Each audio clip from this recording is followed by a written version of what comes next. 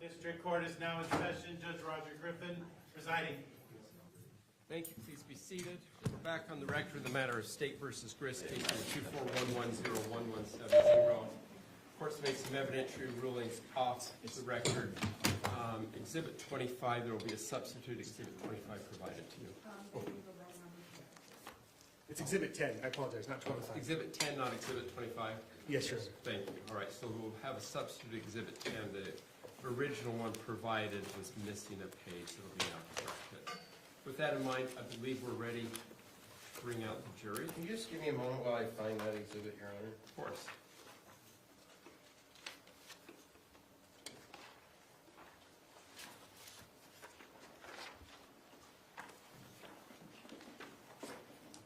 Okay, I got exhibit 10. And what page? It's the very last page. 29, and stops on 28. I'm just going to pull it out real quick. So can you show it to me? You have the page in there.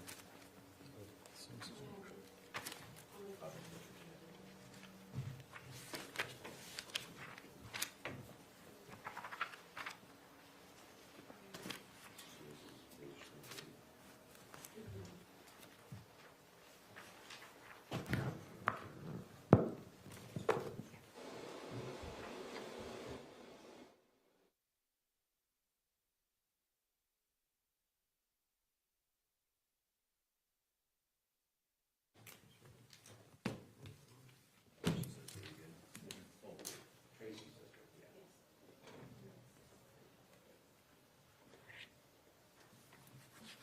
And has that been introduced already? It just wasn't on our version, or is Just it the last page didn't get printed. just for us, but is it electronically on? No. Okay. So it needs to be added electronically for the jury. Correct. Thanks. Yeah. I'm just making sure I know what one we're talking about, so we're good. I'm sorry, Mr. Facemer? So I just pulling that exhibit to make sure that, You had it, correct? well, that I not only have it, that I know its context as well. And so we're good to move forward up with it, and no objection. All right, so we'll move forward. Are you ready to have me bring the jury out? Yes. All right, you bring out the jury, please.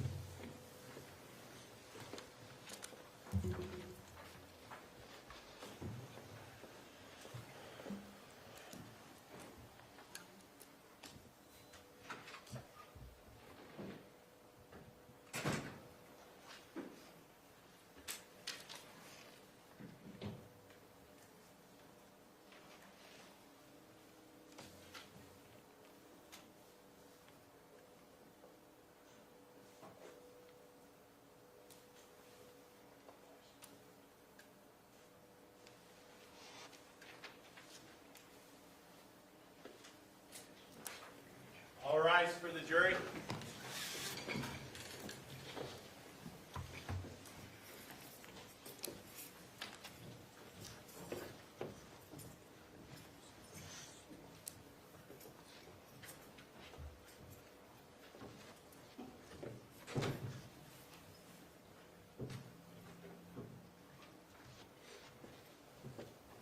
Thank you. Please be seated. Good morning, ladies and gentlemen of the jury. I hope you had a pleasant weekend. I should give you a brief explanation as to why we're starting today. The attorneys have been working with each other over the weekend on legal matters. After they had worked with each other over the weekend, they had to come chat with me, and we've been working on those since this morning. I was here 7:15, 7:20, somewhere around in there, working on getting ready for today's trial. So it's just the dynamic nature of trials, and we always have to be a little flexible with our start-stop times. With that in mind, we're ready to proceed forward. Turn the time over to Mr. Watabe. Please call your next witness. State calls Tim Ellis. Mr. Ellis, come forward. I'll swear you in, sir.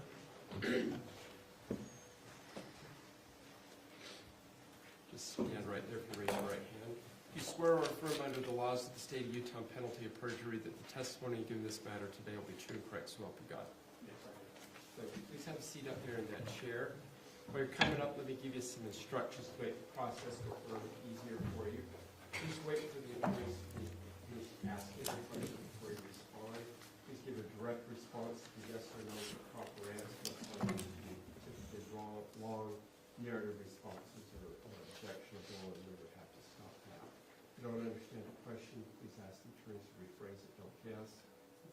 verbal responses, if you nod your head and shrug your shoulders. We get that today, but we don't have a video recorder, so if I get a or an that sounds like a yes today, but on the record, it might sound like more no. So we'll just ask the best yes and no. This is precise. Fair enough? Yes. Thank you. Make sure you speak into the mic. It goes up and down. You can slide the whole thing towards you as well. Mr. Restelli. Tim, thanks for being here today. Yeah. Is it okay if I call you Tim, or would you prefer something else? Tim is okay. Will you state your name and spell your last name for the record? Timothy Ellis, Timothyellis. And in what city did you reside in July of 2024? In Pleasant Grove. And I'd like to show you what's been marked as States Exhibit 1, if we could publish that. States Exhibit what? 1.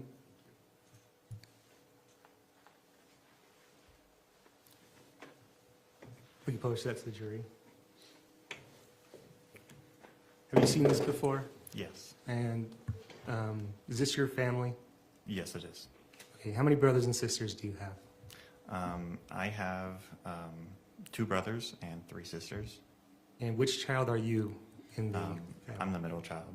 Out of 7, you're the exact middle. Yeah. And with which siblings do you share a father with? I share a father with Tara, Katie, and Kevin. And do any of the other siblings share a father? Yeah, Rachel and Jacob share a father. Okay, and does Aurora have another father? She does, but she's the only one. And how many times has your mom been married? She's been married 4 times. Well, let me ask, who is your mom? My mom is Tracy Grist. Okay. Your mom's been married 4 times? Mm-hmm. Yes. And who was the first husband that she had? That would be Stan Ellis. Is that your father? Yes, that's my father. And tell me a little bit about what you remember from that marriage. I don't remember a ton because of how young I was at the time that they got divorced. So all I really know is my visitation rights on the weekends growing up. Okay, and was that in California? Yes. And so how often would you see your father? About every other weekend. Would you stay the night there? Yes, I would stay the whole weekend. And would Kevin and Teralyn and Kathryn go with you as well? Mostly Kevin, but Tara and Katie would also come with sometimes. And would you guys all sleep the night there? Mainly me and Kevin. How many nights would you stay there? So 2 nights, yeah, Friday night, Saturday night. Do you remember ever Teralyn or Kathryn staying the night? Only on rare occasions, like holidays. Okay. And tell me about who her second husband was. Her second husband would be Brian Trujillo. Okay, and do you remember when they were married? I was very young. I was probably only like 4 or 5 at the time. Was it also in California? Yes. Okay, and they had 2 kids together, is that right? Yes. And how often would Rachel or Jacob see their father? Not often at all after their divorce. So they just stayed at home with Tracy? Yes. Okay. And who was the next husband? And then it would be Mark Franz. Okay. And did Aurora ever go and see her father? After their divorce, no. Okay. And then who did she marry next? And then that would be Bruce Grist. Okay. And how long was that marriage? Only, I think maybe like 3 years or so. I can't really fully remember how long. And so tell me about when did you move from California to Utah? When I was 14. And who moved with you? Me, my mom, Jacob, Rachel, and Rory. Okay, and where are the other siblings? What did they do? They're all living on their own at this point. Kevin lives, I believe, with my dad, and then Tara and Katie are doing their own things with their own apartments. Okay, so what was the family dynamic like as far as the relationship between the siblings?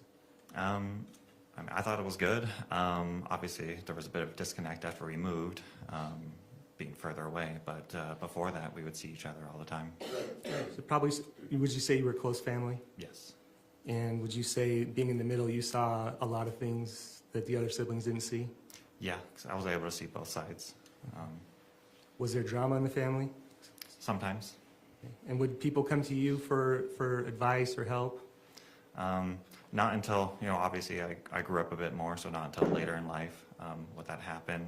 But yeah, they've come to me for questions about arguments in the past. What kind of role did you take in your family? I like to think as the peacekeeper, or just someone who always thinks logically and not always so emotional. Did you take on a fatherly role as well? Yeah, to Rachel and Jacob for sure. And even so much, and so how did you take on a fatherly role for Rachel? For Rachel, I walked her down the aisle when she got married. And which siblings were you closest to? Kevin, probably the closest, and then Rachel and Jacob, because we probably spent the most time in the house together. And what kind of things would you guys do together as a family? Well, I'm big into cooking, so I would grill a lot. I also enjoy fishing, so I would invite them to go fishing with me. And then obviously we're big Disney fans, so anytime we could go to Disneyland together, we would. Did you ever do any trips with the extended family? Yeah. What kind of trips would you do? We would go back out to California, and there was one time we stayed at Robert's Cottages, which is just some little houses in Oceanside, and we stayed there for like a week and just hung out on the beach. When did Kevin move to Utah? About 3 years ago. And where did he live? With my mother. And how often would you see Kevin? I would go there, anywhere from like 2 times a week, or like 2 times a month to 4 times like a month. Sometimes Kevin would be there, sometimes he wouldn't be. Did he have a job? No, Okay, so who was supporting him? my mother.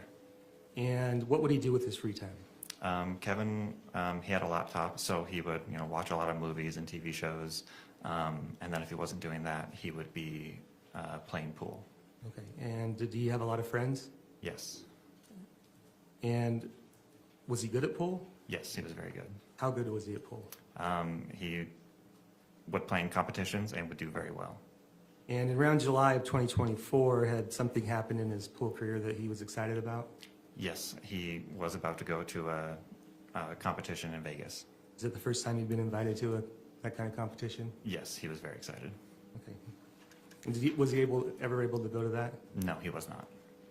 because of this incident? Yes. You ever know Kevin to carry a gun on him? No. What about using cocaine?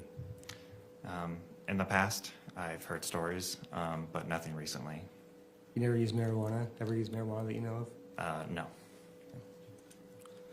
And which siblings were closest to your mom? I would say Katie and Tara. And how often would you visit your mom? All the time. Anywhere from once a week to maybe every other week. And did your mom, does she provide a lot for people in your family? Yes. What kind of things would she provide? She was very big on providing money to whoever kind of needed it in the family, or she'd even buy me groceries sometimes if we ran into each other at Walmart. Was she involved in your family's life, the kids' lives? Yes. How so? Well, Rachel would always bring her kids over, and she would always, want to be hanging out with them.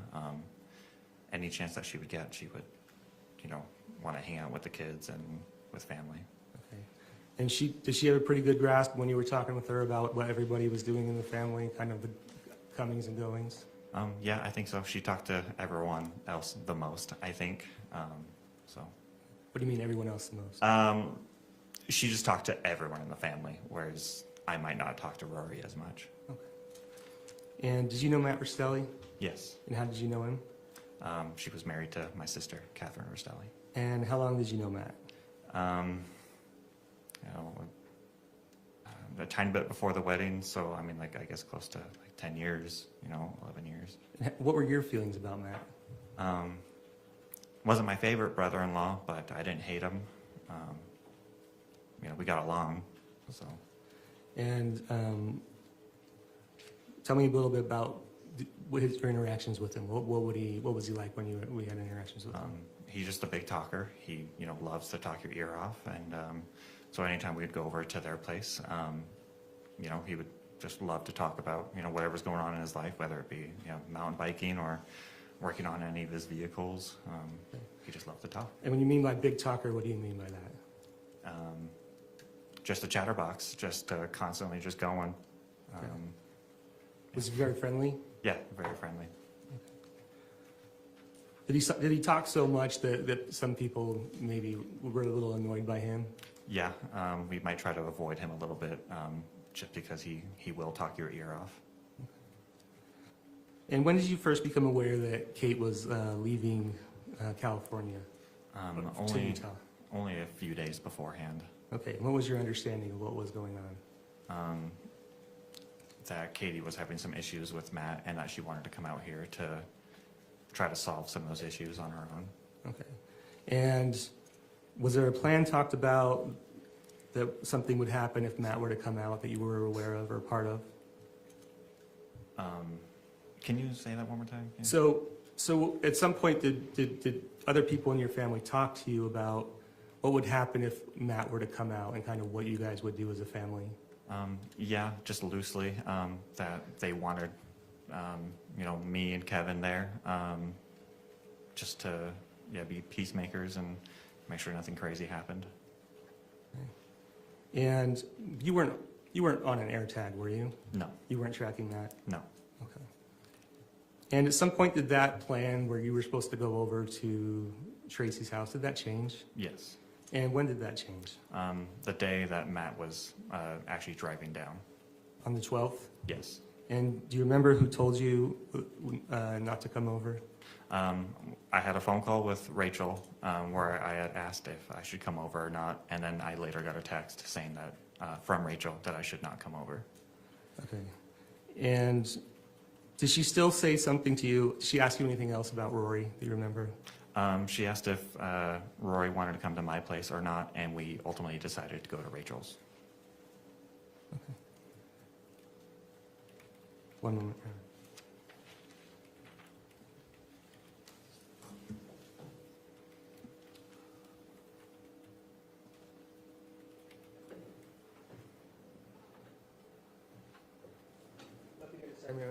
Thank you. Pause.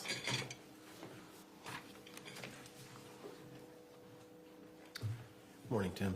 Good morning. You live in Pleasant Grove, I do. and you live how far from your mom's house in American Fork? Like 5 minutes. Yeah, so very close, right? And you've had opportunity to go to your mom's house many times. Yes. You considered yourself a close family. Yes.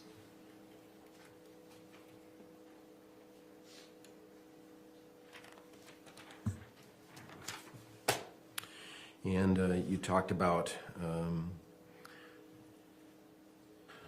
that it was discussed that Kevin and Tim should be at the home if Matt came. Yeah.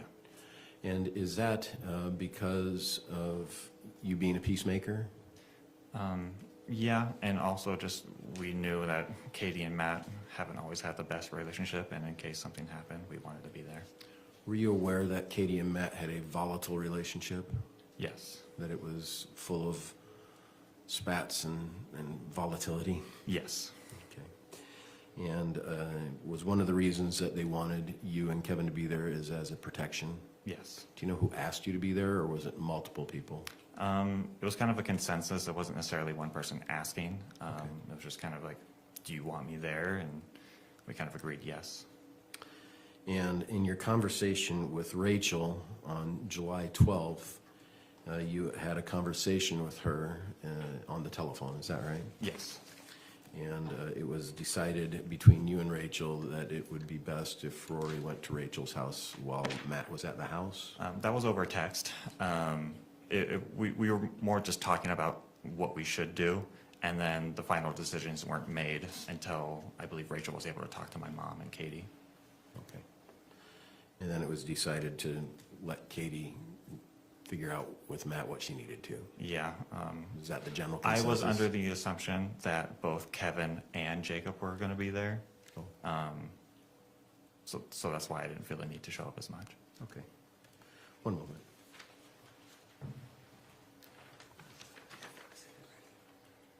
That's all I have. Thank you, Tim. Redirect? 146.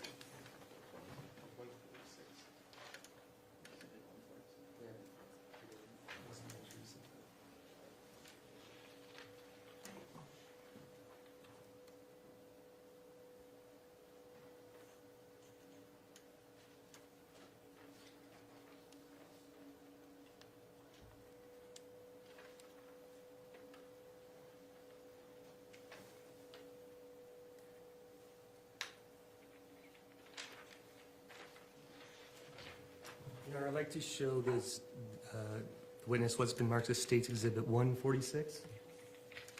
Any objection? No, Your Honor. Can I approach the witness, Your Honor? Yes.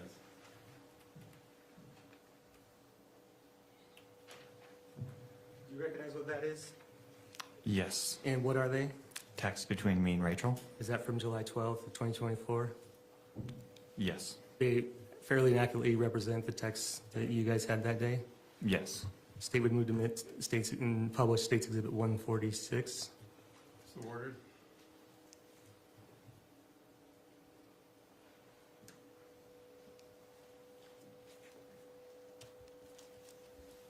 So what time was these text messages with Rachel at?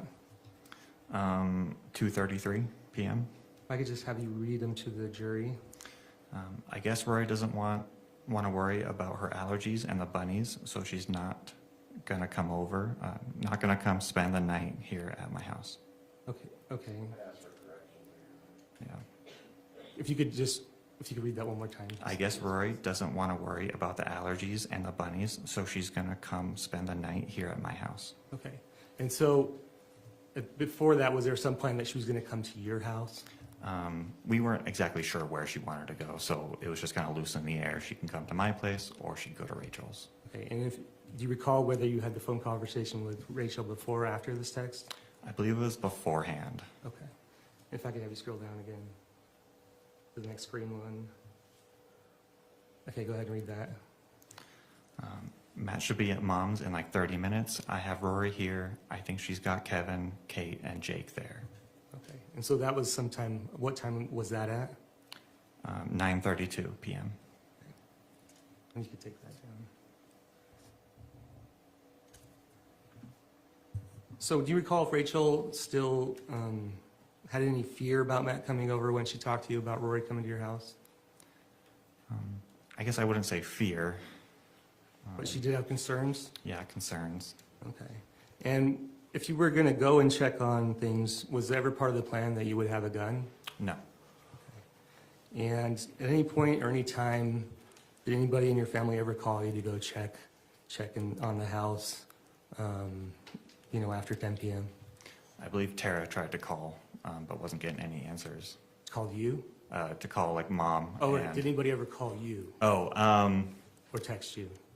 To show up, no. I didn't get any calls until after everything had happened. Okay. So when did you first learn about what had happened? I didn't learn about it till the next morning because my phone was on silent. Okay. Was someone trying to call you?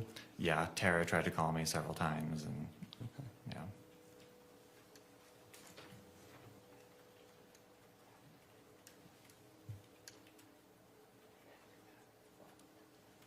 And do you remember when you were, do you remember being at your mom's house the day before, on the 11th, The day before? on July 11th? I don't know if I was there the day before. Okay. When do you remember being at your mom's house? It was a couple days before. I was doing my brakes in her garage. Okay. Did you see anything that suggested that Katie was planning on going back to California? No, Anything was packed? nothing was backed. Okay. Nothing further. Recross?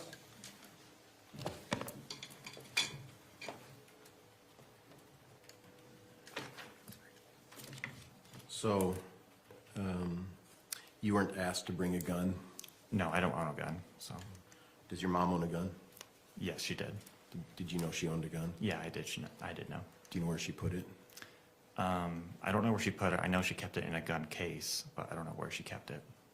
Just by your hands, can you show us the size of the gun case?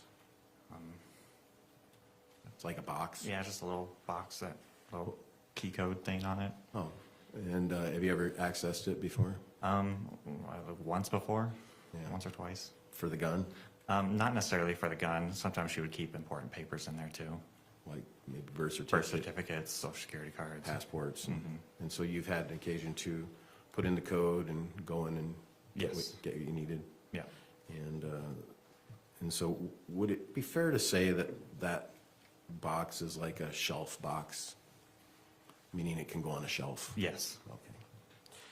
Thank you. No further questions. Nothing further, Your Honor. May this witness be excused from his subpoena? Yes. Thank you. Mr. Watabe, please call your next witness. Your Honor, stay with rest. All right, counsel, let me see you up here.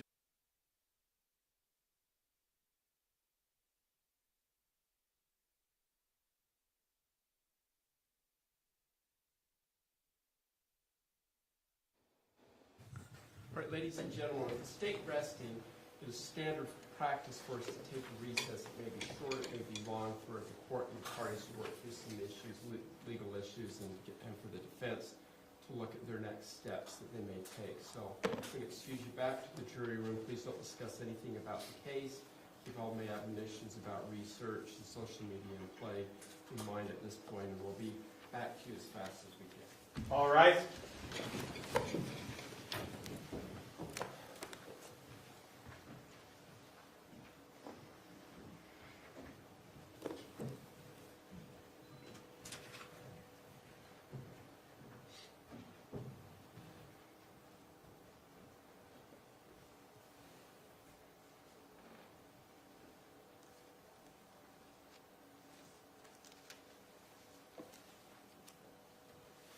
Thank you. Please be seated. Mr. Watabe, anything on behalf of the state you need to put on the record? No, Your Honor. Mr. Facemeyer, anything on behalf of the defense? No. All right, we'll take a recess. Mr. Facemeyer, it's about 10 to 15 minutes, but if you need more time, just let us know. We're in recess. All right. All right, thank you.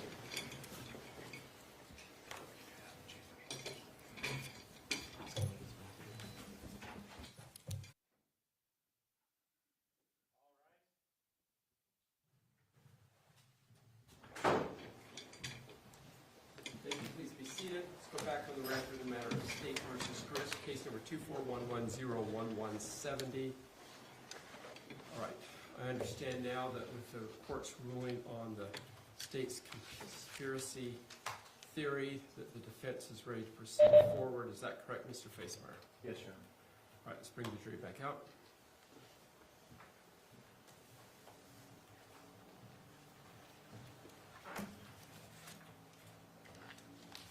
I'm reading out the jury right now.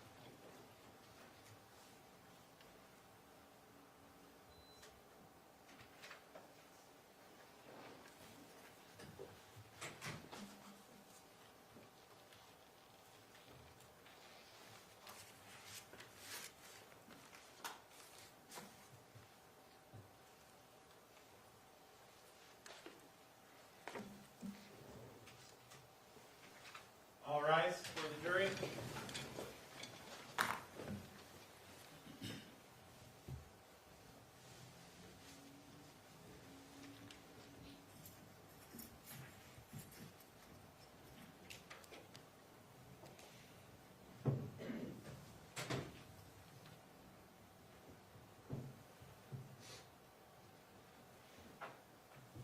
Thank you. Please be seated.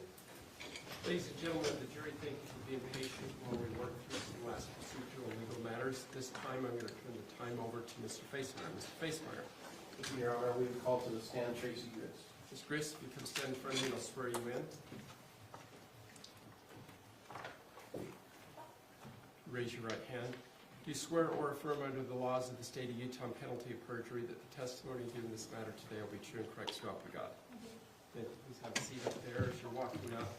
Just to remind you, as I've been mentioning to everybody, it's important to give correct answers. Long narrative answers are typically incorrect or be subject to an objection. If you don't understand the question, please ask them to rephrase it. Please give me verbal responses. Okay?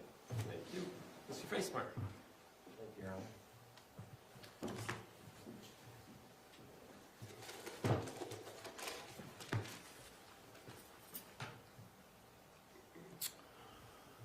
Tracy, could you please state your name for the record? Tracy Marie Grist. And can you spell your last name? Hold the mic a little closer to you, please. The whole base moves you. Tracy Marie Grist. Is that better? Yes, thank you. My glasses just broke. Oh, would you mind passing me my glasses as well, please? I apologize. Do you need some tape?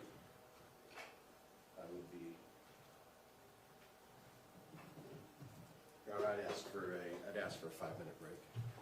Fortunately, he's got to have his glasses to see, so we're going to take a recess while I can fix that. All rise.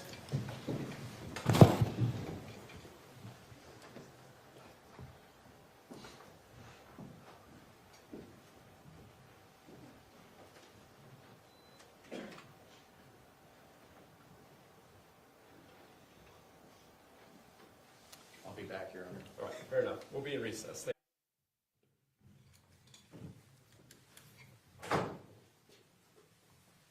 Thank you. Please be seated. Let's go back to the record of the matter of State versus Grist, case 2411-01170.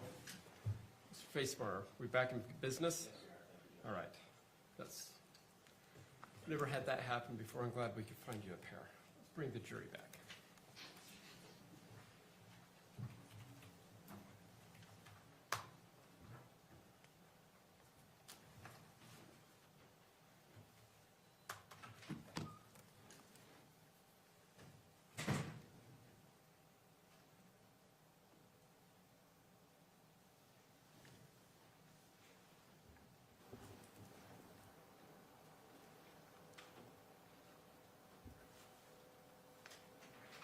All rise for the jury.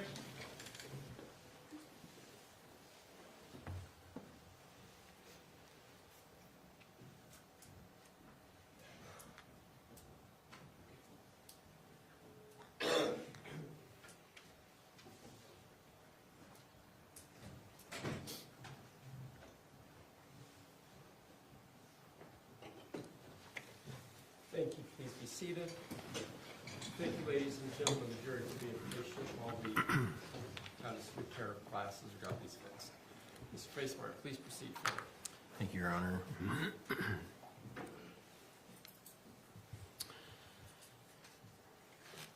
Tracy,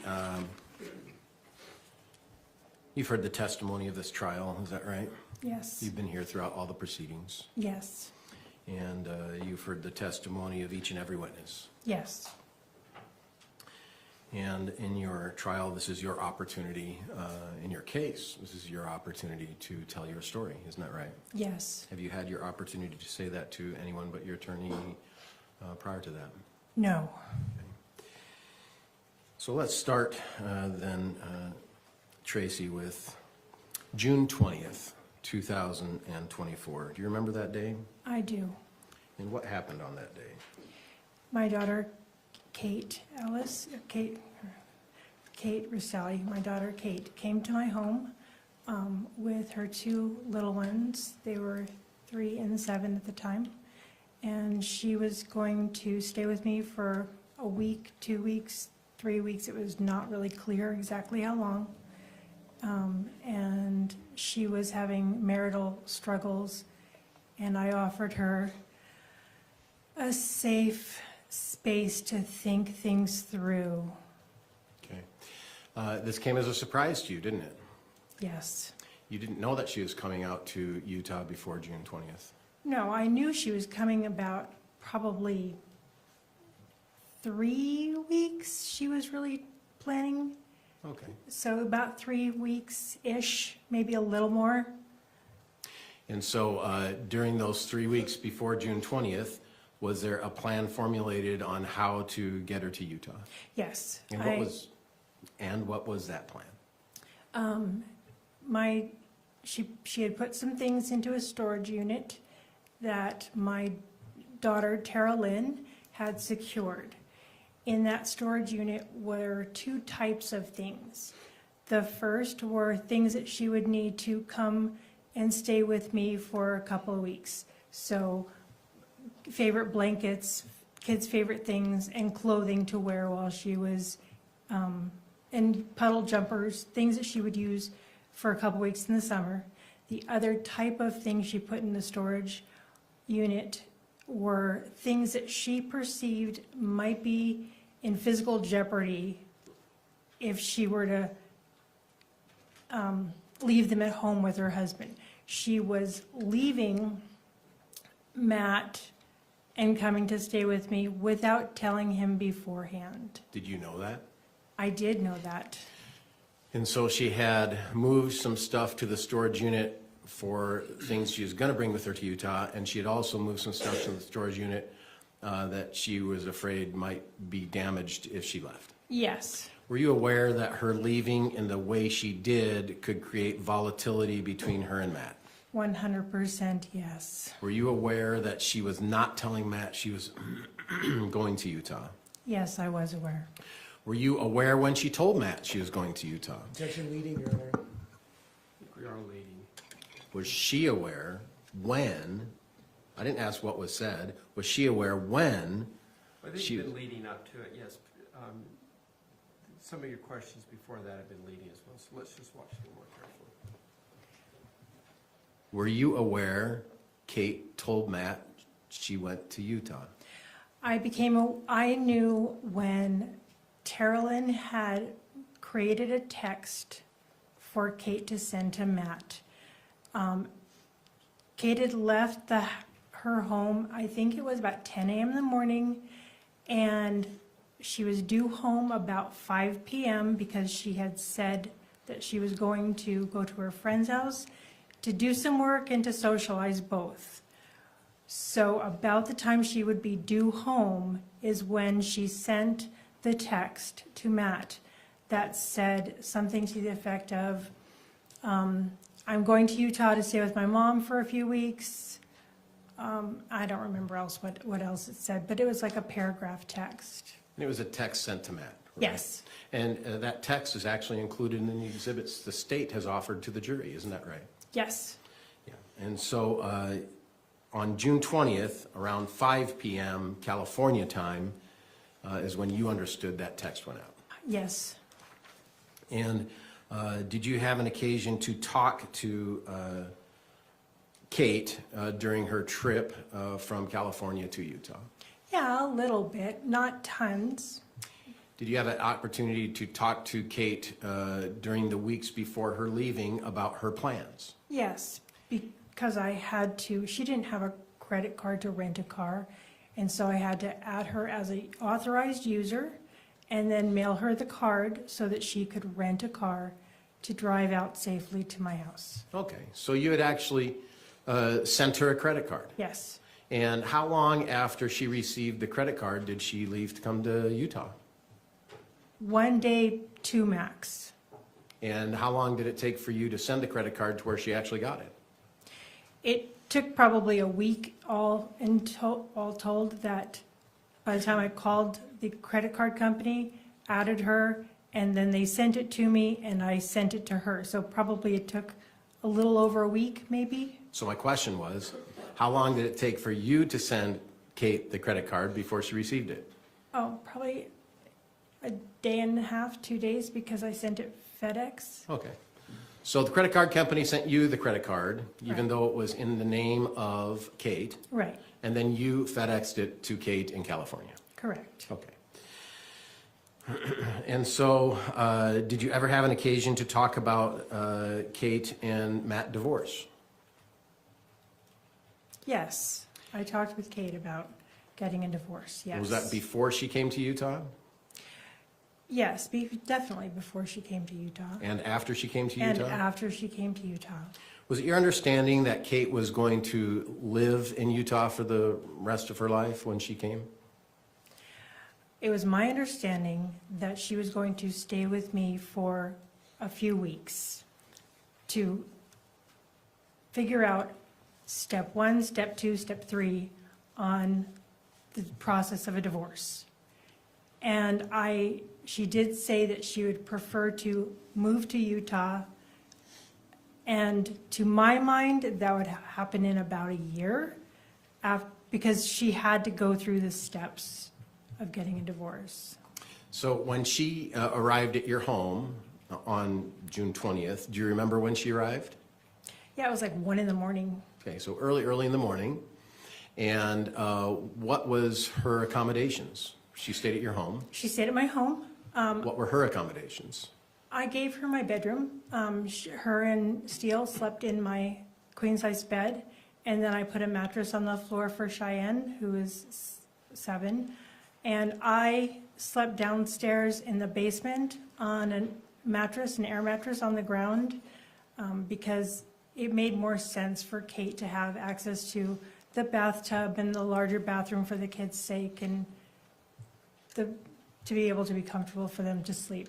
Is it fair to say that you gave Kate and the 2 kids the master bedroom suite, which had a bathroom, and then you moved downstairs? Yes. Okay.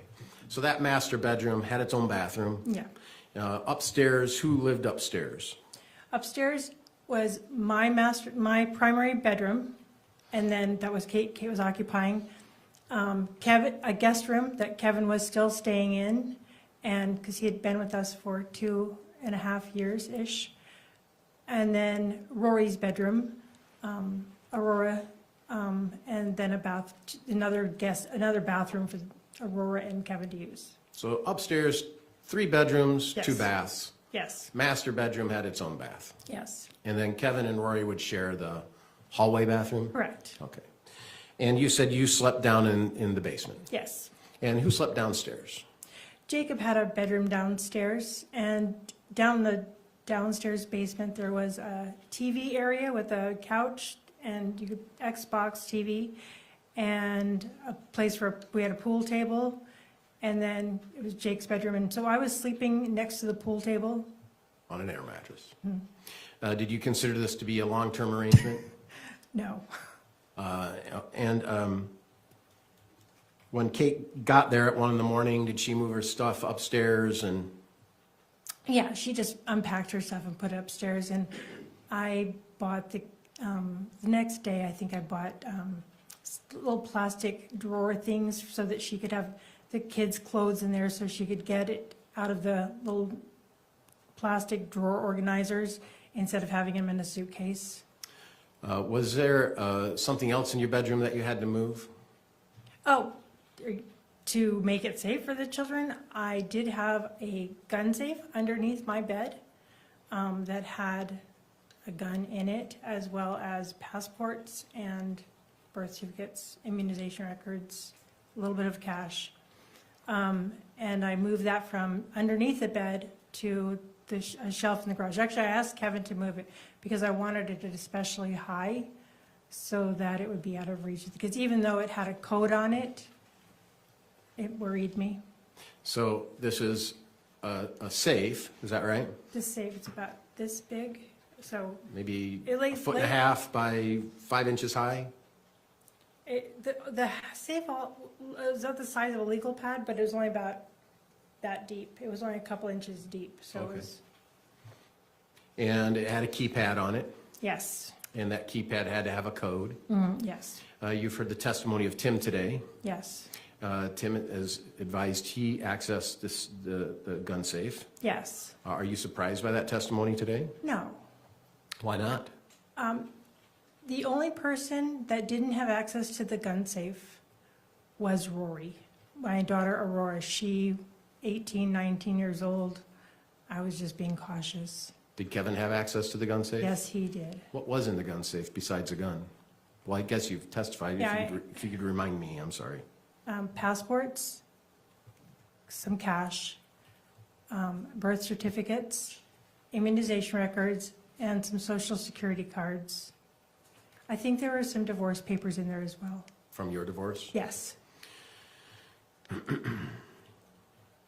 And so, if we go back in time now, there was a trip planned in early 2024 to Disneyland. Yes. Did you instigate that, or did others instigate that?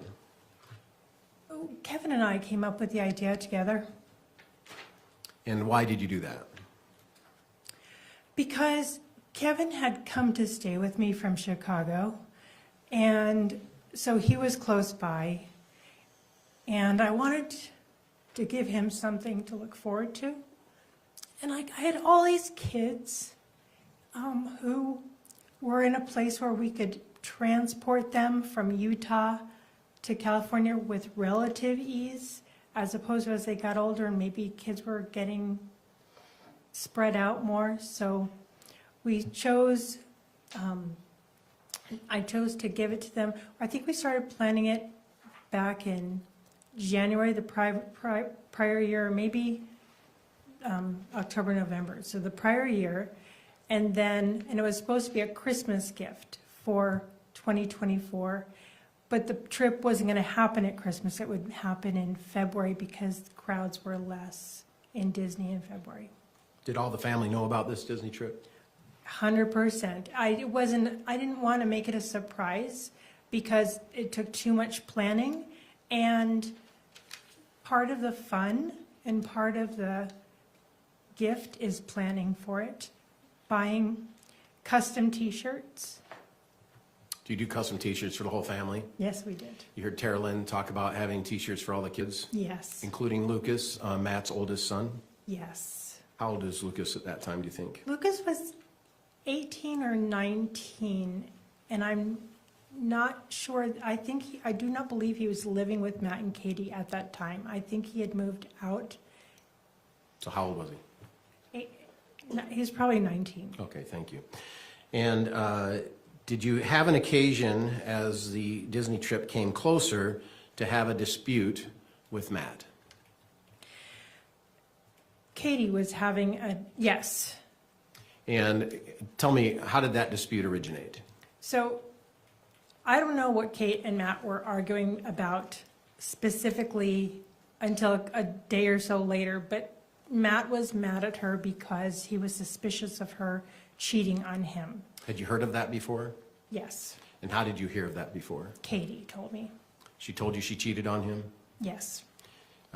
Had you ever heard of Matt and Katie arguing about that prior to this time? Yes, So was that sort of a theme for a short time? it was. And from what I understood, it was a one-time thing. It wasn't what I would have.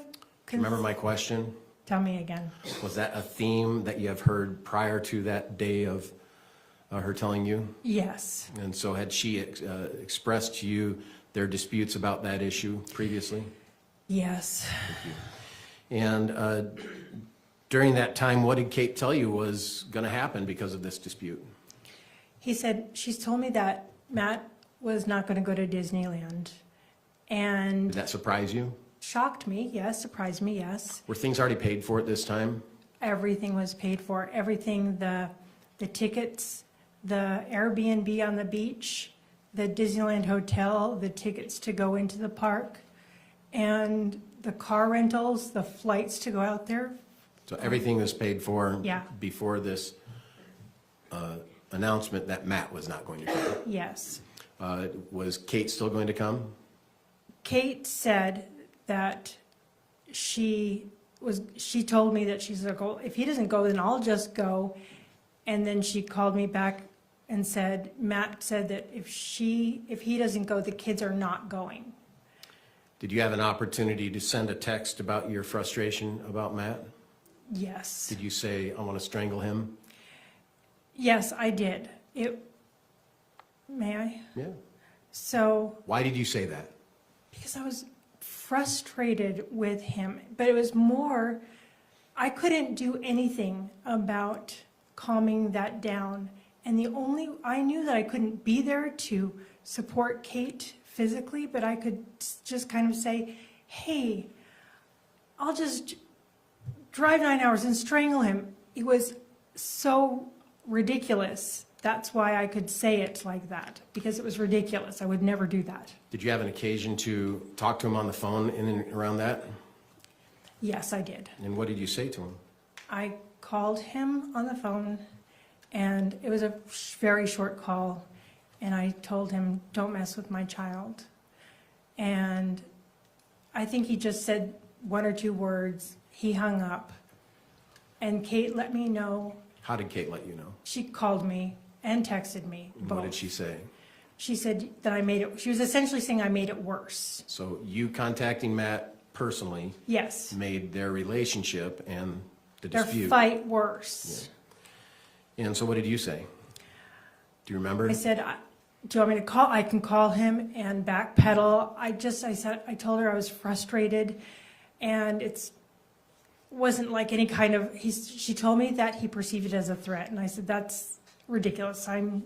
Wasn't a threat. I'm just frustrated and didn't know what to say. Okay. Did you have an occasion to go out to California after the Disney trip? Yes, I did. Okay. At the Disney trip, it all ended up just fine, didn't It it? was great. Matt was fantastic. Matt, Katie, and the kids and I had a couple meals alone together. Matt and I, I'm sorry. How was the trip? great. Everyone participated Everyone was there, except for Lucas, except for Lucas, even though he had a shirt. even though he was invited and had a shirt, yeah. Okay. And, sorry, one moment.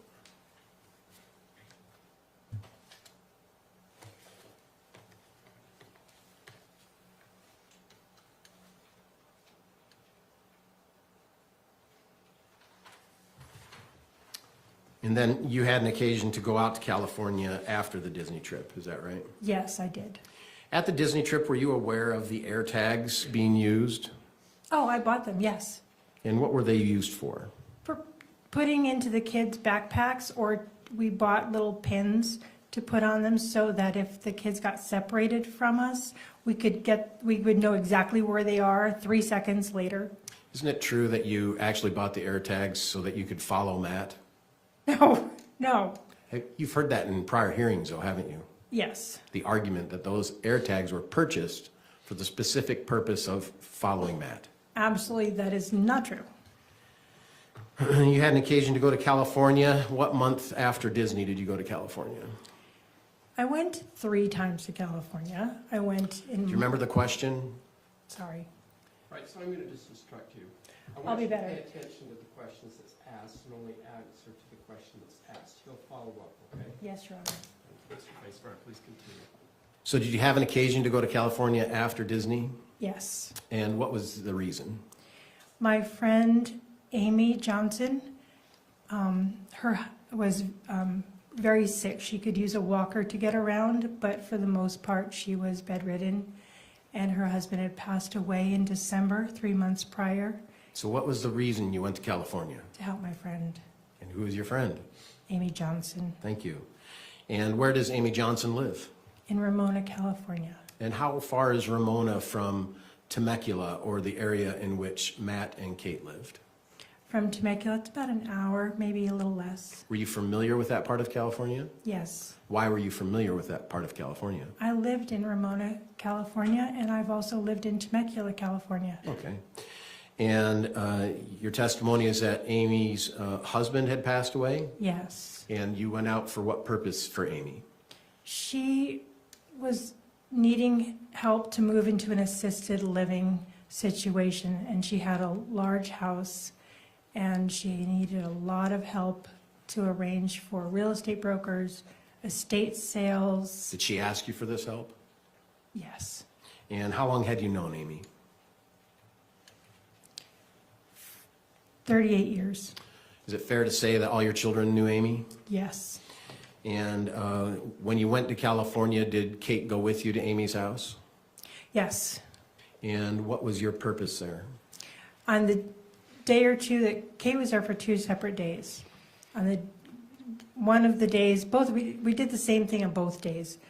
we cleaned the chest freezer out of the garage, we cleaned the stand-up refrigerator freezer, organized some things in the garage, and cleaning the office in her house, and going through her closets. Was Amy asking for this assistance? Yes. And did Amy get better? No. What happened to Amy? Amy passed away the middle of April. Of 2024? Yes. Did you go out there after she passed away? After she passed away, there was a celebration of life at the end of May, like the 20th. I think it was on May 28th that the celebration of life was. But I was out there from like the 23rd to the 30th. Okay, and did Kate come out with you to Yeah, she came out to the Pomona or Ramona? Ramona, and she came out to the celebration of life with me. Did you visit Amy's house? Yes. And what did you do then? That mostly was, the celebration of life was me visiting with Amy's family and friends. While Katie, even though she was very close to Amy, she was playing more she was cleaning up glasses and taking care of things, trying to make it so that the people who were grieving could focus on connection. And you were one grieving, right? Yes. And I would imagine Amy was one grieving. It was her, not Amy, I'm No. sorry. Kate was grieving, Yes. Kate's friend. And did you have an occasion during that trip to go to Kate and Matt's house?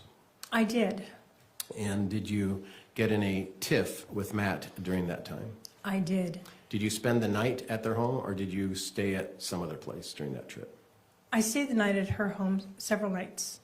And what was the tiff about? It was the end of May, and I asked Matt if Kate could come out and stay with me for a week or so when the kids got out of school. And he said no. And so and we were alone in the kitchen. And I said, please, I said, it won't, I'll pay for their gas. I'll rent the car for them to get there. I will give them spending money. And he said, no. He got mad at me, and he was really irritated that I pressed the issue. And he said that Katie needs to stay and work and she didn't have a job, but he was saying that his implication was that she should get a job. Was Matt working at that time, did you know? No, he wasn't working at Was that Kate- time that I know. Was Kate working at that time, did you know? No, Okay, so neither were working. no. Sorry, I'm gonna sneeze. There, I beat it. Was Matt annoyed with your request? Yes.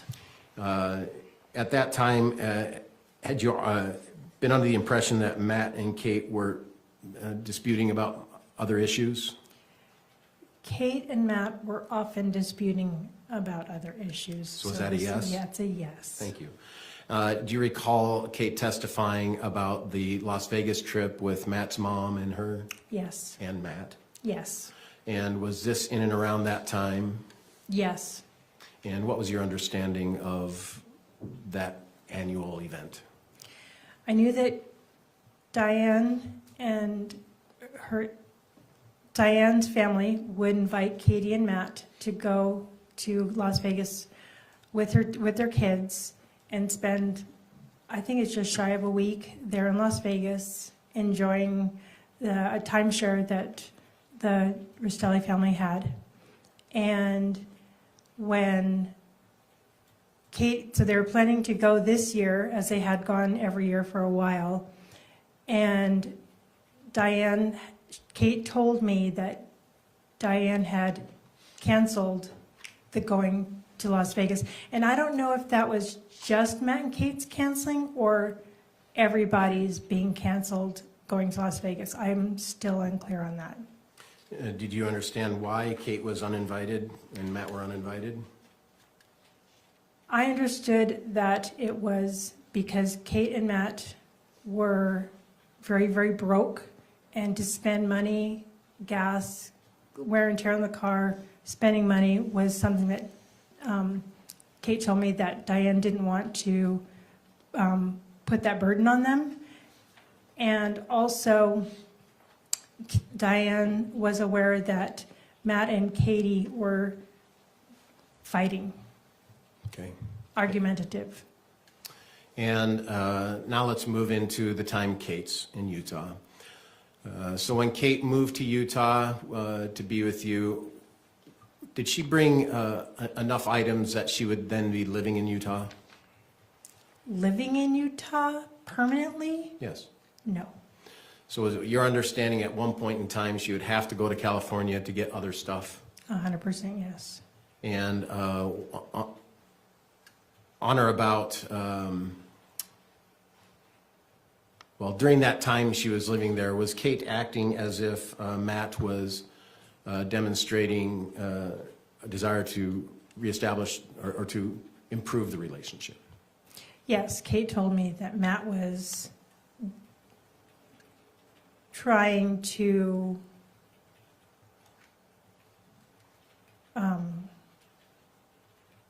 convince Kate to come back, and that he was trying to be a better person. He had stopped drinking. He was trying to get them to come back home sooner rather than later. He was trying. Yes. And did Kate believe him, to your understanding?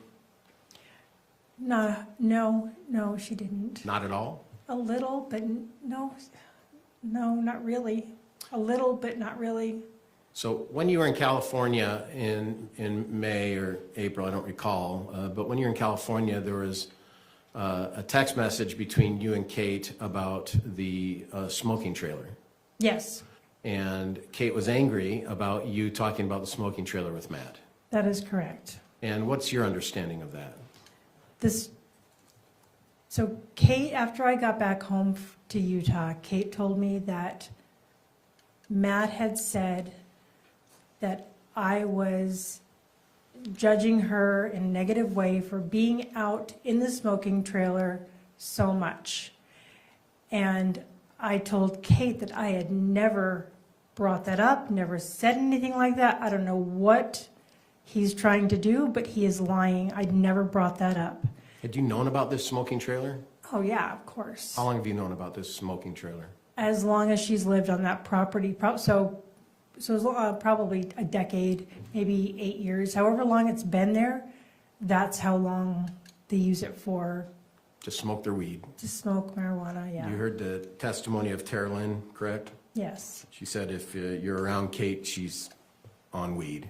yes. Is that your opinion as well, or do you have a That- different opinion? No, she smoked every day, Did she smoke at your house yes, when she was in Utah in Yes. June? every day.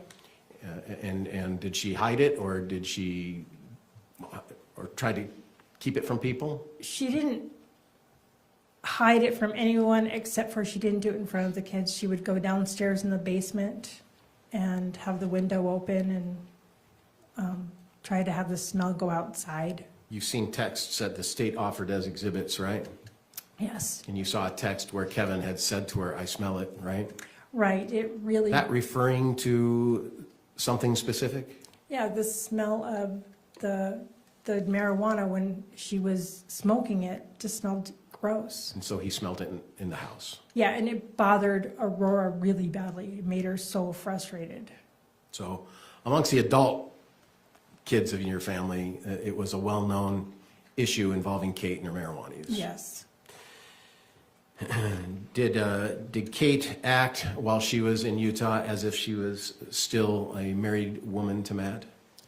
No, she didn't. And what did Kate do that did not demonstrate that? Kate was on dating apps, several, much to my chagrin.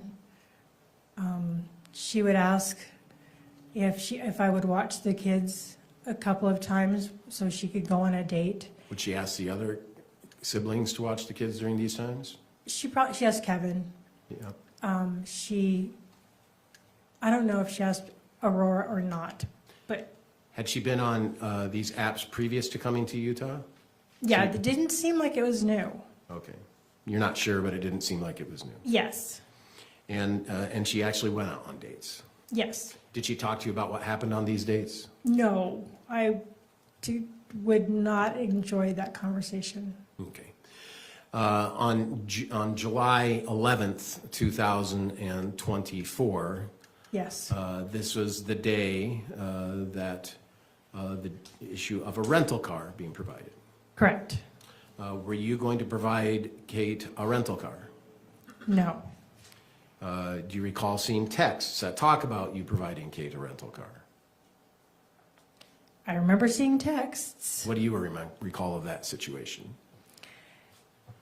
Matt wanted Kate to rent a car, and at that time, we were trying to let her be able to stay and postpone her going back to California by maybe a week or so more. And I knew that Matt's truck couldn't make it to California, Could? could not make it to California. What Was it? truck? The truck he drove, so he couldn't come pick them up, Where was the truck? California. So you said the truck couldn't make it to California. So the car rental, if Kate stayed in California, and Kate stayed in Utah, Matt and Kate would be separate for another week or so if she couldn't rent a car. I knew she could rent a car. You knew what? I knew she could rent a car. But Because she had a credit card. yes. And Matt was unaware of this credit card. We were just wanting to extend her time so she could make a plan. And did she ever make a plan? I know that she spoke to at least one attorney. So the day before Matt was killed, she spoke to an attorney. Yeah, So is it your understanding at that time she's delving into what it's going to take to get a divorce? yes. And at that time, was there some idea of killing Matt? No. Well, you had said it in February to strangle him. Wasn't that part of the plan? No. Well, you had said it in April or May. Leading, argumentative. Let's rephrase our questions. In April or May, did you say you would just drive to kill him? I said I would drive and strangle him, drive 10 hours and strangle him. And I said about when he lied, trying to make Kate mad at me, I said I'm going to kill him. And that was a harmless expression of my frustration. So on July 11th, when Kate had spoken to the lawyer, did she advise you of that conversation? Ask again, please. On July 11th, when Kate had spoken to that lawyer, had she advised you of that conversation? She sent me the conversation with her attorney and the attorney she was consulting, but Was that a yes? yes. Thank you. Did you listen to what she sent you? Not, if I did, I listened to maybe 2 minutes of it because I was too busy. And I believe the recording was more for her purposes than she can just tell me and give me the shorthand of what was said. You've heard the conversation as an exhibit here in court, is that right? Ask me. Between the lawyer and Kate? Yes, Okay. And is that, to your recollection, the recording that was sent to you? yes, And that was July 11th, right? yes, And there was some conversation in and around that time, on that day, about the rental car, is that correct? yes. And did you come up with a plan about Kate not being able to drive the car? It was Tara Lynn's idea to suggest that Kate pretend like she has a sprained ankle so she couldn't drive the rental car back. And also it worked out that we could show Matt that the car rental agency wouldn't rent a car to her unless she had a credit card in her name. Was Kate trying to get Matt to come to Utah at that point? No. What was your understanding of Kate's desire at that point as far as Matt coming to Utah? She wanted to stay I'm not answering the question again. Did Kate want Matt to come to Utah? No, When did you find out Matt was coming to Utah? it was the 12th. And how did you find out? Kate texted me.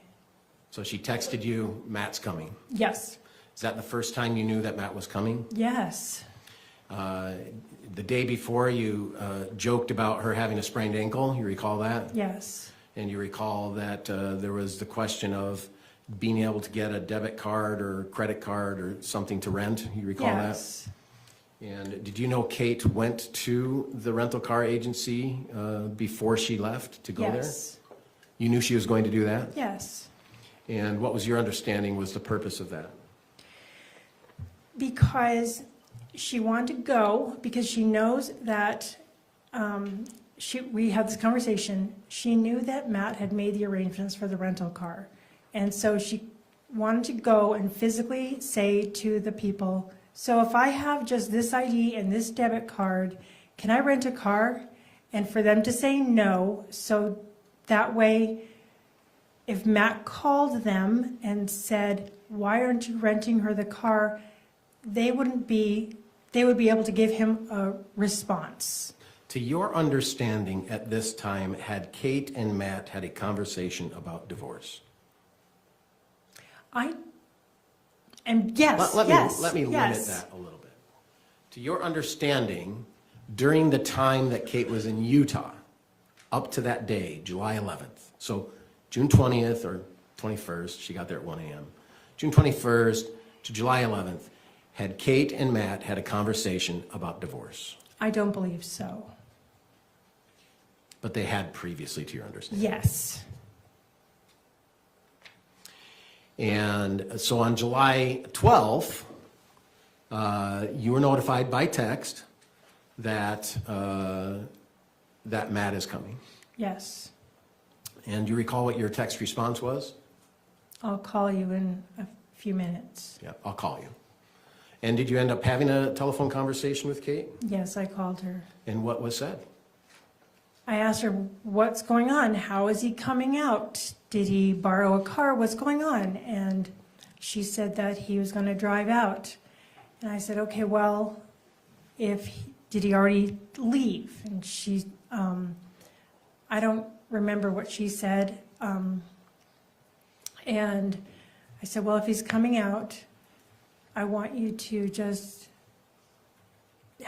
when he comes out, just have a conversation with him. And in some ways, maybe it's better because you won't be going home to Temecula, having a conversation with him where you're alone in the house and he can yell. If he's coming out here, then he can have a conversation with you. And there's adults in the house. He will be able to be more civil in a conversation. And did you have an occasion to talk to Kevin that day? Yes, I did. And where was that? I asked Kevin if he wanted to go for sushi because no one else in my house likes sushi and Kevin does. And so it's one of the things that we do just to connect. And so I said, you want to meet me for sushi? And we did. We met at about 2-ish, 3-ish, somewhere in there. Okay, so you received a text earlier in the day that Matt's not coming. That is coming. Matt is coming, sorry, thank you. Were you home when you received that text? No, I was in Salt Lake. Okay. And when you met for sushi, Matt's living at the house, right? Or not Matt, Kevin. excuse me. Kevin's living at the house, right? Yes, And did you communicate with Kevin to meet for sushi? yes. And how far is sushi from your house? 2 minutes, couple And blocks, And had you been there before? several times. And you and Kevin met there? Yes. And when you met there, what did you talk about? We talked about, I told him, I said, I can't believe Matt's coming out. And we were talking about, I said, do you know how that came about? And he said, no. I asked him if he would please not go out that night so he could just be around the house when Matt showed up. We talked about Kate's options, like Well, if he comes out, so they can have a conversation in the living room. And if he got there and he was really too tired, I let Kevin know that, yes, excuse me. I let Kevin know that I had invited Matt to stay at our house if he wanted to, because he would have gotten there after a long day of driving, and I know that drive, it's a long drive. I let him know that I had offered Matt and Kate money to stay in the Holiday Inn Express, so they could sleep and talk. And I said that, they could just, I said, I remember saying this and thinking, oh, this is never going to happen. I said, maybe he'll come out and says, I want to stay an extra week. And I said, I don't think that'll happen because he won't want to turn around and go back home. What did Kate tell you Matt's plan was when he came to Utah? To pick them up and bring them home. And so what did you do in preparation of that? I cleaned my house because it was a disaster. So after sushi, you went home Yeah. and you cleaned your house. Yeah, I did laundry. I did Kate's laundry because she can't go home with dirty clothes. So I did Kate's laundry, normal putting away laundry. So at the time, you've been in Salt Lake, right? Yeah. You come home and you start cleaning the house. Yeah. Living at the house is Cheyenne, Steele, Kate, Kevin, Aurora, Me. and you. Is the house well kept when you get there? No. Was it sort of common for it not to be like that when you got home? Well, yes, because I had company, and company is messy. And so, how did you prepare or clean the house? Well, Matt was coming, and I wanted it to look nice when he came. So what'd you do? I did the dishes. I vacuumed the house, which is a big house. It's like 3,200 square feet. I knew that they would be carrying the suitcases and blankets and things out to the truck if Kate left, which that's why I thought she was going. He was coming out to pick her up, so Kate was going to leave. And so I have a screen door that hangs from the door frame. You've seen the picture as an exhibit. Yes. It's a screen door with magnets in the middle. Yeah. And so how do you get through that screen door? You have to part it like a curtain, but it's kind of stiff and you have to kind of duck. And so I just took it down so that A, the screen didn't get damaged, and B, if they're carrying kids, blankets, and suitcases in and out, it would make it very much a hindrance to go through the screen. And Did you take the screen down to make it easier for Matt to get in the house? in the house, no. We went in the house all the time. It's just getting in the house. It's more carrying the items. How hard is it to take down that screen? It's nothing. It's Velcroed on. It takes 3 seconds. And what else did you do to get the house clean? Well, when I was taking the screen off, I also noticed that there's sidewalk chalk all over the patio, the front porch, and I hosed it off I wanted to make it look nice. So who did the chalk? The kids put sidewalk chalk, so I hosed it off, watered my tomato plants, squirted off the chairs from dust and spiders.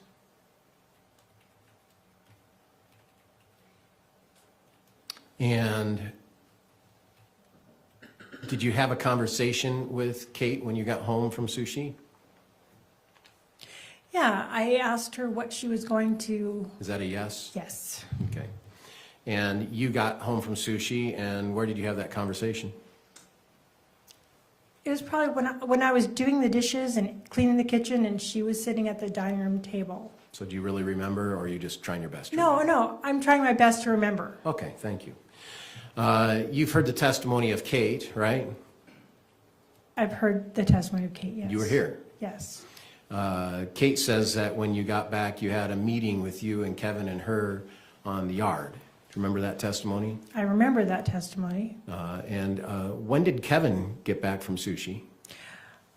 I think he went and did an errand before he came home, because I don't think he was right behind me. So you didn't drive together to sushi, did you? No, And so Kevin didn't arrive at the same time that No. you arrived. no. And so you had a conversation with Kate. Was there a conversation about how she was going to handle her meeting with Matt?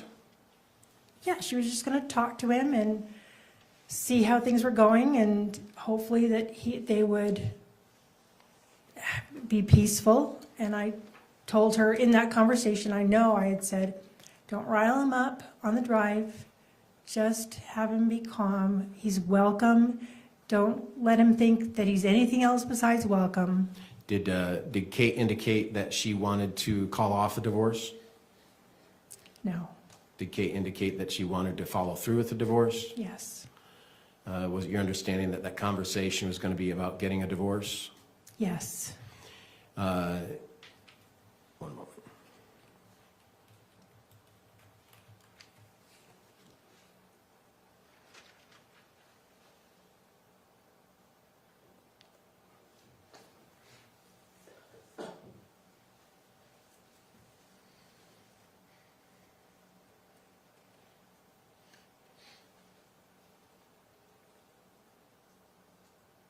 Did Kate help you clean the house?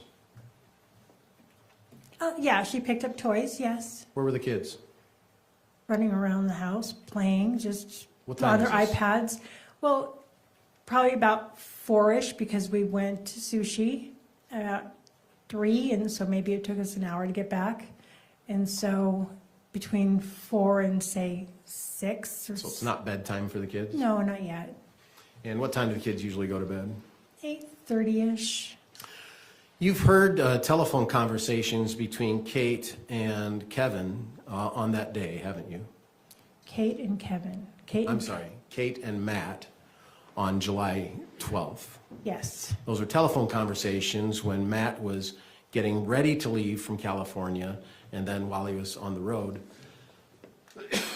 excuse me, to Utah. yes. And did Kate tell you about those conversations? No.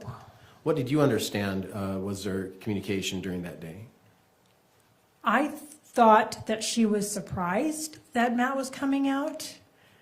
I heard on those phone calls that, Like, just to clarify, surprised that he's coming out and immediately arriving, or what do you mean by that? I didn't think he was able to come to Utah. Well, you said you thought she was surprised he was coming out. Oh,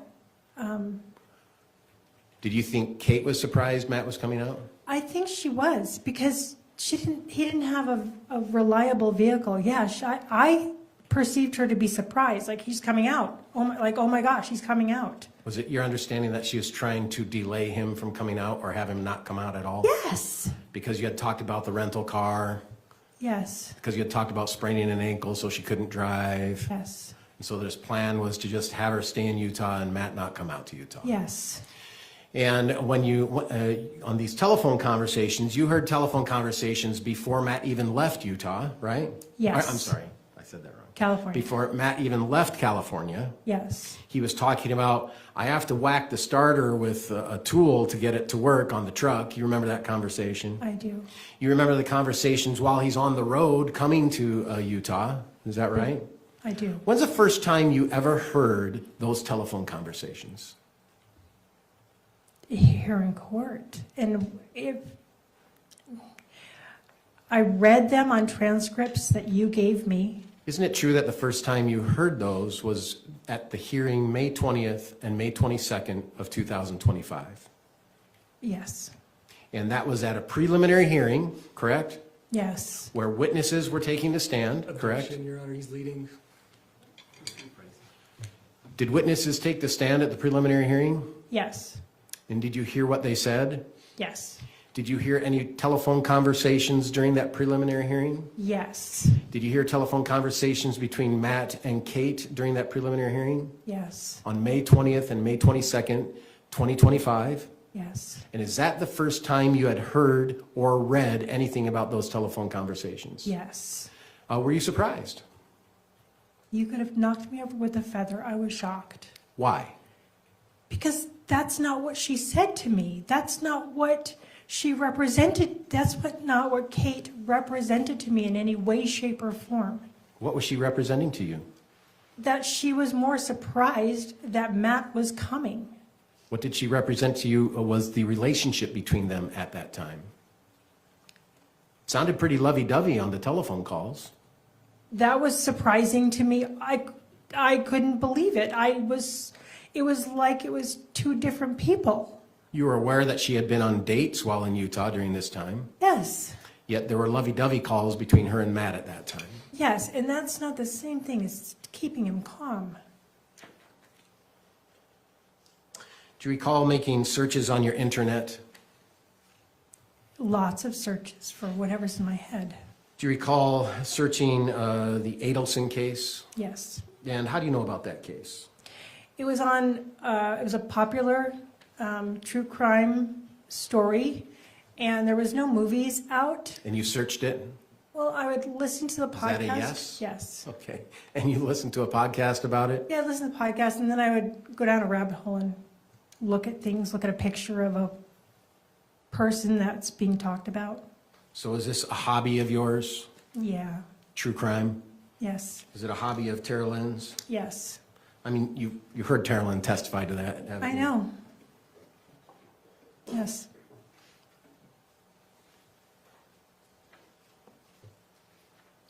Did you ever search on your history anything about gun licensing?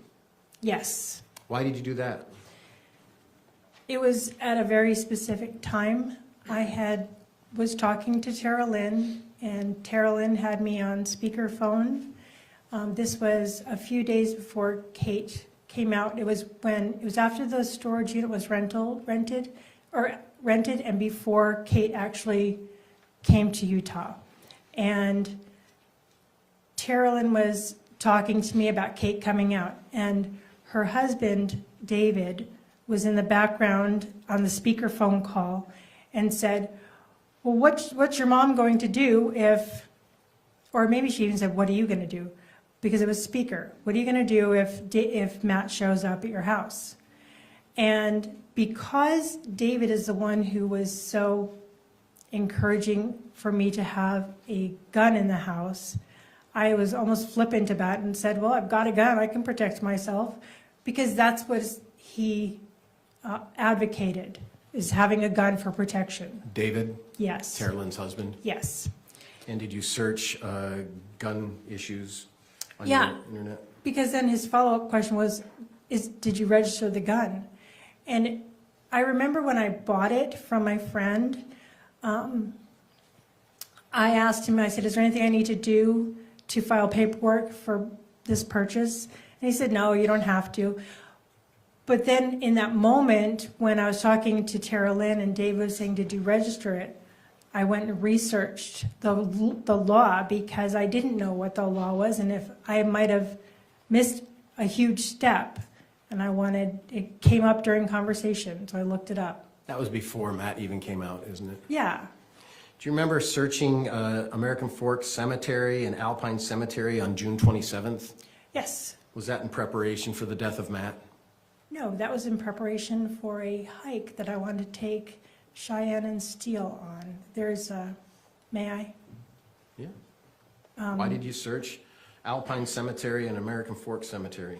Because one of those cemeteries has a lookout point where there's a plaque that has a brass picture of the mountain range, and it labels the tops of the mountains. And I didn't know if it's like this little lookout point inside the cemetery, and I didn't know if it was Alpine or American Fork. So I looked it up, and turns out it's Alpine, and you just go into the cemetery, and you drive up this little road, and it's a spot that you can enjoy the view and see the labeled mountains, and I thought that Cheyenne might enjoy that. I've been up there many times because it's pretty, but I forgot. I'm not very good at directions. What was your understanding of the items in the front room the toys and things. Were those moved from the front room? Yes. Why? There's 2 laundry baskets in the front room by the fireplace, and I put them into the office, which is just inside the front door. I put them in the office so that when Matt came in, he would be able to have a conversation with Kate and not be frustrated and say, why aren't you all packed and ready to go? Why isn't all this stuff ready to be here? And so I had moved him into the office, but I already told Kate that all you have to do is take and slide them into a lawn and leaf bag, tie it up, and you can have the laundry baskets. So you had bought the laundry baskets? Yeah. And you talked about these drawer things up in the bedroom? Yeah, they're like Sterilite brand 3-drawer things that I thought it would be easier for her to work with for the week or 2 weeks or 3 weeks that she was there at my house. Did you think it was possible Kate was going to go with Matt back to California? Yes. Do you think it was possible Kate was not going to go back to Matt to California? No. No, I Can't didn't. answer. Oh, sorry. He made his ruling. Oops. Let's rephrase it.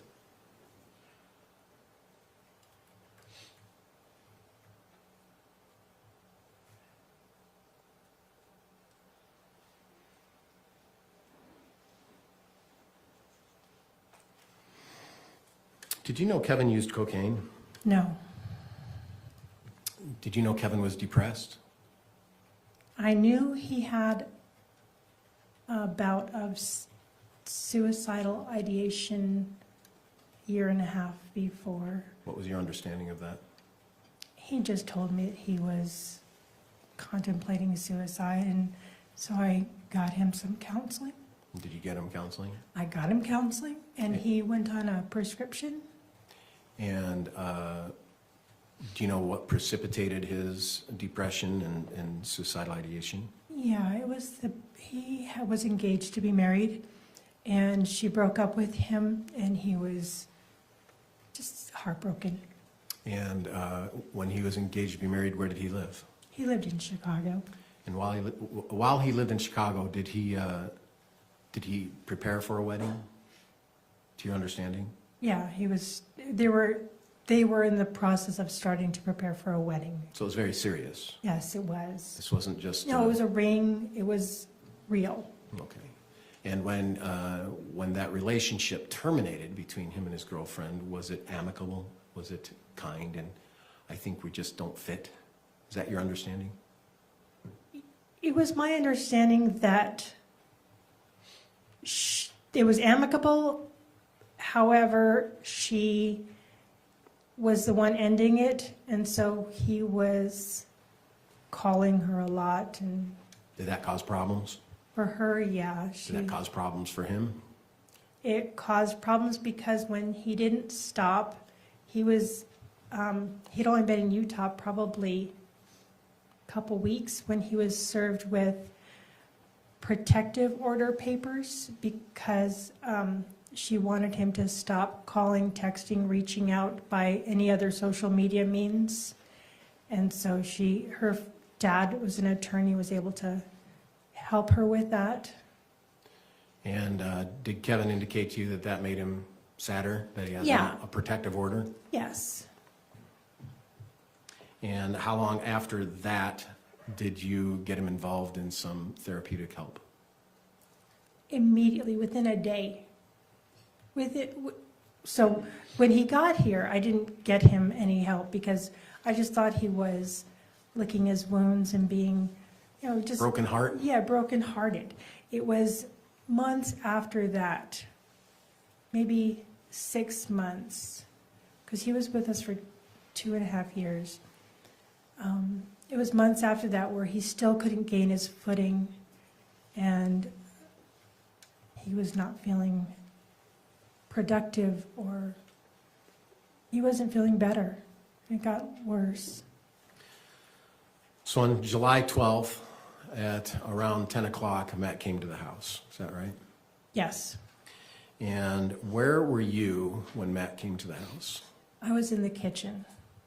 And so if we could pull up exhibit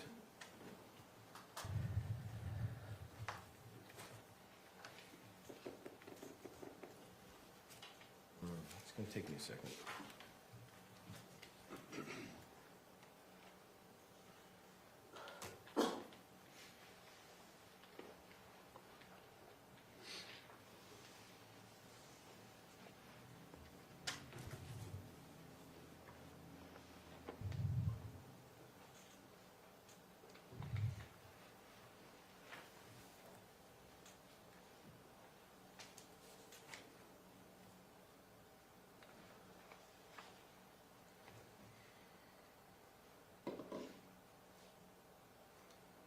$52.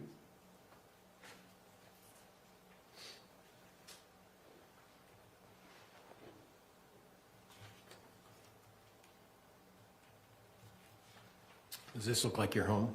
Yes. And where were you when Matt arrived, according to this picture? I'm on the other side of the fireplace, the other side of that wall. So you can't see where you are at this point. No. We can pull up picture 57.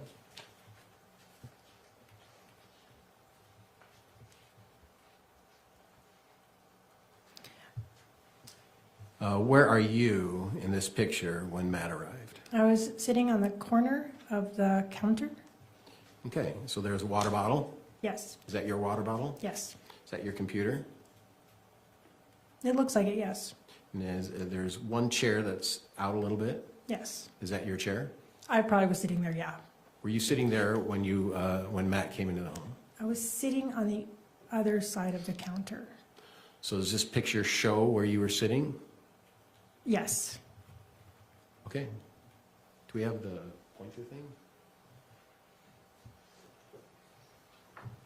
This states that it's working. It's the taxpayers, Your Honor. That's true. It's yours.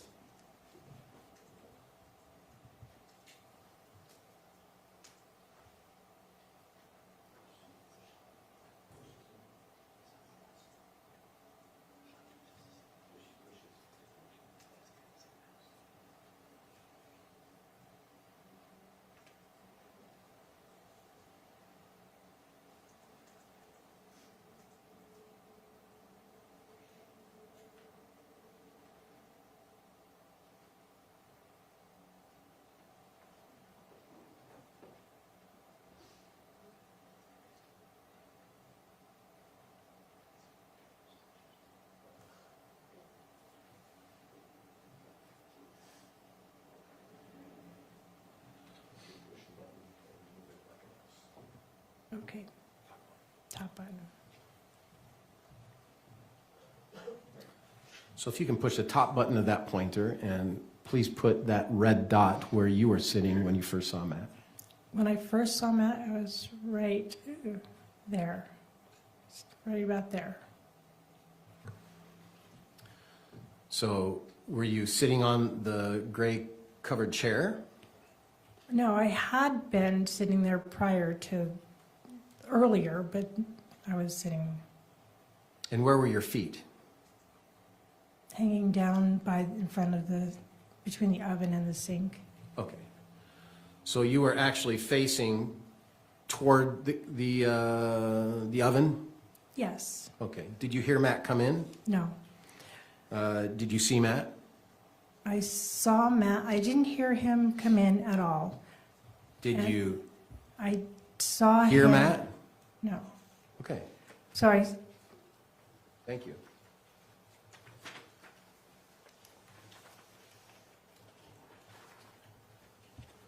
We can go back to 52.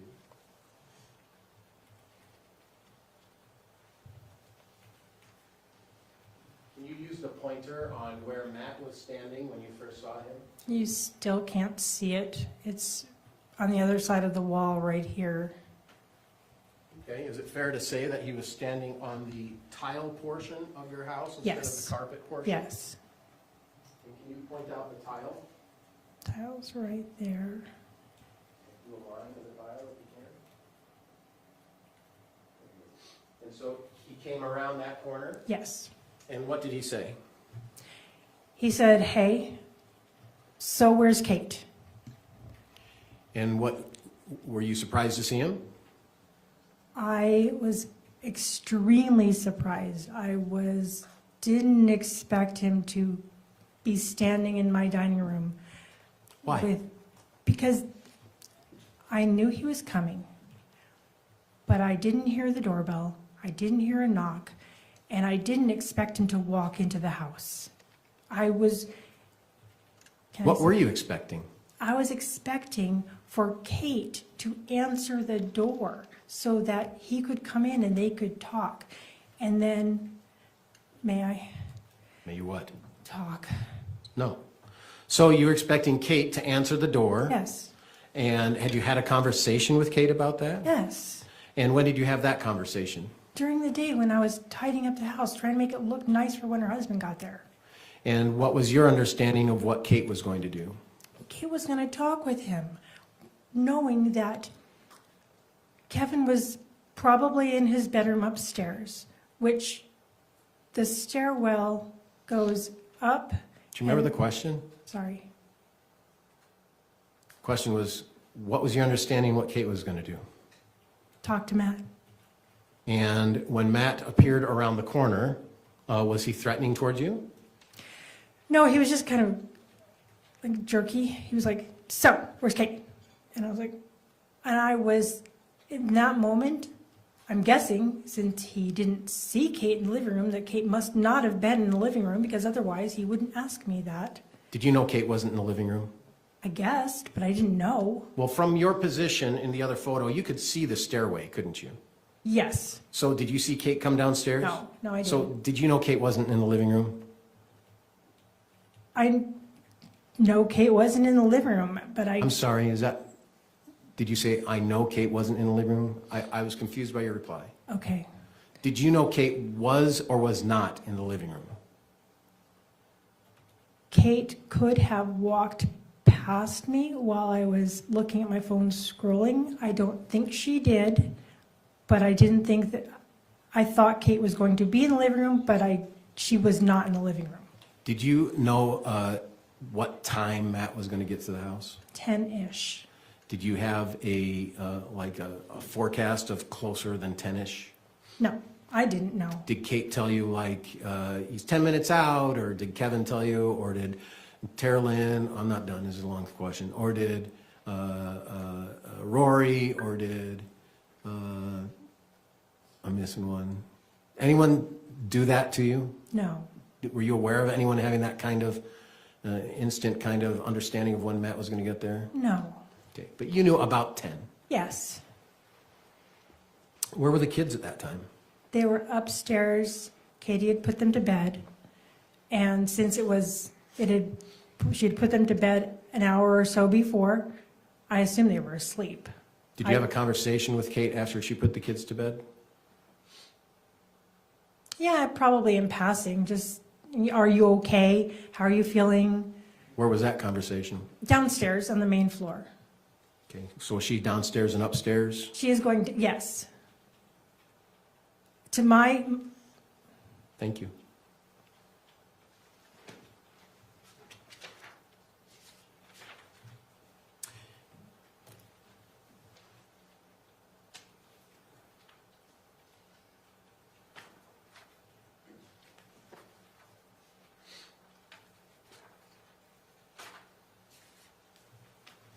And so after Kevin said to you, "Where's Kate?" and you said what you said, then what happened?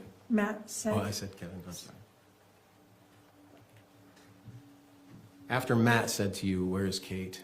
and you said what you said, then what happened? what I replied was that she's upstairs and I'll have her come down. And then what happened? Then I glanced over to look at the stairs to see if she was on her way down. And then what happened? And then Matt turned the corner and went back into the living room. So he went back on this ruggy area, Yes. and then what happened? Within a short period of few moments, I heard gunfire. And then what happened? Then I went through the kitchen onto the other side. You can't see it on this picture, but I went to going to the foot of the stairs, because the stairs are on the other, you still can't see them. I went to the foot of the stairs, and that's where I saw Matt laying down where he had fallen down. And I saw Kevin, and I said, Kevin, what happened? What happened? What did Kevin say? He said he had a knife. Did he say anything else? He said he had a knife. And I said, are you okay? Where's Kate? He said, I'm okay. And so I then went upstairs. Thank you. If you Sorry. can pull up Exhibit 44.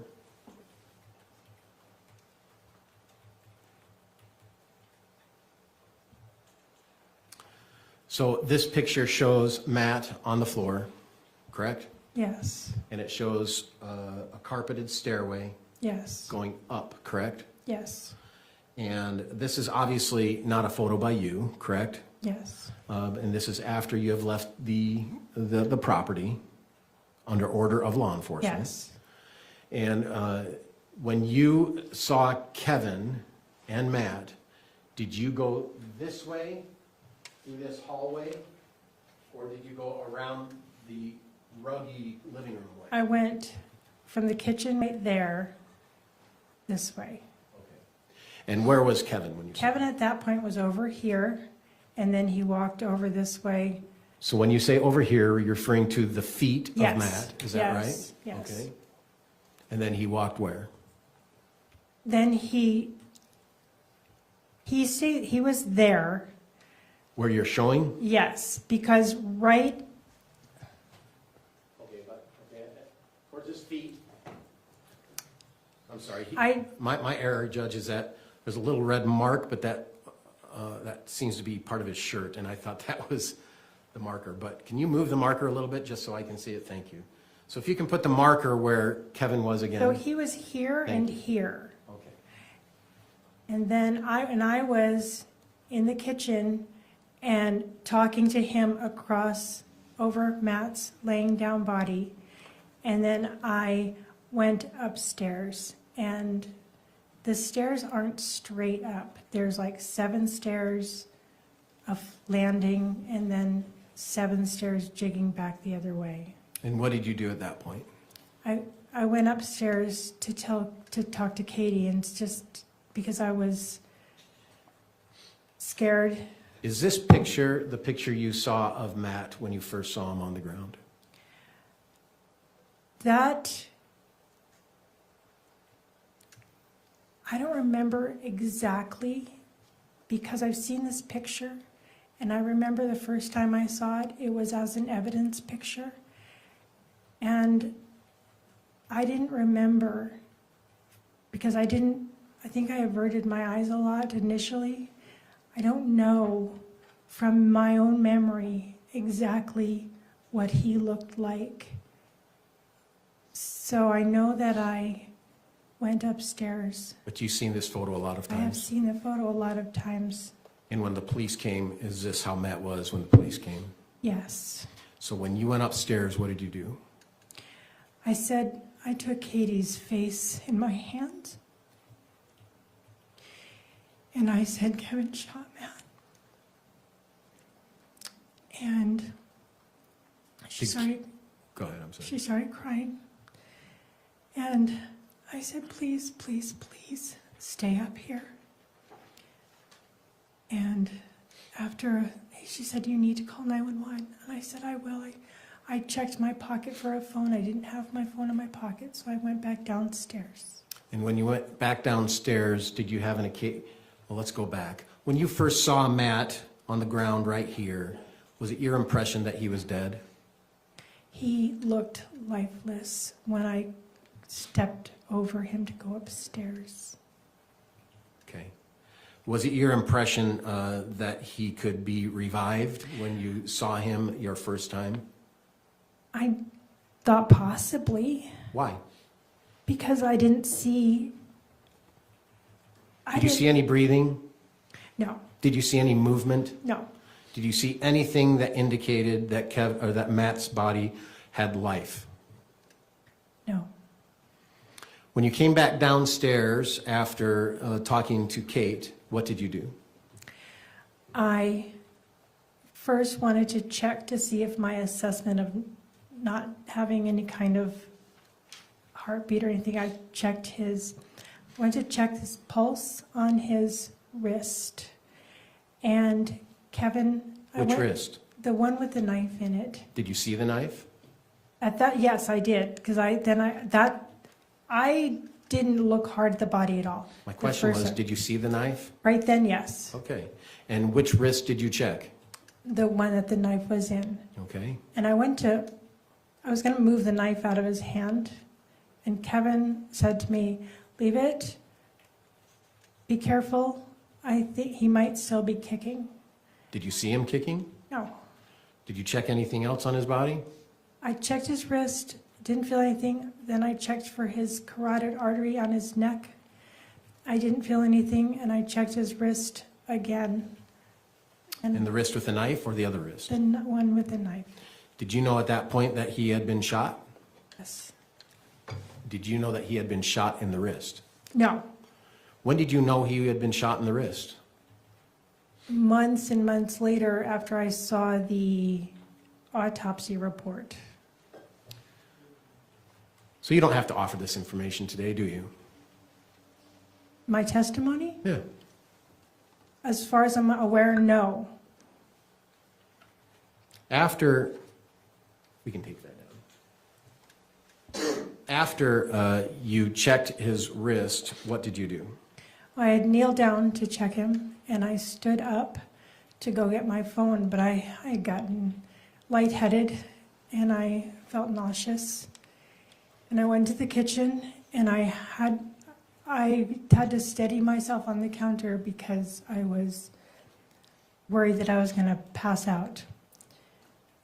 Then I looked for my phone Where was your phone? on the counter by the fridge behind me. It just took me a moment to locate it. You're aware that it was about 6 or 7 minutes between the two 911 calls, right? Yes. What were you doing during those 6 or 7 minutes?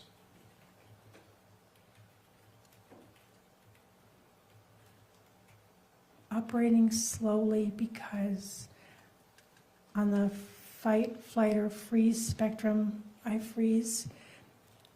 But I was so stunned by everything that happened. I was not moving fast at all.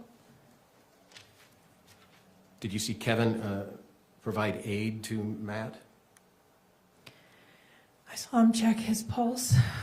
Is that all you saw? Yeah, Did you see Kate provide aid to Matt? no.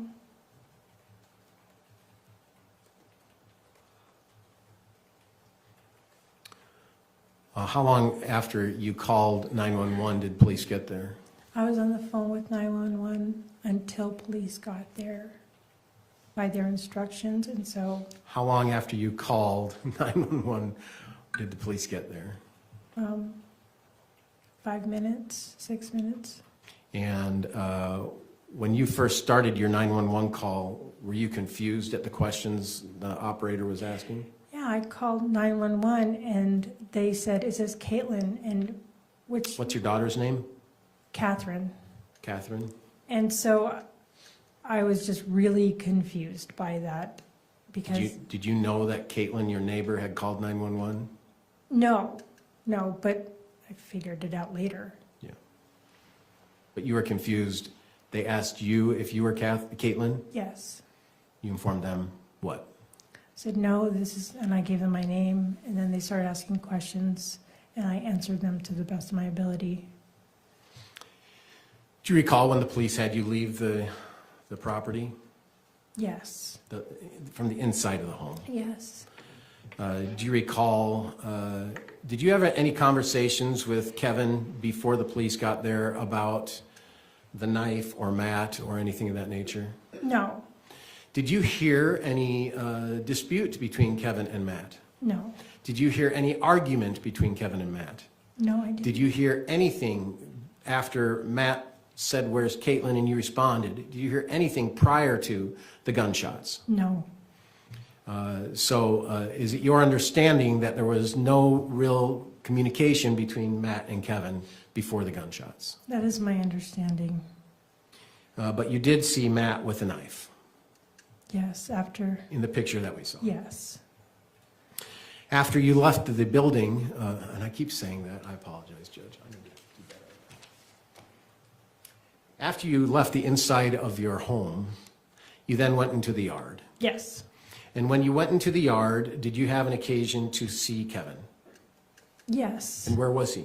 He was sitting on the steps of the walkway to my house. Do you recall the body cam that we watched in this trial? Yes, Is that an accurate representation of how you and Kevin and Kate were exited out of the property? precisely. Do you remember saying something to Kevin when you were in the grass? Yes. What did you say? I shouted to him, don't say anything, don't talk, just, I forget what else I said. I just said, Why did you say that? because it was a terrible situation and Kevin had fired a weapon. And I've seen it on True Crime and Law and Order and TikTok that you should always call for an attorney. Have you searched before self-defense on your web browsing? Not before this happened. Did you do it after? After, yes. After Kevin was sitting in front of that truck, did you ever talk to Kevin again? Never.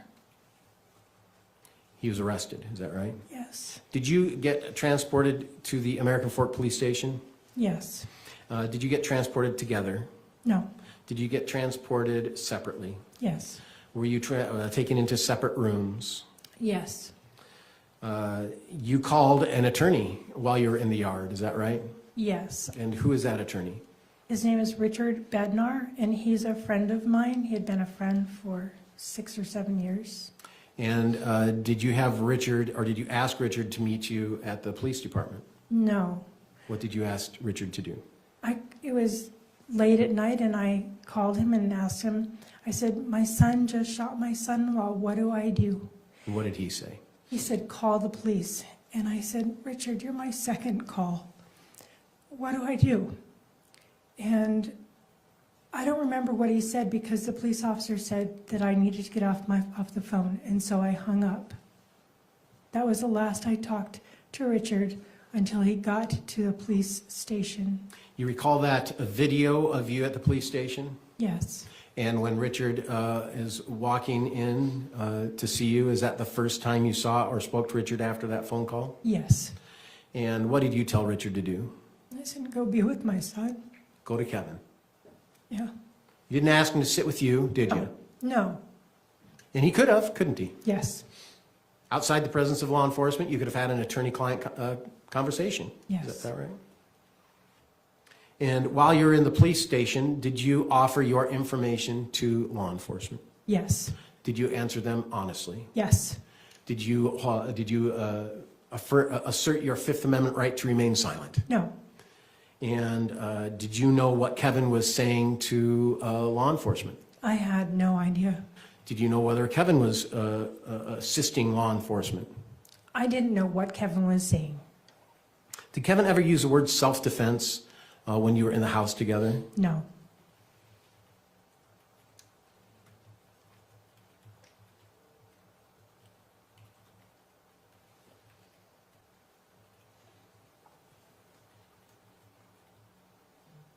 You've heard the you've heard the audio of Kevin and Tara Lynn that's been provided as an exhibit. Is that correct? Yes. And are you familiar approximately when that audio phone call took place? Right after Kevin was convicted of murder. Okay, thank you. So it was after his trial. Yes. And in that audio, Kevin has advised or is talking to Tara Lynn. Is that right? Yes. Yes. And Tara, Or leading, you could ask more open-ended questions. Let's ask more open-ended questions. where does Tara Lynn live? Tara lives in Carlsbad, California, which is in San Diego County, California. And where does Kevin live? Kevin lives in the, I don't mean now, I mean back then. American Fork, Utah. And how long had Tara Lynn lived there? Her whole married life, so it was 16 years. And in the conversation of this audio we heard, to your understanding, where was Tara Lynn living then? Still in California. And where was Kevin living at the time of that telephone conversation? Utah. And where specifically in Utah? American Fork, Utah. Where he was living when the conversation took That place? telephone conversation took place. The Utah County Jail. And so that was a jail call between, is it your understanding that was a jail call between Tara Lynn and Kevin? Yes. And you've heard that phone call before, haven't you? Yes. First time you heard that phone call was about how long ago? A few weeks ago, you played it for me. Yeah, I played, Once you played not it. in this trial, right? No, privately. And in that audio, Kevin says that he had talked to you about planning this murder of Matt, doesn't he? I heard him say that. He never said murder, though, did he? No. And what is your best understanding of why Kevin would say that? Well, firstly, In speculation, Your Honor.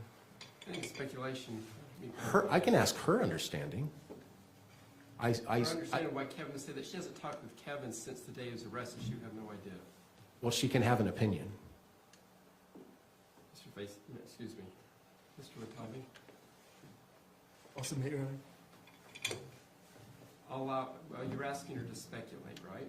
I'm asking her opinion on why Kevin would say that.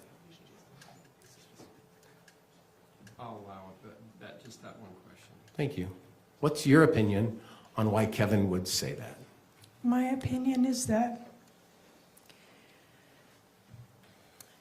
Kevin was trying to shift some of the blame for what he had done off of him, because Carolyn and his brothers and sisters are his loving support system while he has been incarcerated in jail. And he doesn't want to lose that while he's in prison.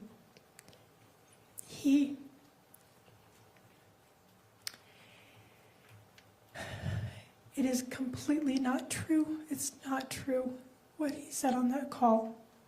Hey, we don't have a question pending on that. Sorry. I apologize. Did you have a plan for Kevin to shoot Matt? No. Do you know how Kevin got the gun? I know that he took the gun from my safe.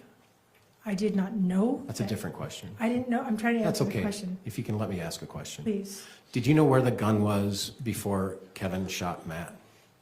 Yes. Where? In the gun safe. Thank you. Did you know how Kevin got the gun? No. Has Kevin ever been in the gun safe before? Yes. How many times? Countless. And was it a common known keyboard? Very simple. How old's Kevin? Kevin's was 36, 37, 38, somewhere in there. When Kevin was suffering from depression, was this in and around the time of the shooting? No. Was it in and around the time of Disney? No. I mean, it went Disney and was in February, and this was in July, so months later, 6 months later. I don't know the.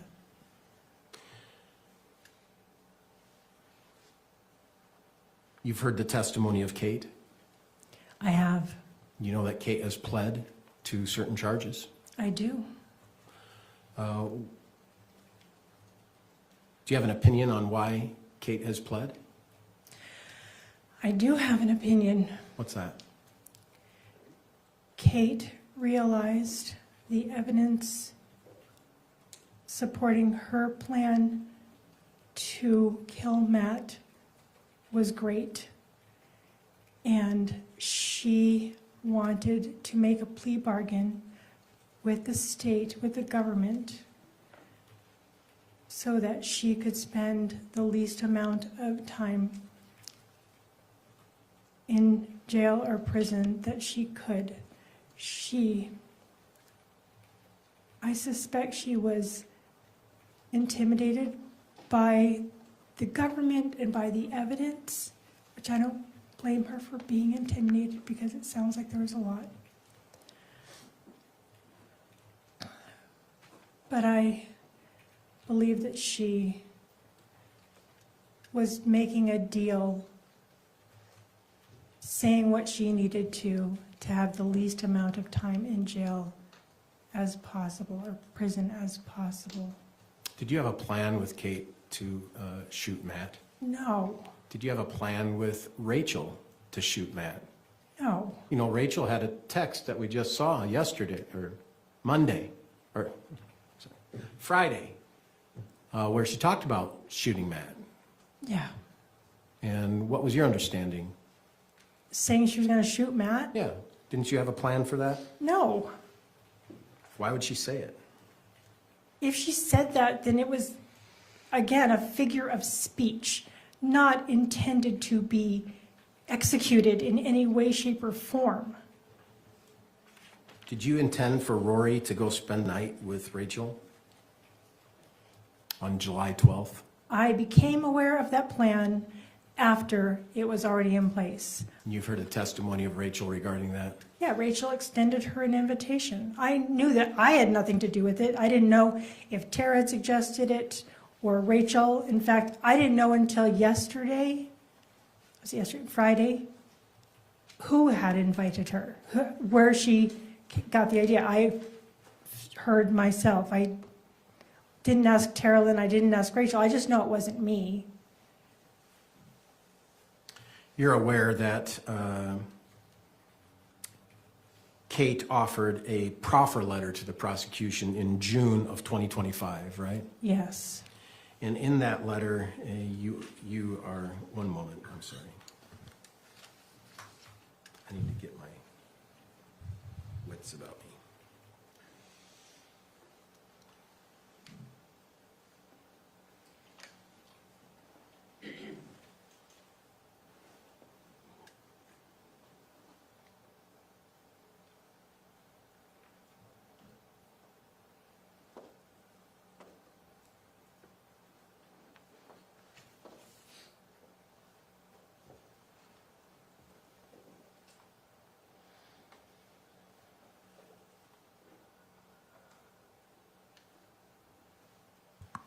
In that proffer, in paragraph 10, if we can pull up that exhibit, What exhibit number? defense exhibit number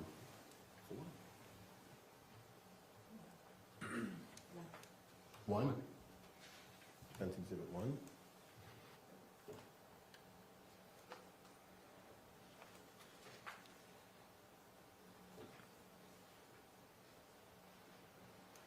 Page 2.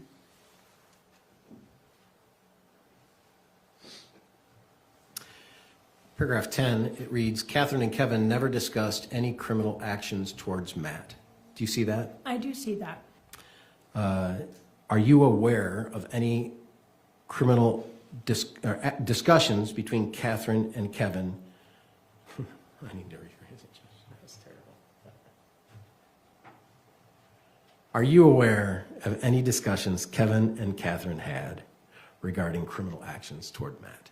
No. Had you ever heard of any? No. Now, you have heard of Kate's testimony of that, right? Yes. And she testified that there was a meeting after sushi where you all three were present. I heard her say that. And then this letter says that that didn't happen, didn't it? Yes.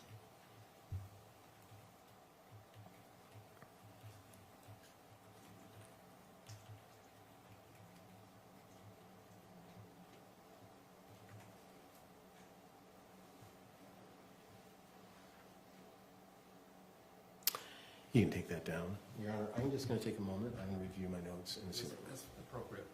Just take a moment.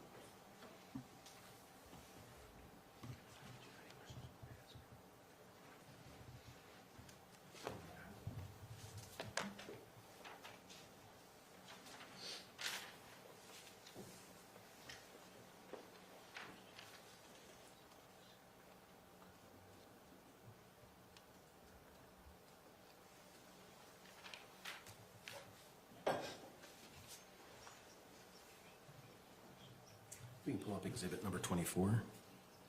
24? Yes. Thank you.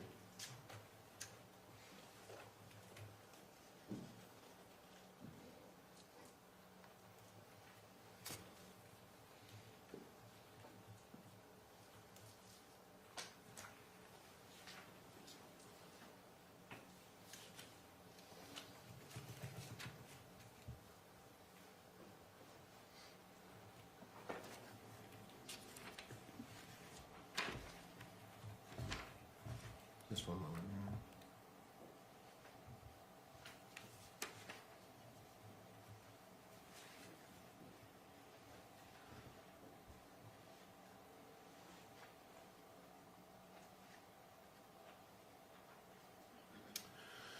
This is State's Exhibit number 24. Do you see this text?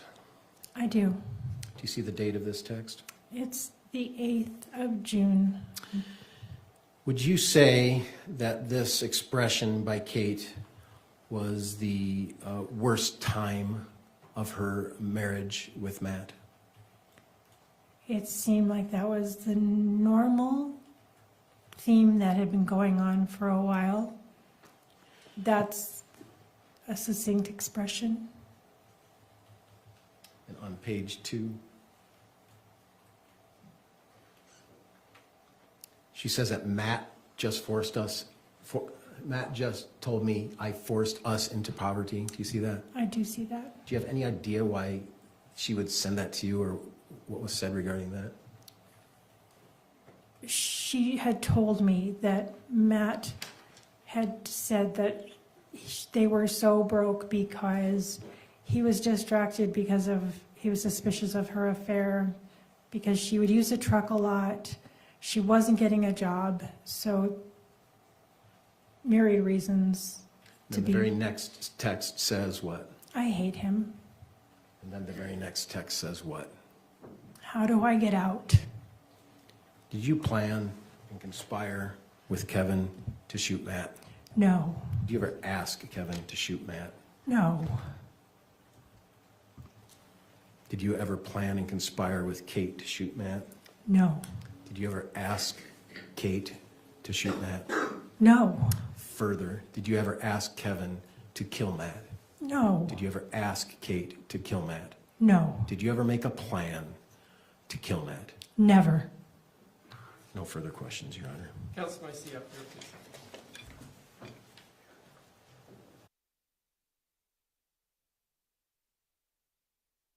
Ladies and gentlemen of the jury, we're going to take our lunch break now. We're talking with the attorneys about how long it'll take for cross and redirect.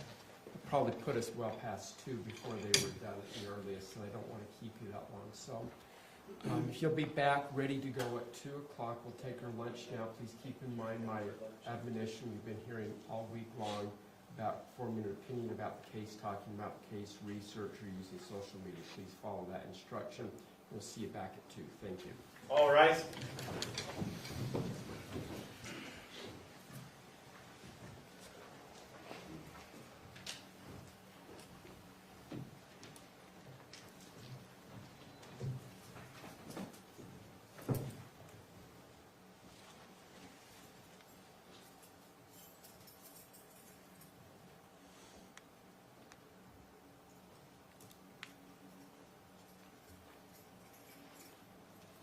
Thank you. Please be seated. All right, before we take our break, anything from the state you need to put on the record? Can the attorneys come back at 1:30? There's some exhibits the state would like Yes, to discuss. we'll have the room open at 1:30 for the attorneys. Anything else? No, Mr. Facemer, anything from the defense? No, Your Honor. All right. The room will be open at 1:30, but we'll be in recess. I'll be back just a little before 2 so we can start straight at 2, okay? Thank you. All rise.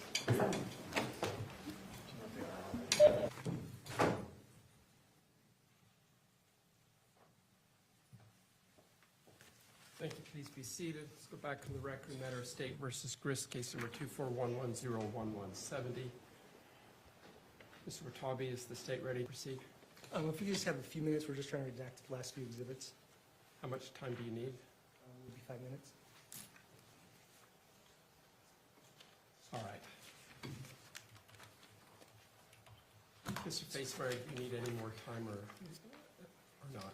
Give me 5 minutes, I'll go to the restroom. All right, we're in recess. All rise.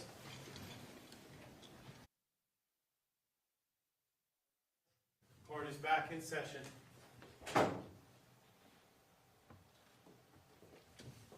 Thank you. Please be seated. Let's go back to the record in matter of State versus Grist, case 241101170. I bring out the jury now, counsel. Yes, Your Honor. Mr. Reismeyer, any objections? No, Your Honor. Let's bring them out.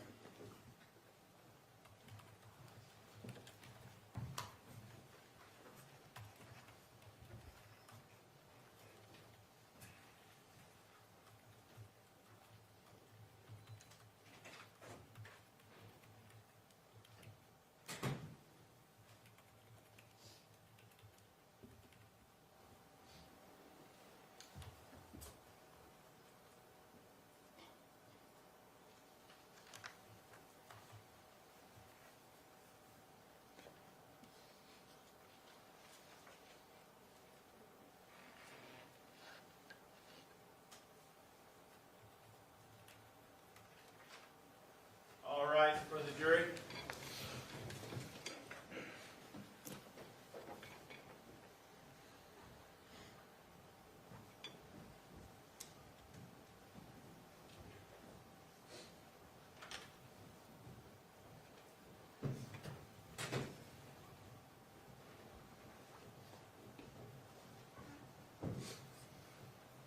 Thank you. Please be seated. Ladies and gentlemen of the jury, thanks for being patient.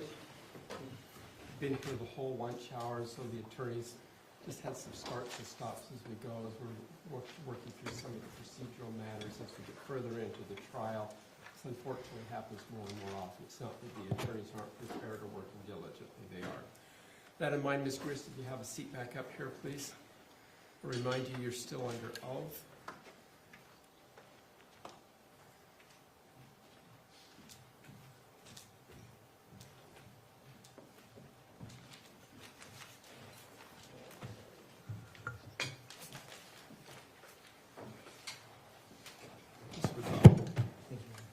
Good afternoon, Ms. Grist. Well, as good as can be expected, but thank you for asking. Would you like me to refer to you as Ms. Grist, or would you prefer something else? Tracy is fine. Tracy? Okay. Tracy, I guess let's start with... I was a little bit confused when you were testifying about where you were at in the house when Matt first came into the house on July 12th. Okay. I'd like to show you it's marked as State's Exhibit 86, if we could publish that for witness and the jury.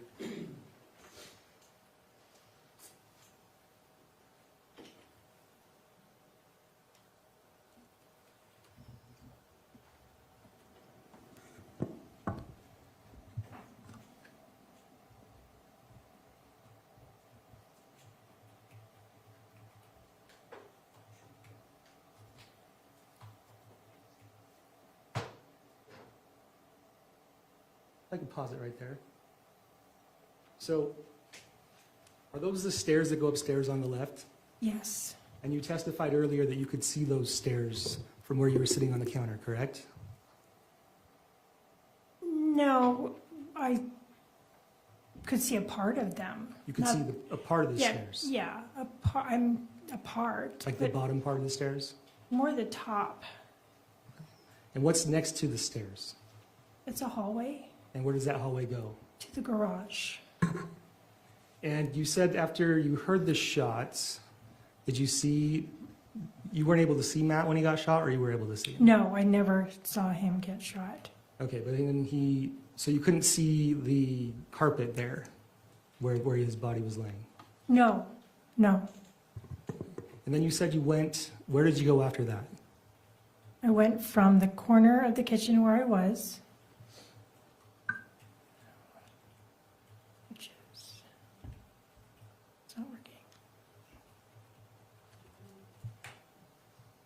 This isn't working. It won't work right now. Oh, okay. From the corner by the, to the right of the stove, if you're looking at it. So I went to the bottom of the stairs, like to the just where the carpet starts, and then I went upstairs. Okay, and you didn't see a knife at that time? I don't remember looking at his body, and I don't want to say something that's inaccurate. Okay, but you didn't see a knife No. when you went up the stairs? I don't recall seeing a knife.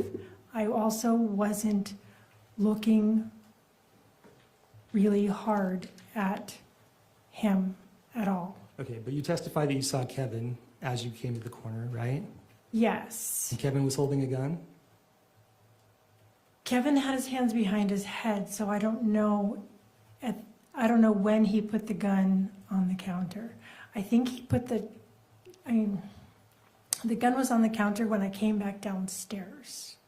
Okay, and you also said when you came downstairs, you noticed a knife in his hand. I believe you testified to that. Yes. And how long did you look at that knife for? Milliseconds, not very long, but I leaned down to take his pulse, and I was going to move the knife out of his hand. Okay. Was that the first time you'd ever seen that knife? Yes. Okay. Okay, and you said the garage is right there to the left of the stairs, is that correct? Yes. It's down the hallway. You testified a little bit earlier that, well, let me talk about this. You have 7 kids, is that right? That is correct. And you take care of them a lot? You provide them financial support? When I can, yes. You provide them vehicles? Not all of them, But no. some of them? 2. You are the one that hosts a lot of the parties and holidays, right? When they're in Utah, yes. If not in Utah, then no. Okay. And sometimes you buy them groceries? Yes. You plan Disneyland trips and pay for some of that, right? One Disneyland trip, and yes, I paid for it in its entirety. It's fair to say that you are very involved in your children's lives. Yes, You know what's going on with them. I try. You know their issues. Yes, You offer support and guidance. yes. You give advice. Not so much advice. Sometimes I express my opinion, but I try to mind my own business Okay. as far as like telling them what to do. And wasn't it your idea to get Katie out to Utah to bring her and the kids? No, Wasn't it your idea to get a storage unit to help put supplies in? no. Aren't you the one that rented the car so she could come out? I paid for the car rental, yes. You got her a credit card so she could rent the rent Yes. the rental car? Yes, Aren't you the one that helped to write the note to leave, that she could leave Matt? no, I did not. Tara Lynn did that. Okay, and what was your understanding of what Katie was coming out to do? Just a breather? Yes, Okay. I can show you what's been marked as State's Exhibit 148. I published to the witness.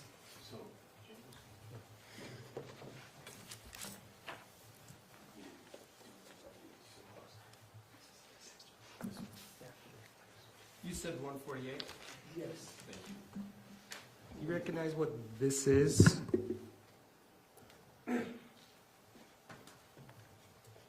could you make it a little bigger? Yeah.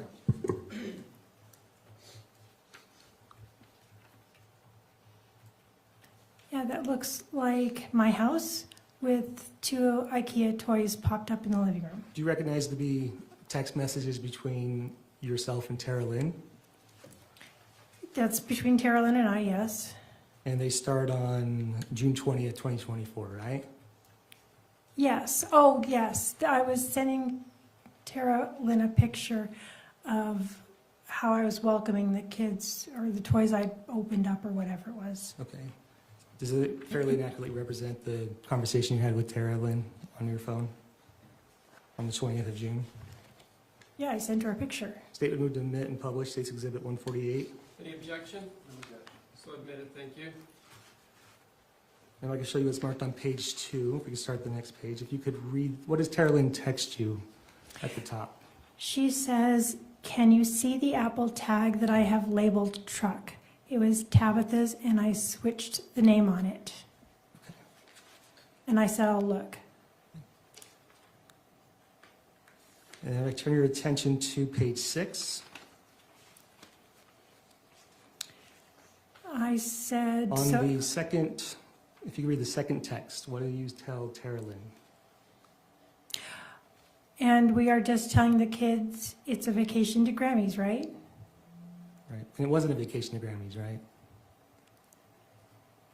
It was a vacation to my house, yes. It was a couple of weeks, and the children don't need to know that mom needs time to think through their marital situation. If I could just ask you to answer yes or no if this is what the text says, is that okay? Yes, Okay. And then what is the next text that you say to Kate? and I told Kate to put dab in where the spare is located so she doesn't get in trouble. And what is dab? Dab is marijuana. What kind of marijuana? I don't know, I don't use dab. I know they buy it in a form that looks like lip gloss. Okay, so are you telling Kate how to put dab, how to sneak dab into the state? Is that what you're telling her at this point? I am telling her a way to use her marijuana and bring it so that she doesn't get arrested. Yes, I am. Okay, so you're giving her advice. I was. Okay.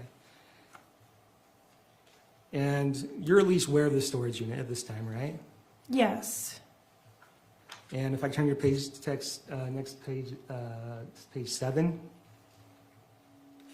what does Tara Lynn tell you? So far, so good. Just got the kids into the excursion, and now we're going to the storage unit. And the next the next line? I will relate all that information to her, Okay. If I could to turn Katie. If I could turn your attention to page 9. Green square at the bottom on the right. What do you text Tara Lynn? Text ready? Do you remember what that meant? No. Okay, if I could have you read the next page. What does Tara Lynn say? She says ready. And what does she text you? Oh, yeah, that was the text that Tara Lynn had fashioned for Kate to send to Matt whenever Kate decided to send it. But you asked her if she was ready to send that text, correct? Isn't that why you asked her text ready? No, I meant, is the text ready for Kate to have? Right. Why are you asking that if you're not a part of it? I didn't say I wasn't I was aware of it. It was not my text.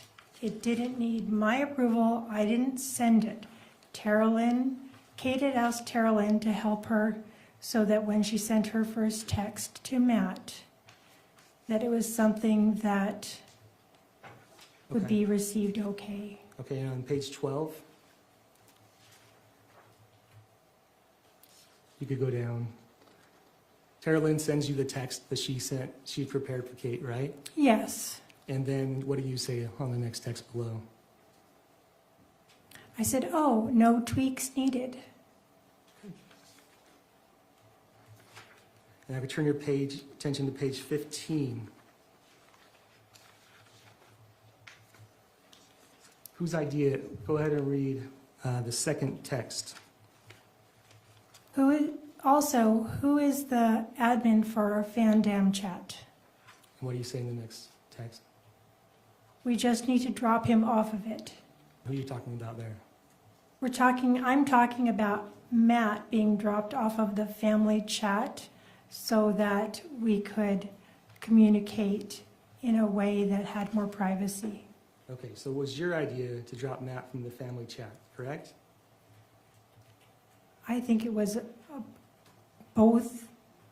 It was for sure mine, but also Tara Lynn's and Kate's. It wasn't. You're the one that brings it up here, right? At least We to had been Kate? talking about it prior to that. Okay, but in this text chain, you're the one that brings it up, Yeah. right? Thanks.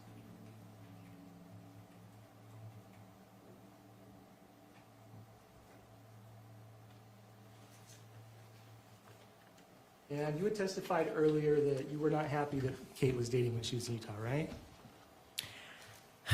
I saw her need to get out and have space and be distracted, and I disapproved.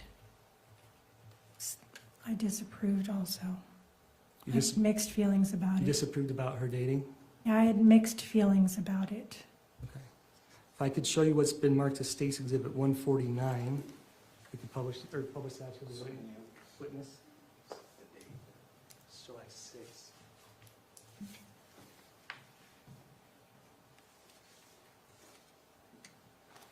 Do you recognize what that is? Yes, And what is this? that's a text from me. To who? Probably Kate.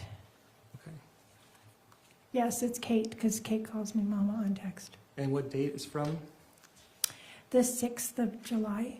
Okay. Do they fairly and accurately represent the texts that you and Kate gave to each other on July 6th? Yes. State would move to omit and publish State's Exhibit 149. Any objection? No objection. So ordered, thank you. If I could have you start reading on the bottom left. Or a little farther. There we go. Last blue square, rectangle. What do you tell Kate?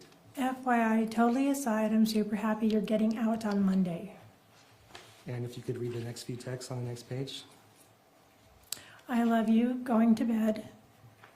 And Kate says, I'm looking forward to it. And the next one. I say, she says, I love you, too. Okay. And do you know what you're talking about here? Her getting out on Monday? Yeah. I think she was going out probably to have lunch or dinner with somebody she had met online. Okay. If I could turn your attention to the next page. Could you go ahead and read what text you sent next? And please don't be worried about Matt's sadness because he literally chose this. If he would have put in 20% effort, worked, and been kind, this would not have been his life. And the next few texts? She says, okay. And I say, I'm excited for Monday for you. And I say, oh, I hope that every part of you understands how much I'm rooting for your joy and happiness. Okay. So isn't it fair to say that you're the one that brought this up with Kate? Then I brought what up with Kate? You were excited for her date on Monday.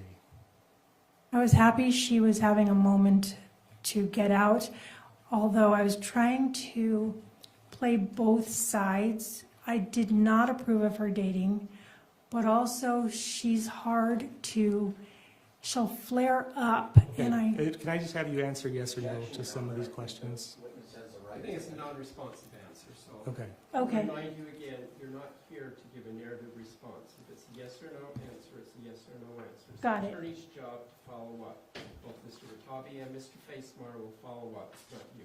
yes, sir. Okay. So you were supportive of Kate and dating, correct? Sometimes, not entirely. You were, in these text messages at least, you were very supportive and excited for her, right? That's what I texted. And you told her not even to worry about Matt's feelings, correct? That's what I texted.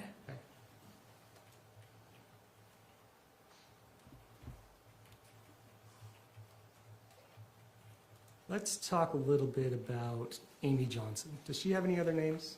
I'm sorry, who? Amy Johnson. Amy Johnson is also Amy McClellan. Okay, and how many times since February of 2024 to July of 2024 did you visit her in California? 2 times. What days were those? Sometime in March.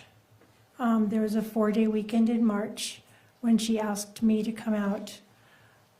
And then I was going to be there for the entire month of April, but I was only there for 2 weeks. Okay, and you were there to help her move? I think that's what you testified to? Yes, And her husband had died in December, right? that is correct. And you were gonna help her move to like an assisted living? Yes, And so when you got there, you were helping her clean up things around the house, right? yes, Cleaning out the freezer and things, yes, helping her cancel subscriptions and things like that. yes. And who else was staying at the house when you were there? Staying at the house? Yes. No one, just me. So you were staying with Amy, was just you two there? Yes, And some point you actually put a key box on her house, correct? yes, Because you were gonna help her maybe try to show it or sell it to other people? Is that why you did that? It was because her health was so, compromised that when I was leaving, if the fire department needed to get in, they would have to break the door down. And so we got the key box. I ordered the key box and put the key in there so the fire department could have access quickly if she needed help. Okay. And on April 10th, 2024, you emailed my tactical promos. You remember that?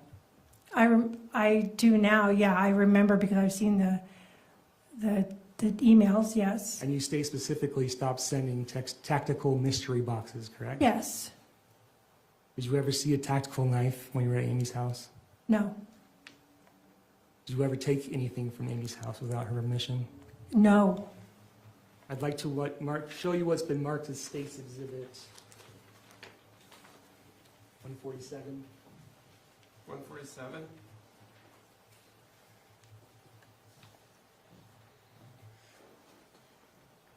You recognize what these are? There are texts between myself and my daughter Carolyn. On what date? March 18th. Okay, do you remember this conversation? Yes. Do they fairly and accurately represent your text messages with Carolyn on March 18th, 2024? Yes. State would move to admit and publish to the jury. Any objection? No, Your Honor. So admitted.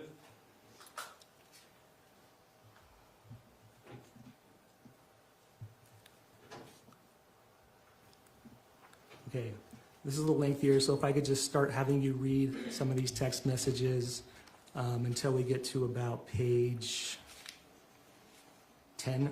Are you okay to start reading? I might stop you if I want to ask you some questions on that. Is that okay? Yes. Okay, if we could start. Talk in 5.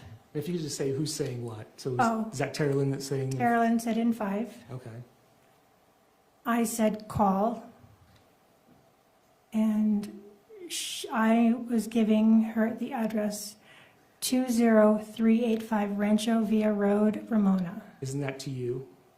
That's a text to you. Oh, that's from Carolyn to me, yes. And do you recognize that address? Yes, that's Amy's address. Okay, you can read the next text.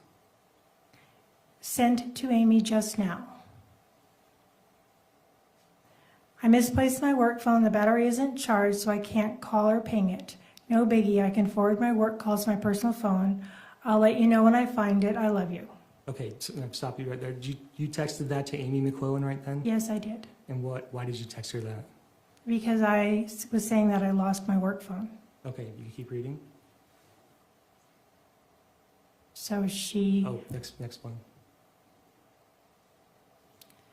My phone will show its last location, so you can say that it was last spotted at her house 24 hours ago or something like that. Okay, are you talking with Carolyn at this point about making the plan to tell Amy that you lost your work phone when you in fact did not lose your work phone? That is correct. Okay, and you're doing this so Carolyn has an excuse to go over to Amy McClellan's house, correct? She was... Yes. Okay, if you could keep reading. Okay. So if anyone finds a random cell phone, let me know. Just let me know. And then after a few minutes of this, my work phone shows its last location at your house, but that may be the last place the battery was charged at all. First bathroom on the left is where the cat food is. Walk through that little closet area and and that is the office. When you're in the office, turn left, bottom drawer, all the way to the front of the drawer.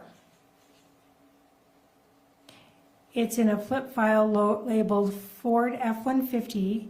You may as well just take both titles as well as the entire folder. Just so you know, no one ever uses that bathroom, so it's not really a bathroom to be used because there's no toilet paper because the cat plays with it. What does Carolyn say? Carolyn says, this feels so crazy, LOL. Call me. I'm getting ready to go in like half an hour. I will regret if we don't make sure that Amy is totally safe, even using means that are a little bit coloring outside the lines. Okay, and then the next text. Besides, Amy really loves you. take a picture of your Meredith picture so you can show her on your phone and ask her if she still has that, because if she didn't know what I was talking about when I mentioned it. If we could just skip to page 16. What does Tara Lynn send you a picture of? Oh, that's a picture of, I think that's a picture of a title for a Airstream. Isn't that a picture of a title that you just had her take from Amy McQuillan's house? No, without no, her I, kno- no, Without her knowledge?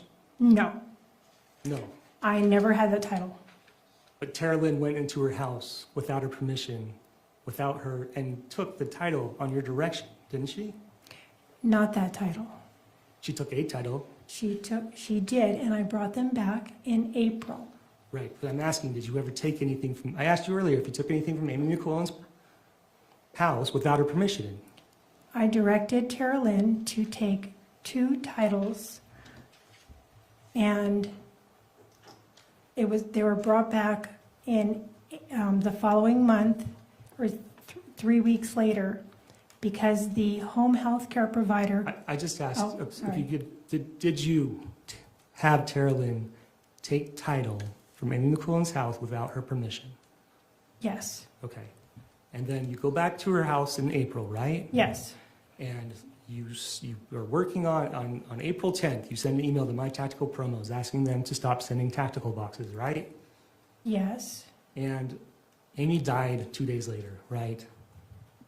I don't know exactly what day I texted the tactical one. I don't know. Did Amy die when you were there? She did. And you were the only one there with her, right? I was, And you had access to the house, right? yes, And you were staying there, so you were at the house after Amy died, correct? no, I left the house after, when I went to the hospital with her, the only thing I did was, It's Go- just a yes or no. no, I didn't stay at the house after Amy passed away. Okay, you didn't have your stuff there at the house that you needed to go collect? I collected it immediately after I left the hospital and went straight to Tara Lynn's. Okay. And the gardener was there. Okay, there's not a pending question. You need to Sorry. stop talking unless there's a question. And tell me your feelings on Matt. How do you feel about Matt? Matt loved Kate, and he was hard on Kate. Matt loved his kids, and he was hard on the kids. It was hard for me to watch. Did you want Kate to get a divorce? That's Kate's decision. Did you want her to? That's your opinion. My opinion? No, I didn't want her to get a divorce. I would have rather that she work out her marriage and live on the property and have a good life. It's her decision. And you and Matt fought a lot, right? We didn't fight. There was times he told you you're not even welcome back at the house. Is that a fight? That was when Kate came to my home in July that he said I wasn't welcome. Okay. Did you go to Kate and Matt's house in May 23rd of 2024? Yes, Okay, you went there, right? You not remember having a text conversation with Kate that says, Matt takes back what he said, you can stay at the house now?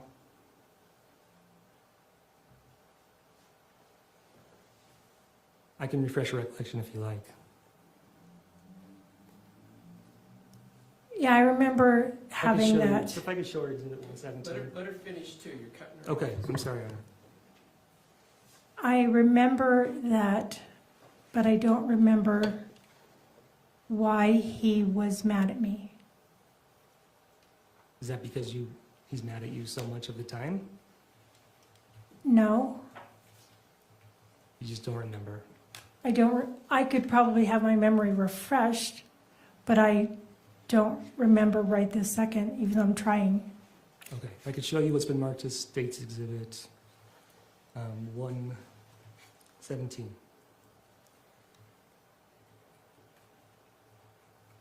Oh, I'm sorry. It's Exhibit...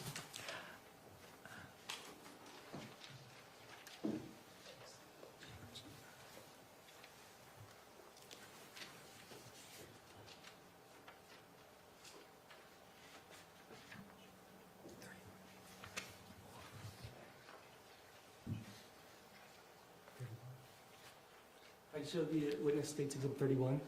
Which one again? 31. You can pull the mic over. 31, Your Honor. And if you could scroll to the last page.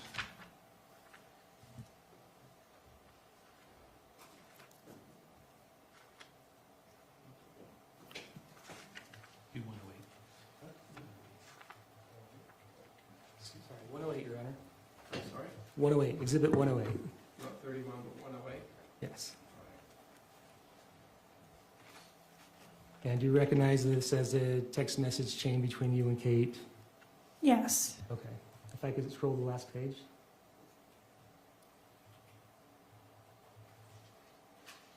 Okay, scroll up to the top. One more up. Right there. What does Kate tell you on May 23rd, 2024? Matt redacted all he said about you not being able to stay here. You are more than welcome here. And what did you say? Okay, And again? I'm glad. And what did you say again? I wanted to be able to see your babies and hang out and see you. Okay. So is it fair to say that on May 22nd or May 23rd, things had gotten so bad with Matt that he had banned you from the house? Or at least you couldn't stay with them at the house? I would say that's not fair to say. Did you not say that I wanted to be able to see your babies and hang out and see you? Did you say that? Yes, So doesn't that imply that you weren't allowed to come to the house? he was mad at me and then he got over it. I don't know, you're not helping me remember what he was frustrated at me for. I don't know. Okay, but I'm asking you, is that what you said? Did you say that on May 23rd, 2024 at 9:46 a.m. that you wanted to be able to see your babies and hang out and see you? Yes, And the reason you said that you were glad is because Matt had retracted being mad at you, yes. which implies that he had told you that you were not welcome. I think he told Kate. Okay, but you were aware that you were not welcome. Yes.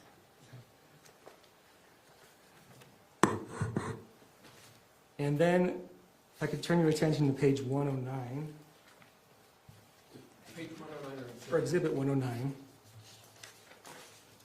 If you could scroll down to your text on May 23rd.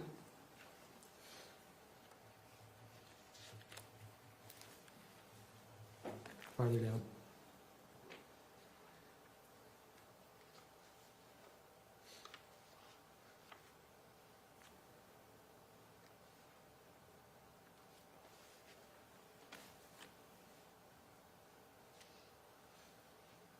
Okay. What do you search on May 23rd at 12:10 p.m.? What scent attracts mountain lions? And the search above it? The same thing. Well, no, it's not the same thing. What does it say? Number 287.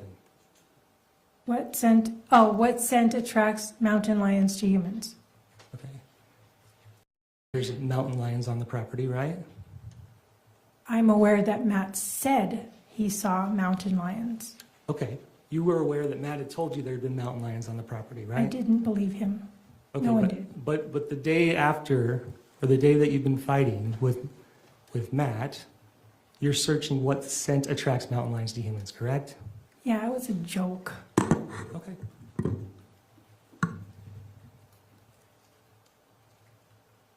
And then, if I could turn your attention to Exhibit 117.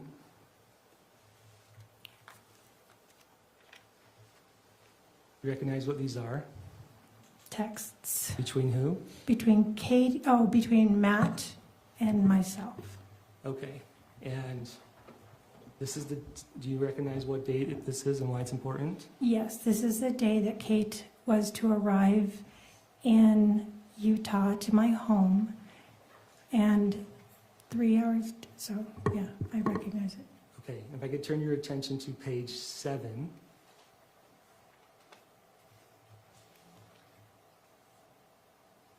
Scroll down. What does Matt tell you at 1:03 a.m.? Enjoy your short time with them. You will not be welcome in our house again. Okay. Is that the first time Matt's ever told you that? It's the second time. Okay. Well, the second time that I'm aware. He didn't tell me directly. It's just a yes or no. It's the second time I'm aware. Okay, and then on page 8, if you go down, what does Matt tell you again? Again, you will not be welcome in this empty house. I told you to back off. How dare you lure her and take the kids and split out of state? What crap, tampering with my kids and their future. And if we could go to page 9.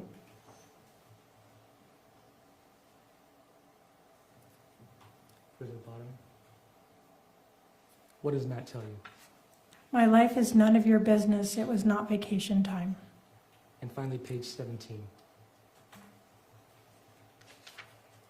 What does Matt tell you on June 22nd, 2024? I will read your text, but I will not reply to you anymore.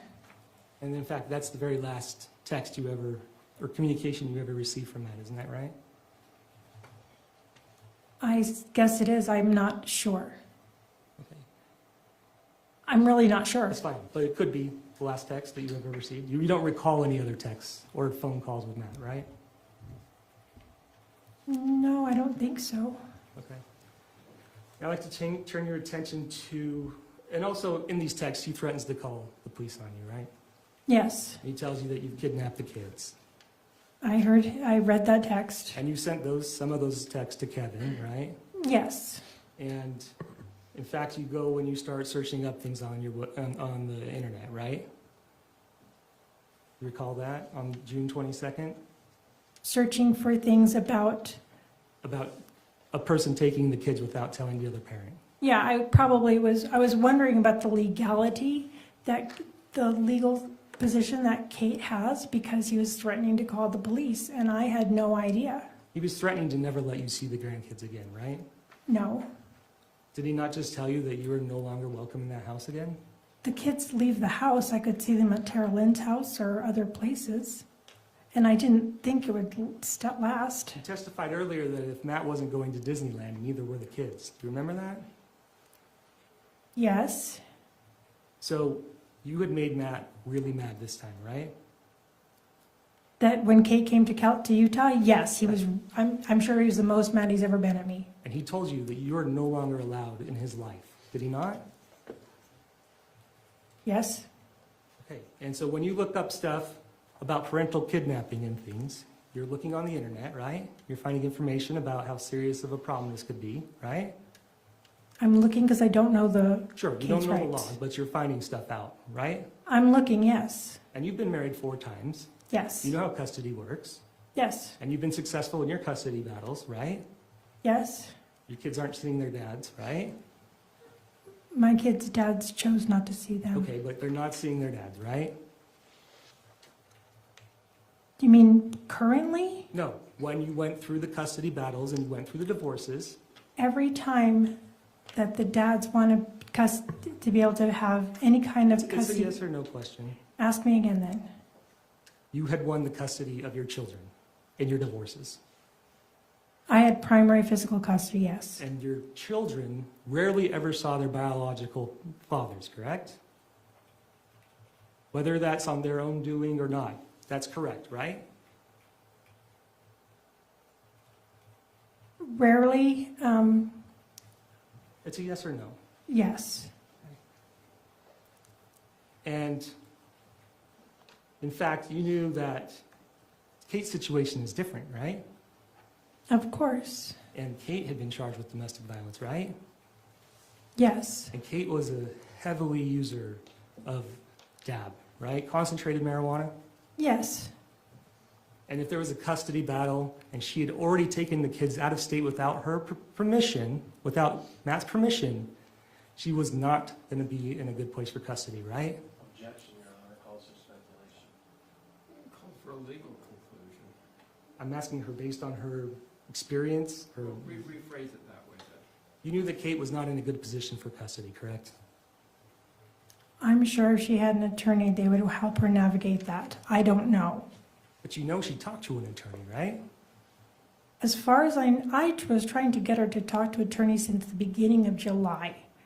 As far as I know, she spoke to one, and I was, It's a yes or no question. You know she talked to an attorney, right? one attorney, yes, Okay, on July 11th, right? yes, You listened to those calls. No. You listened to the call. You testified you listened to the first few minutes. Yes. And then you said you asked Kate about it, and she just told you what they said. No, I said that she could just easily regurgitate to me what the attorney said. Okay. But you knew it wasn't good, right? The attorney said that it wasn't, she didn't have a good chance of staying in Utah and having a divorce. That misstates the evidence. I think it's such a confusing statement overall. Okay. Rephrase it. Did you ever hear the attorney say that Kate could not stay in Utah with the kids and have a divorce? No.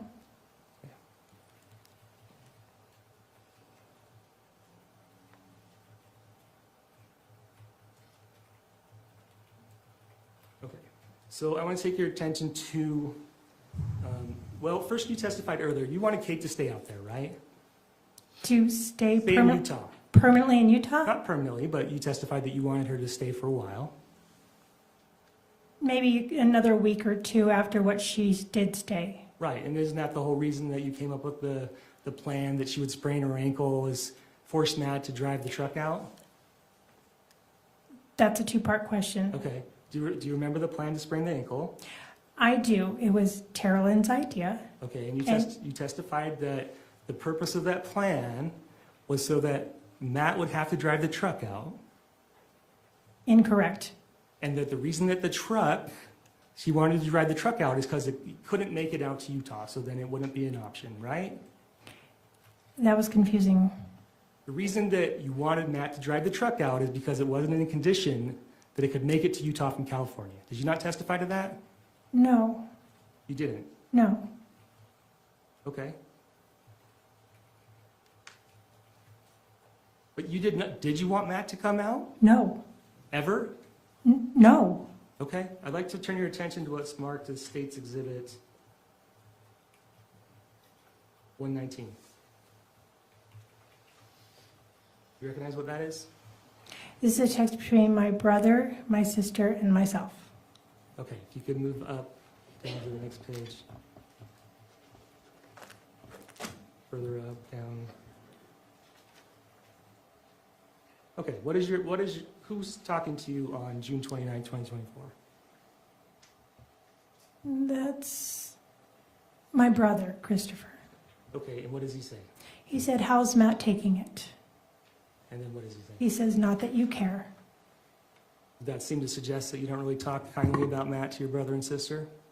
Yes. Okay, if we go to the next one. What do you say? I want him to show up. Okay, so you did want him to show up. I wanted him to talk to Kate, but no, it's like, I did say it in there. Yes, I did. Okay, so you did want him to come out. I didn't want him to show You up. said it. You said it. I said it, but doesn't mean that I meant it. On June 29th, you said it. Yes. She had been at my house for 9 days, and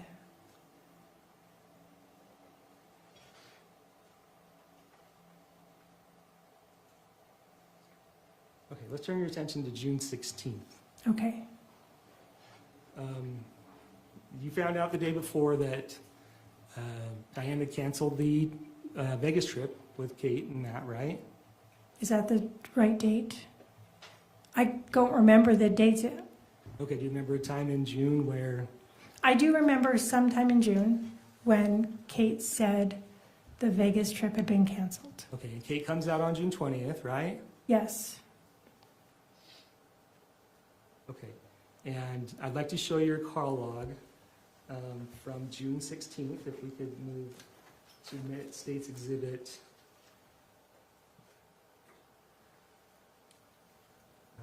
One moment.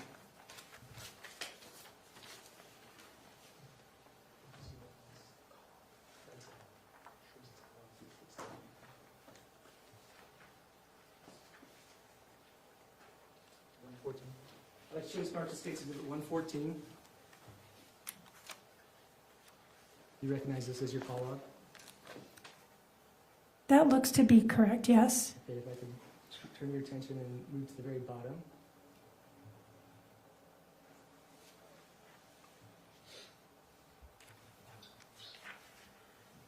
Okay, and the very first person you called that morning is who? On number 19, Yes. that would be Tara Lynn. Okay, and do you remember what you talked about? 6:16. Yes, I remember some of the conversation, yes. What was the conversation about? About Katie coming out to Utah. That's when I was talking on speakerphone at least part of the time. And David was saying, like in a half joking, half serious manner, well, what are you going to do if Matt shows up? And Okay. go ahead. Well, and you're talking to, Objection, Your Honor, he asked what was the conversation. I think she should be able to continue Is that the conversation, or is there more to it? I thought she was done. All right, is there, okay, well, why don't you find out if there's anything more? Okay, you talked about Matt, correct? Yes, You talked about Katie coming out. I'm sure we did. Okay, and then your next phone call that you have, if you could scroll up a little bit, is to Costco credit card, right? Yes. And that's the call to go and get Kate a Costco credit card, right? Yes, to add her as an authorized user. Okay, and before you testified that you had called like a week and a half before, but clearly this call occurred on June 16th, right?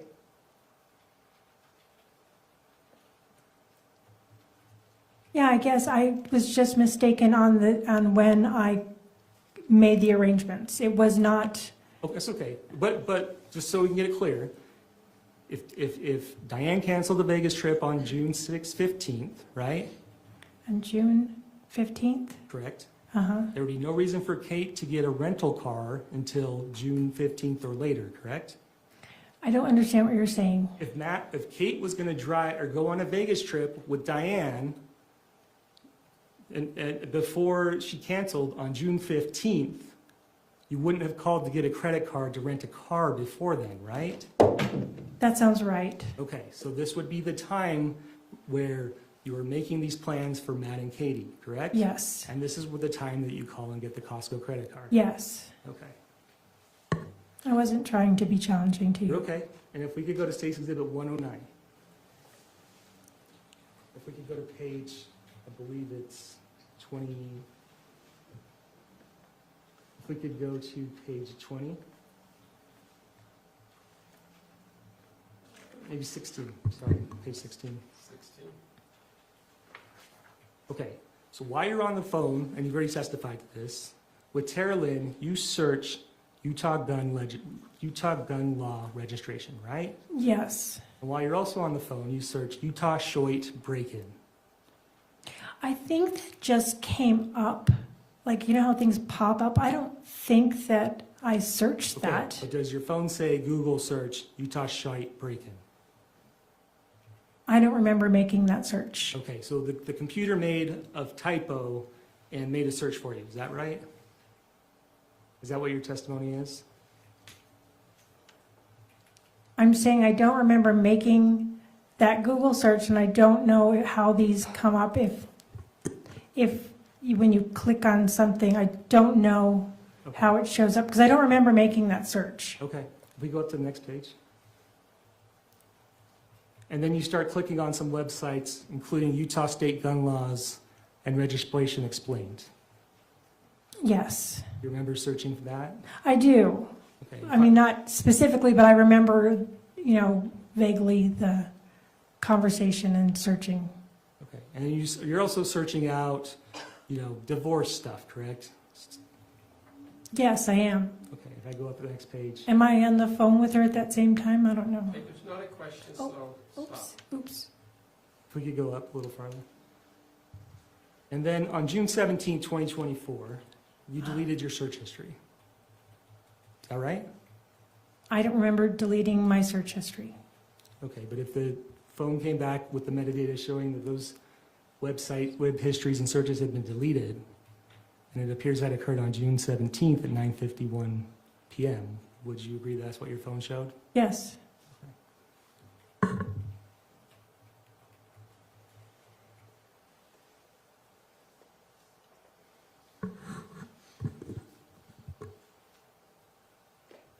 And this is also the same day, June 16th, that Rachel asks you, saying, hey, what's up, dude, or something like, you got to tell me more about that. Do you remember that conversation with Rachel? I don't, but I remember that one text. And do you because I remember seeing the word dude. Okay, do you remember her, you also texting her back, we have a plan for Rory too? I don't have no idea what that's referring to. I don't know what that's referring to. Do you remember texting her, Caitlin Johnson, a minute before saying, hey, can Rory come stay with you? Or come visit you? Visit you, stop and see her, yeah. Do you remember that? Yes. Okay, and those happened within minutes of each other. Do you remember that? I don't remember, but I remember seeing it on the text, yes. Okay, so you don't remember what the plan was you were talking to Rachel about? No, I don't remember the plan about for Rory doing anything. And I do remember that my daughter Rory said she wanted to go on a road trip to Seattle, and I texted Caitlin and asked her if she could stop by and see her. Okay, and your daughters, Terralyn and Rachel, again later that day, started texting about shooting Matt, going out and practice shooting before Matt had a chance to come out. Do you remember that text in this trial? Would you pull it up, please? Sure.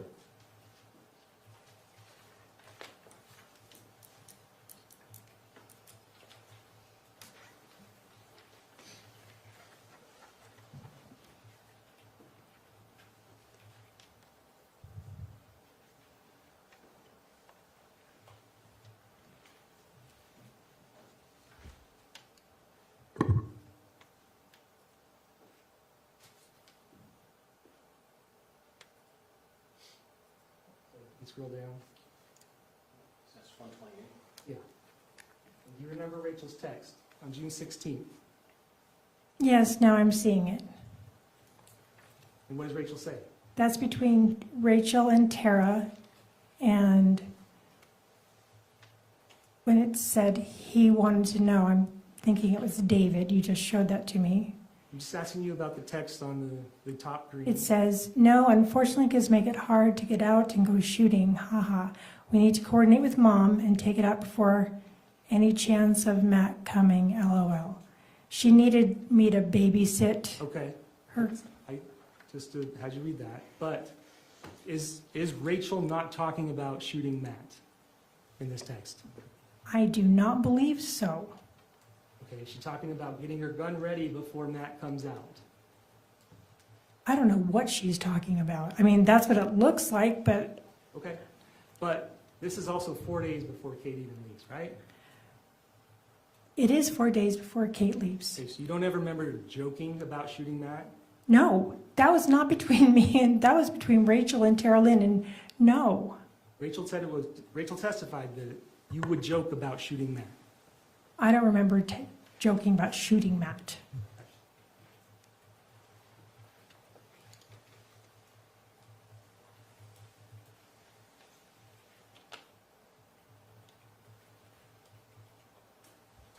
Okay.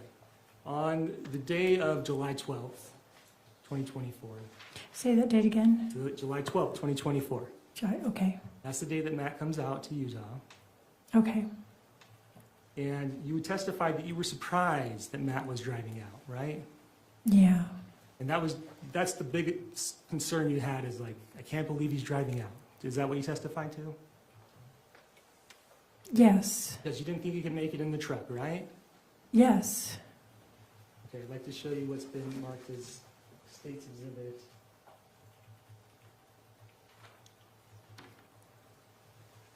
Uh, 10? 10? Yes.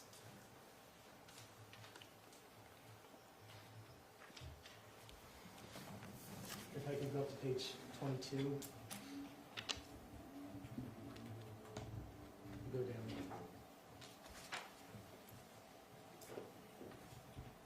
Is this when Kate first tells you that Matt's going to drive out? I believe that's the very first moment I heard that he was going to drive out. Scroll down. Scroll down. Keep farther. Okay, stop right there. Not once in those text messages do you mention any surprise about Matt driving out, do you? I called her and expressed surprise, but I already knew that my surprise came from the fact that his truck was not insured, not registered, and not long-term trip worthy. I know, so I thought that he was going to be essentially stuck in California till Kate went back home. Okay, and Kate did not want to go back home, right? She didn't want to, but she knew she had to. She was dating, right? Yes, And dating to the point that she even tried to bring someone to the hotel the next day, right? yes. So you knew she wasn't going back. No, I did not know she was not going back. I believed with all my heart she was going to have to go. She was definitely going back. I didn't know when. There wasn't any bags packed. I thought she had bags packed. There was no suitcases there.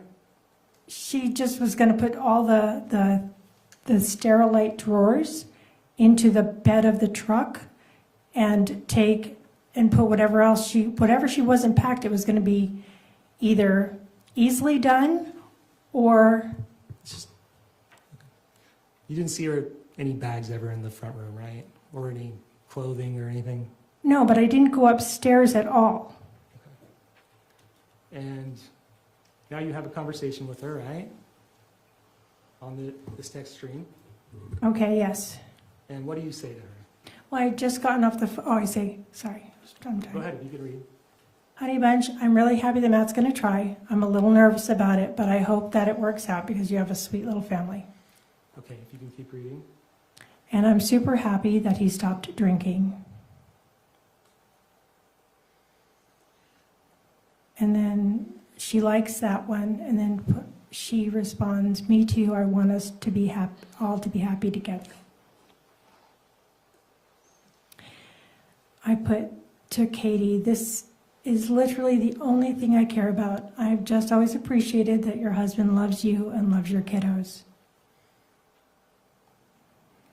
You just have to do your best too. I'm coming home so we can talk about it later. You really need to be invested in doing the best you can. I know you have been. I just love you so much. And she liked that. Okay, keep reading. Hey there, please let Matt know that he's welcome to spend the night if he's too tired after driving all day. I promise I'll stay away and I'll be sweet as candy. She says, okay. And then I say to her, or else, if you guys want, I can give you $100 or so towards a hotel so you can stop if you need to. And she says, okay, I'll tell him. And I say, I'm not trying to get in your business at all. I just want him to know that if he needs to rest, he can rest at the house, or we can get a hotel room for you guys. Or maybe you could start driving, just start driving, and go back home because driving to go back home because you will not have driven all day the way he did. Okay. And then I said, even a hotel room in St. George might be okay. And then I put $200 for a hotel room I can handle as opposed to the rental car on the way back. What's she say? And she says on the okay, on the phone with him now. The next one. And I said, very good. Okay. And that's the last text messages you had with Kate that day, is that right? Probably. If you're telling me that's the case, then I'll say yes. I can't. Sounds right. And these text messages were intended for Matt, right? No, they were intended for Kate. These were text messages, you were having just a conversation with Kate, and this is what you were telling her and how you feel? Yes. Okay, so if I could go up one. When you say $200 for a hotel room I can handle, as opposed to the rental car on the way back.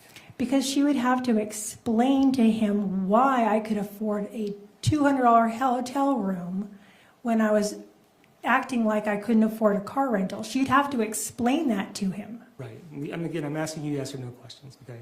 If we can just stay with that.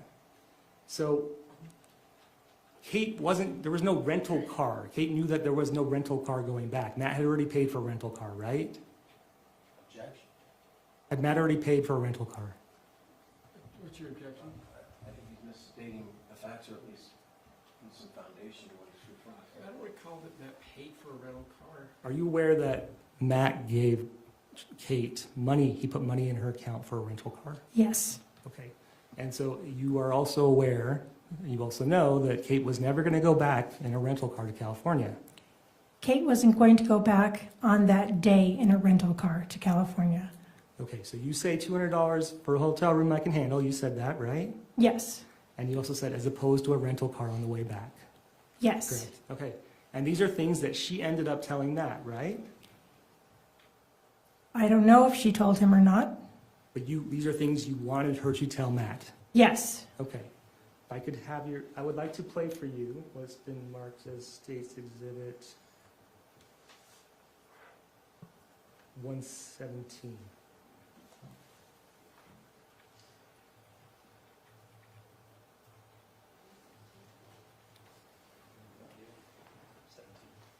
The audio. Just 17. Apologies.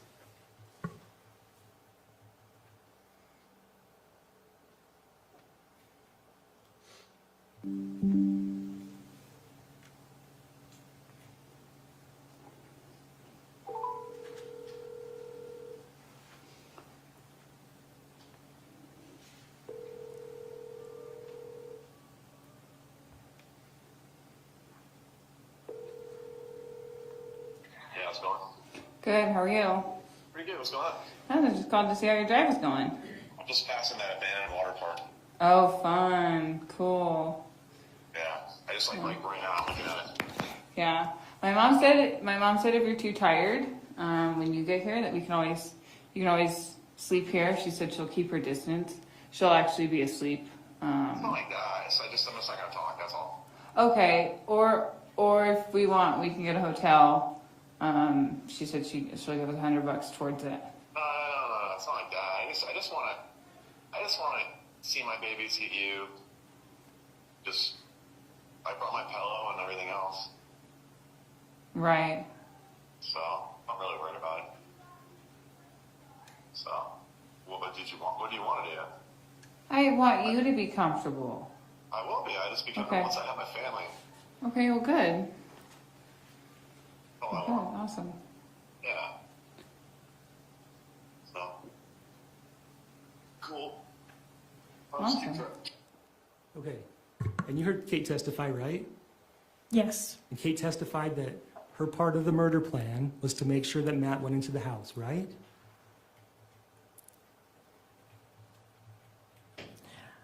I don't remember her saying it quite like that. Okay. Was Kate's part of the murder plan that she testified to make Matt feel comfortable that so he would come into the house?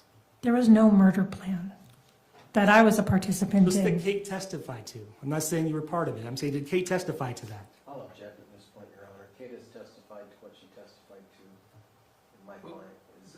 That was the question, and she's not responsive to the question, so ask the question again and respond to the question. Did you hear Kate testify as to what her part in what she believed the murder plan to be?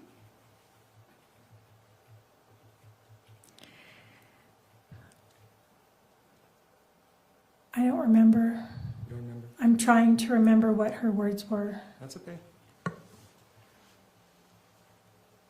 And if I could turn your attention to the call log on 117, is that right?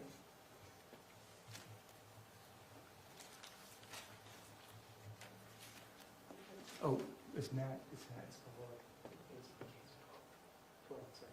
We can turn your attention to page 12, I'm sorry. or exhibit 12. Is this paper or is this an audio? It's paper.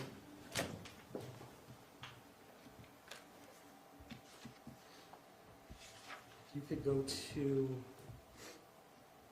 the 2-minute and 20-second call. It would be farther down. Farther down.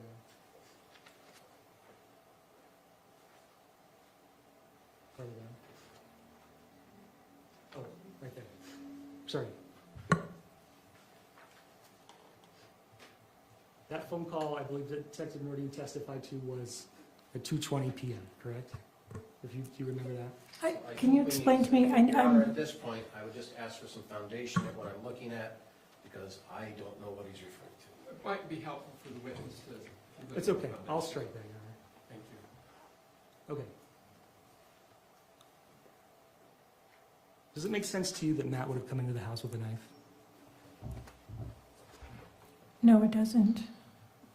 In fact, Matt pulled up in front of the house and parked over cardboard. Yes, he did. He did that so he wouldn't leak any oil on the street. Yes. And did you see Kate go and put the cardboard out front? No. Weren't you washing off the porch earlier that night? Yes, I was.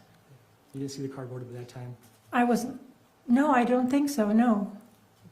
No, I would have noticed, so no. Okay, and Matt came into the house, right? Yes, He didn't knock, he didn't ring the doorbell. correct. He took off his sandals and put them nicely in front of the carpet, right? That's what I saw in the photos, So yes. so you believe that to be true? I do. And you heard Kate testify and you heard those phone calls, right? Of Kate's phone calls to him? Yes. Yes. And there's nothing that Matt believed other than he was coming to pick up his family, right? Yes. So there would be no reason for him to even be angry or worried at all, right? No. And your testimony is, he came in and he walked back through the back behind you, right? And he came in through the kitchen, living room, into the kitchen, Yes, dining room. dining room. And then he turned the corner into the hall. Is that what you testified to? No, he came into the dining room, and then he went back the same way he came. So he never went into, past the kitchen? No. towards- Okay. And then you heard gunshots, Yes.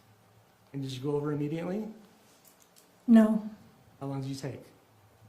It's hard to say exactly, but I was kind of in shock that, and I was confused. Okay. And you go upstairs first? Is that the first thing you do?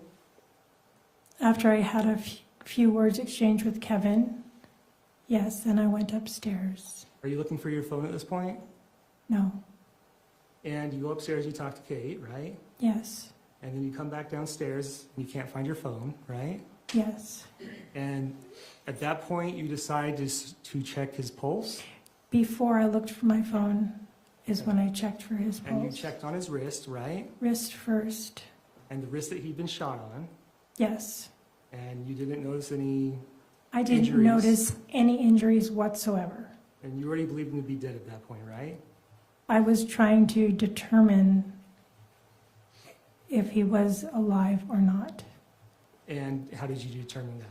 I was trying to look at his breathing, look at his chest, and to feel for a pulse. And you checked twice on that wrist, right? Yes. Wrist that had the knife in it, right? Yes. And the knife stayed in his hand while you're doing that, I was gonna take the knife out. but you didn't. I didn't. Okay. And then you find your phone over by the counter where you've been sitting, right? On the next counter on the other side of the stove, but yes. And then you call the police. Yes. And as soon as you call the police, you realize that the neighbor Caitlin is called. No, I didn't know that the neighbor called, so when she said Caitlin, I was confused because I was trying to figure out why would I be called by a name, and it was wrong, I was just confused. Okay. And then you tell the police that you need an ambulance, right? Yes, These are just yes or no questions, okay? And you told the police that you thought he was breathing, right? I think I asked, It's a yes or no. If you don't remember, you can just say you don't remember. I asked Kevin to check to see if he was breathing. And the police show up right then, right? Yes. I'd like to play what's marked as State's Exhibit 104.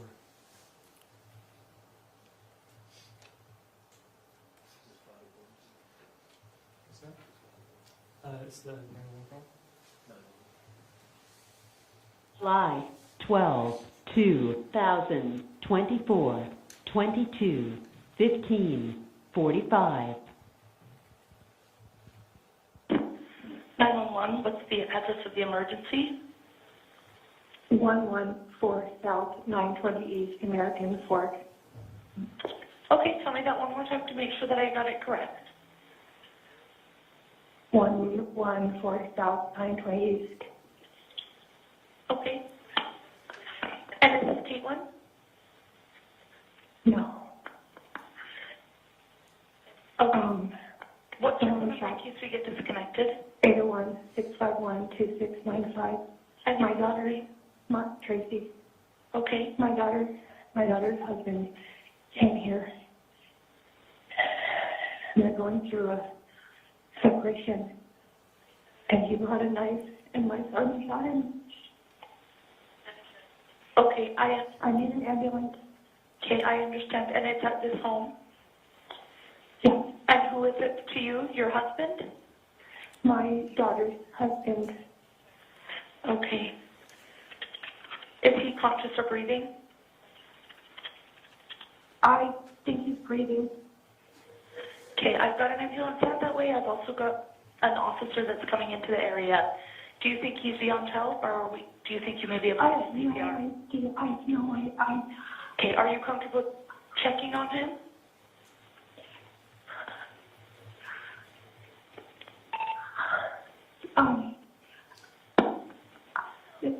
Where is the gun at?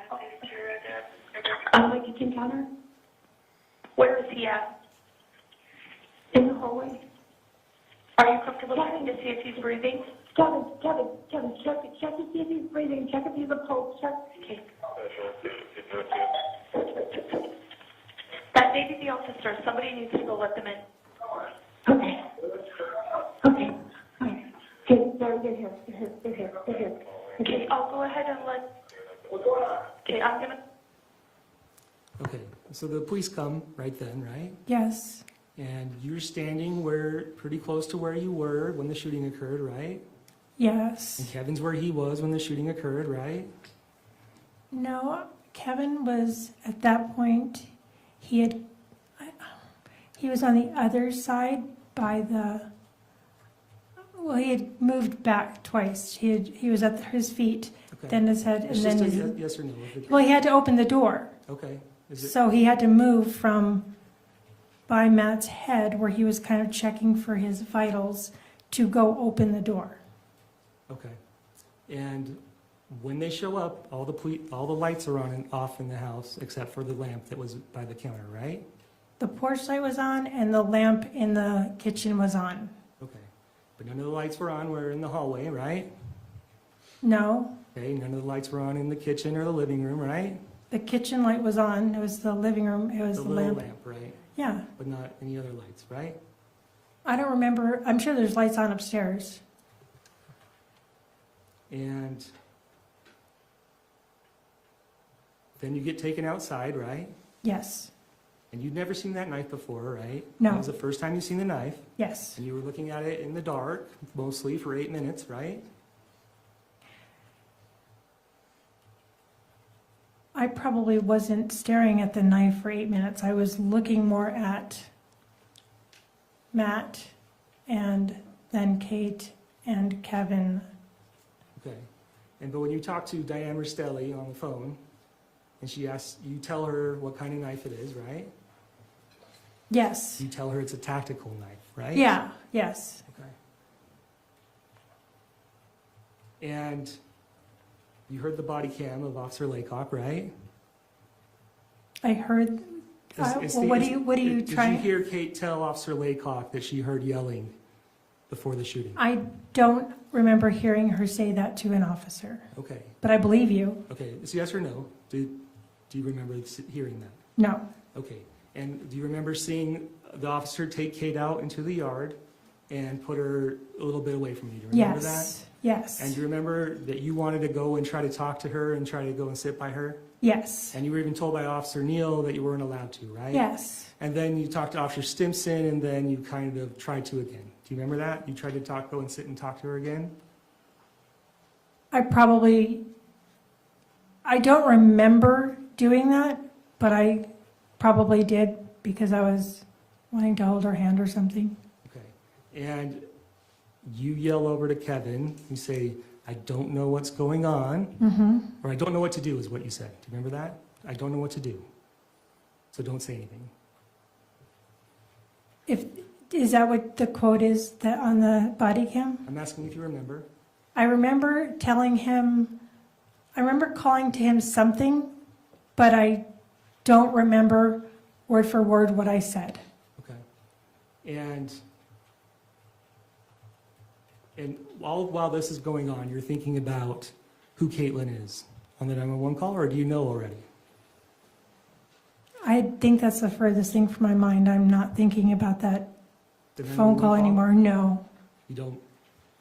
You knew who it was, right? You knew who called. It wasn't registering until later when I had time to think, so no. Did you know any other Caitlins in the area? No. Did you know your neighbor was Caitlin? Yes. And the reason that you were worried about what time Caitlin called is because you couldn't come up with a story, isn't that right? No. And that's why you tried to talk to Kate to tell her not to, so you could tell her that the plan was over, right? Where there's a new plan? I have no idea what you just said. You were calling an audible from the plan. That's why you needed to talk to Kate, right?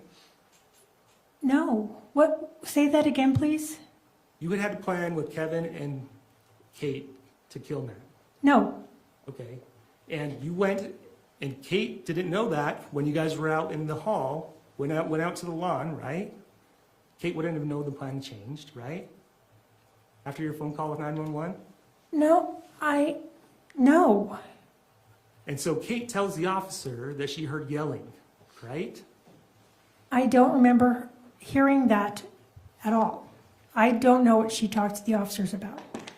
And initially on your 911 call, you told the police that Matt came in with a knife, right?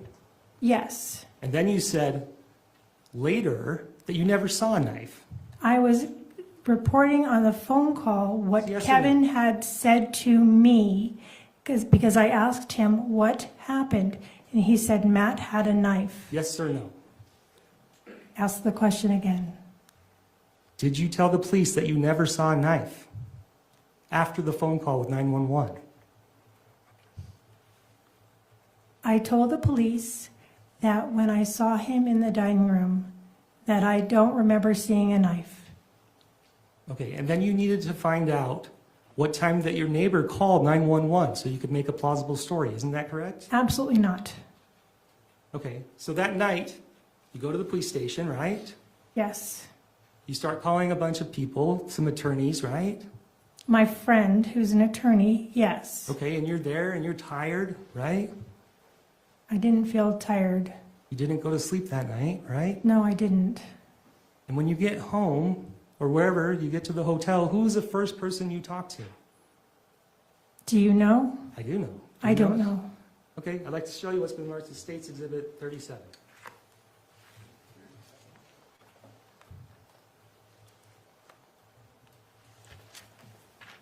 And who is this conversation between?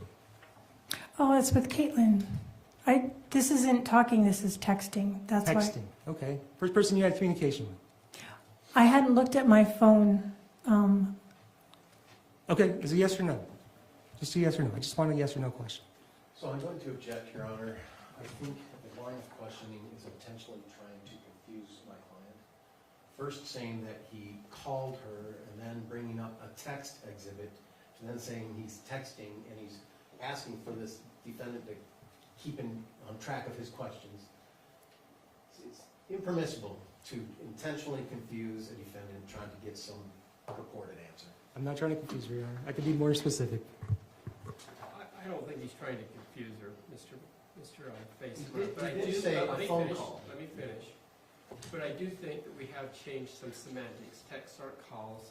And so I can see where that can unintentionally confuse somebody. But I don't see that as deliberately confusing somebody, Mr. Facebar. So let's just be a little more precise. Okay. I tell my witnesses to be precise. Let's be a little more precise here. Okay. If I could just draw your attention, scroll down a little bit. Okay, what time does your neighbor text you? Well, it was up higher. Or the last one? What's the bottom one there? Last one's the, what does she say? She says, "Lady, I don't know what's going on, but I'm praying and hugging you hard." Okay. And what time do you text her back at? If we go to the next one. 5 in the morning. 5:17 a.m. What do you say? I said, "Thank you." Okay. And she doesn't text you back, right? It was 5 in the morning. No, I guess not. And then you text her again, right? What time do you text her again? About an hour and 20 minutes later. What do you say? Long, long night. Okay. And if I can just continue having you read the conversation, what time does she text you finally? And she texts back at almost a half hour later and says, "Was it your son-in-law?" You keep reading. And I said, "Yes." And she tells me that a bullet went into our garage. And I said, "OMG." And she says, "Oh man, just him?" ? And I said, "Yes." And I said, "He had a knife. And my son Kevin shot him." And she says, "Oh man, I'm so sorry." And she says, "I'm glad you guys are okay." I said, "Me too." And I said, "Kevin is still being held at the police station because it's being investigated." And she asks, "Do you guys need anything?" And I said, "Maybe later." And she says, "Oh man, I'm sure that's normal. Are you home or did you guys have to leave?" And I let her know I'm at the Holiday Inn Express in American Fork. We can't be there yet. Right now, I'm just grateful my kids and grandkids didn't get hurt. I'm probably going to rest, probably not sleep until Kevin is out. And she says, "Me too. I saw them going into your garage when the cops asked me to go outside. I was like, oh, thank God, we were praying."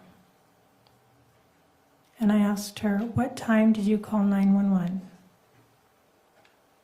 "Yes, huge hugs, get some rest, please let me know if we can help." And I said, "Did you call 911 or did another neighbor?" Okay, we can stop there.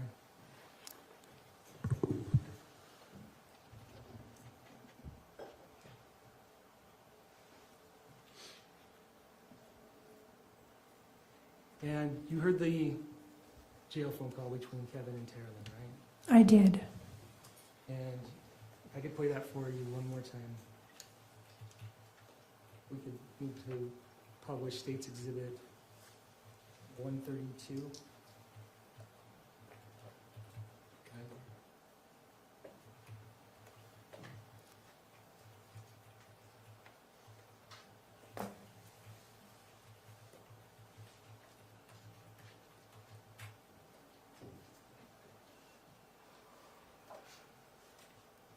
She ruined so many lives, and I'm worried to hurt her feelings.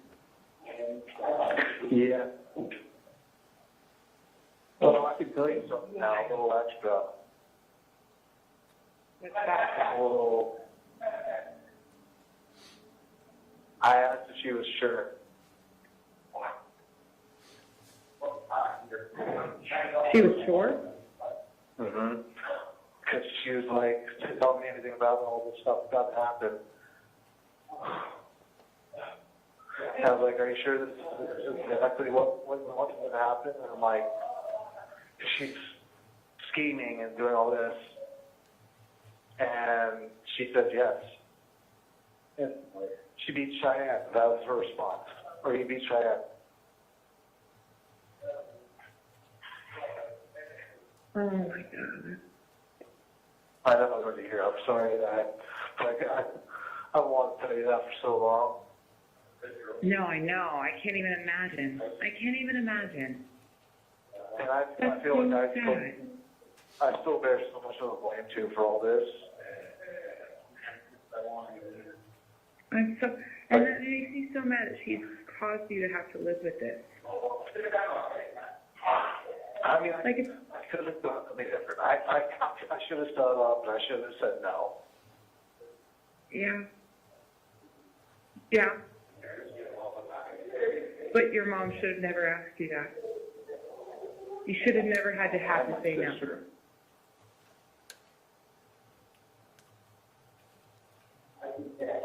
The same person who planned this is the same person who baked cookies. It's the same, like, And that's wild. Like, she's the one who made me my chocolate chip cookies without chocolate chips. I know. Yep. And blueberry muffin cake for your birthday. Yeah. But this is what she wanted to do. This is I mean, she had it, and there's consequences. She had to. I just don't think, she just doesn't think far enough ahead. She never has. And I think she just is so used to getting away with everything, she just... I literally warned her. I said, this will change so many lives. You won't even know how many lives it's going to change. Oh my God, you said that? Wow. Yes. I said, this is a decision you can't take back. I said that to her. Wow. Kevin. Yeah, so there's that. You were the voice of reason that we all wish we could have, like, seriously, that's what Rachel and I were talking about, like, the reason she didn't want to tell us is because she didn't want to hear our opinion. But you gave her the opinion that we would have given her. Like, what the fuck are you, this is insane. This is gonna, you can't do this kind of thing. I literally warned her. I was like, this is going to have long, like, I said, I don't remember exactly what I said, but I know I got it across very eloquently and very efficiently. Of like, this is not the best idea you're having. Like, think about it for a second. Oh my God.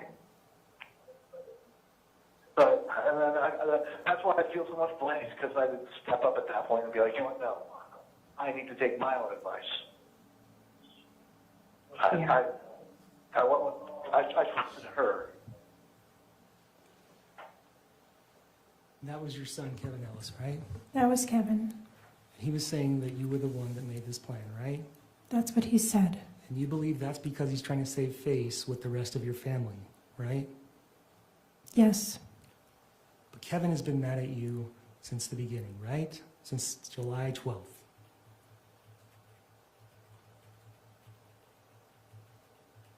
I don't know if he's been mad at me or not. I could show you, you said you have not talked to Kevin since the incident.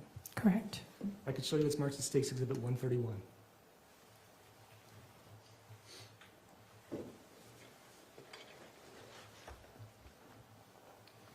Do you know who these text messages are between? No. Are these not text messages between you and Tara Lynn from August 6, 2024? Oh, that sounds right. So less than a month after the incident, right? Uh-huh. You tell Tara Lynn, please tell Kevin that if he is mad at me and doesn't want to talk to me, that he doesn't have to. And then later you say, I am mad at me too, and I will love him no matter what. Yes. Nothing further to add. Thank you. Redirect.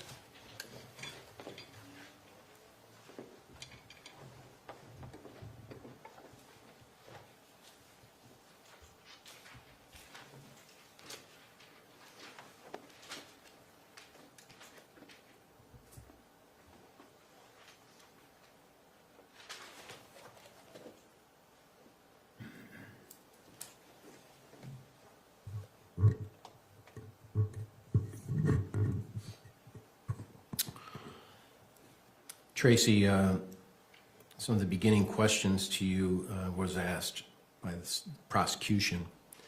You're very involved in your kid's life. Is that right? Yes. When you sent a text to Kate offering for a hotel room, is that you being involved in your kid's life? It's me offering to help And be involved, yes. How old is Kate? 36 or 37. And have you found that Kate always does what you tell her to do? No, Have you found that Kate most of the time does what you tell her to do? no, Have you found that Kate rarely does what you tell her to do? yes, And has that been the Kate who's been your daughter? yes, And so as you have given advice to Kate and words of encouragement to Kate on all circumstances, has she heeded your advice? sometimes yes, mostly she chooses and does what she thinks is best. On Exhibit 148, you advised her to put a dab in the spare tire. Do you remember that text we saw? I do, And you were basically telling her where to put marijuana. Is that right? yes, Are you a marijuana smoker? no, And why did you advise her to do that to avoid getting in trouble? because I was trying to protect her from being arrested while she's traveling across state lines with something that's illegal in one state and sometimes legal or not legal in another state. Okay. Is it your understanding marijuana is legal in California? Yes, Is it your understanding marijuana is not legal in the state of Utah? I thought if you have a green card, it's sometimes legal. A green card? It's a card, medical marijuana use card. Okay, so there's some times here in the state of Utah, to your understanding, you can use marijuana, is that right? Yes, With a proper card. yes, But in California, is it your understanding that's not needed? yes, And did you know that she was driving from Temecula, California into Utah? yes, Did you know that she's going to drive about 275 miles in the state of Utah? yes. Who was in the car with her? Her 2 children. And what would happen in your estimation if she got pulled over for by law enforcement during that drive on June 20th? She would either get a ticket or get arrested. Yeah, and were you trying to avoid that worse option? Yes, Did it cross your mind that if she got ticketed and arrested 200 miles from home, that the 2 babies would be alone and in custody of someone else? yes, Were you trying to protect that situation? yes, Did you approve of her smoking? no, Did you want Matt dropped off the Fan Dam chat account? yes. Why?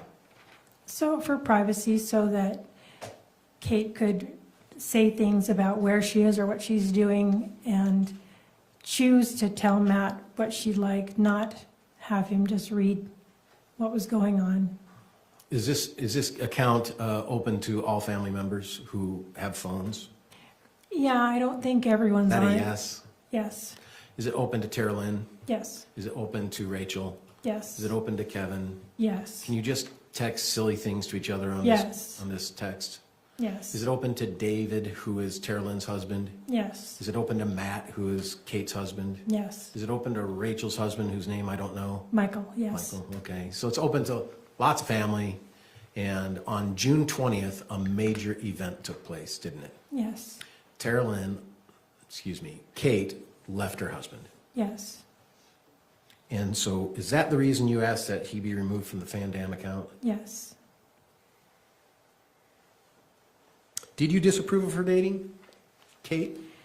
I had mixed feelings about it. I disapproved, but was trying to not rile her up. So what in your estimation would have happened if you said to your daughter, who's 36, 37 years old, you shouldn't date?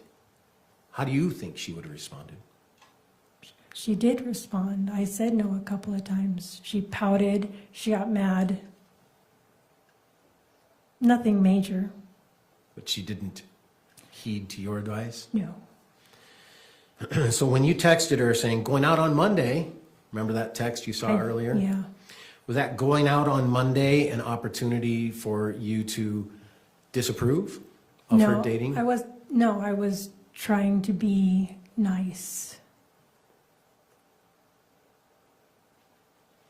Trying to keep the peace with your daughter, Kate? Yes. But it was always peaceful with Kate, wasn't it? No.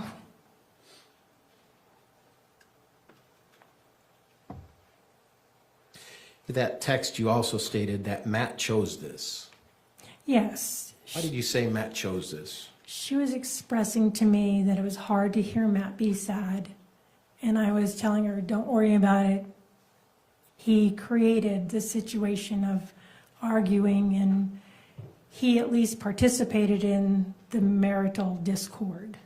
Do you think the alcoholism had a lot to do with Matt's choice Yes, in relationship to the relationship? absolutely yes. Amy Johnson's a friend of yours? She is. Did you take stuff from Amy Johnson without her knowing? Or did you have someone assist in that? I had Tara Lynn help, yes.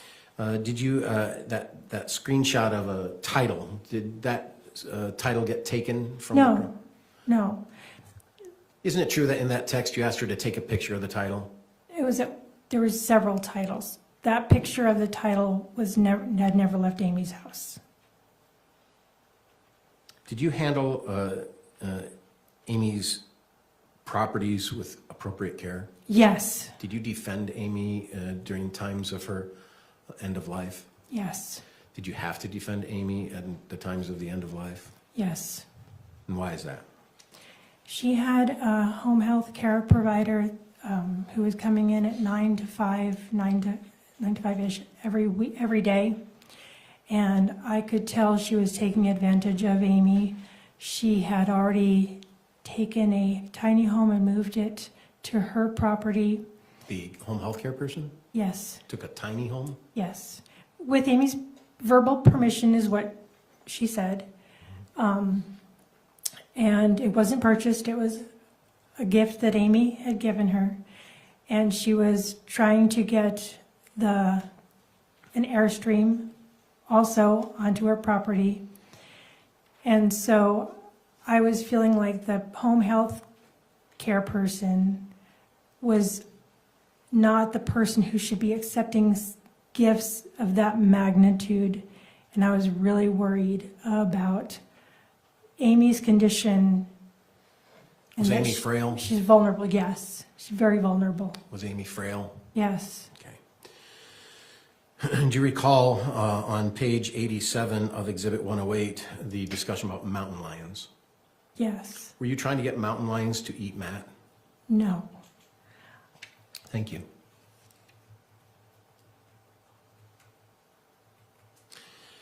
Isn't it true that you and Kate and Rachel and Tara Lynn and Kevin all participated in a conspiracy to lure Matt to Utah and kill him?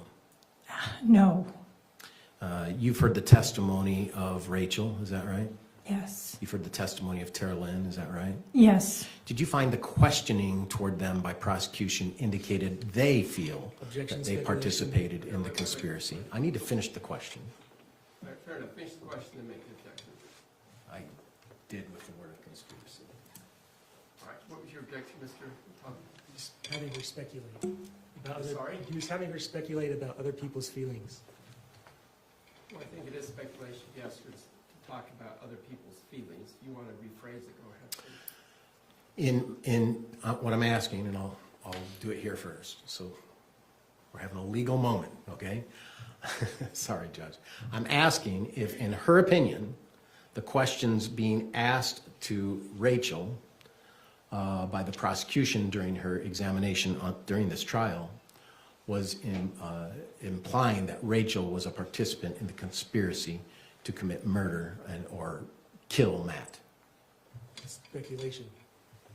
So you're asking her opinion of what the questions meant. Yeah. You can ask what the questions meant, but not what Rachel or Tara Lynn thought. What do you feel the questions of the prosecutor meant when he asked Rachel about the gun text? It seemed to me that the government and the prosecutor were trying to pull Rachel into and accusing her of a conspiracy to kill Matt. Would you say the same thing about the mountain lion search? Yes, Would you say the same thing about the gun rights search? absolutely, yes. Far removed from the time that Matt even came to Utah, isn't that right? Yes, Indeed, You weren't aware that Matt was coming to Utah until the day he came, isn't that right? That's correct. Was it your understanding the day before that he was not coming to Utah? Yes, Was it your understanding the day before that indeed Kate was being asked to go to California? yes, You cited in your questions with the prosecutor that you knew the truck did not have insurance, did not have a licensing. How did you know that? Kate told me. And you've heard the phone calls in this trial talk about some of the issues with the truck and not being able to travel, correct? Yes, yes, Including in the phone calls getting a travel permit. yes. Do you have any idea what a travel permit is? I'd only heard about it since when Matt borrowed it from a neighbor. I have an idea.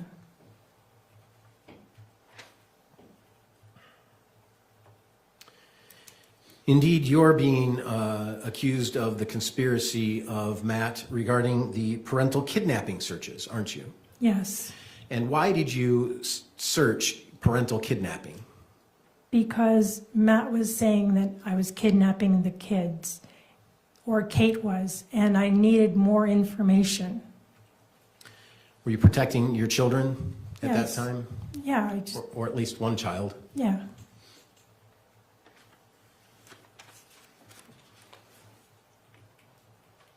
There's questions asked you about custody battles. Do you remember those questions by the prosecutor? I do. You've been divorced how many times? 4. And had you been involved in custody battles in those divorces? Custody disagreements. How about the divorce itself and custody battles? Who gets custody? Yeah, we've discussed in 2 of the divorces, we didn't see eye to eye. But did you come to an agreement? Oh, yes, How long did it take? a month or 2. Did it require conversations? Yes, Did it require each party bending a little bit to come to an agreement? yes. Did you think Kate would not get custody of the children? No, I thought she would get custody the way divorce where you share custody. You thought it'd be a shared custody experience? Yes, How old was Steele? 3, he turned 4. Did you think Matt would get custody? He would get shared custody, yes, Did you feel Matt loved his children? yes, Do you feel Matt loved Kate? yes.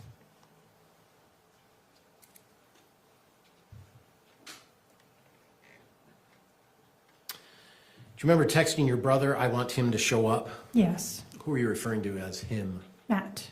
And why did you want Matt to show up?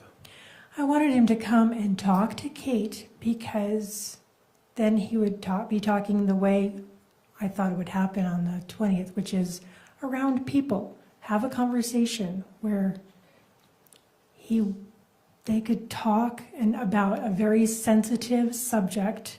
Like divorce? Yes, Have you ever seen or heard Matt and Kate talk about sensitive things before? no, Have you ever heard Matt and Kate talk about non-sensitive things before? yes, Did it ever get volatile? yes, Did it ever get extreme? yes, Did it ever worry you? yes, Did it worry you how Kate responded to Matt? yes, Did it worry you how Matt responded to Kate? yes, Did you find their interaction verbally to be wrong? yes,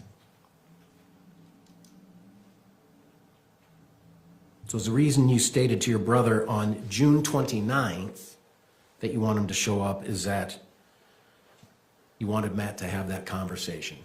yeah, in a place where it would be safe for them and possibly they could make progress if there were other grown-ups around.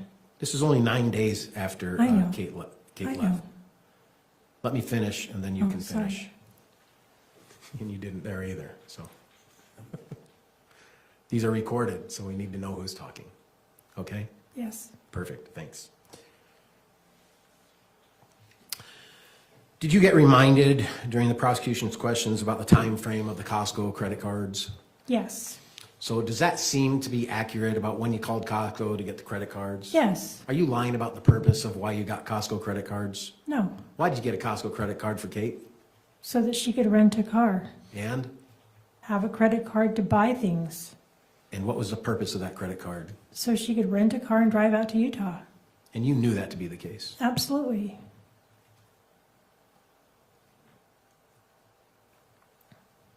Back before Kate came to Utah, did you conspire a plan to send Rory far away to Seattle so that she wouldn't have to see a murder of Matt?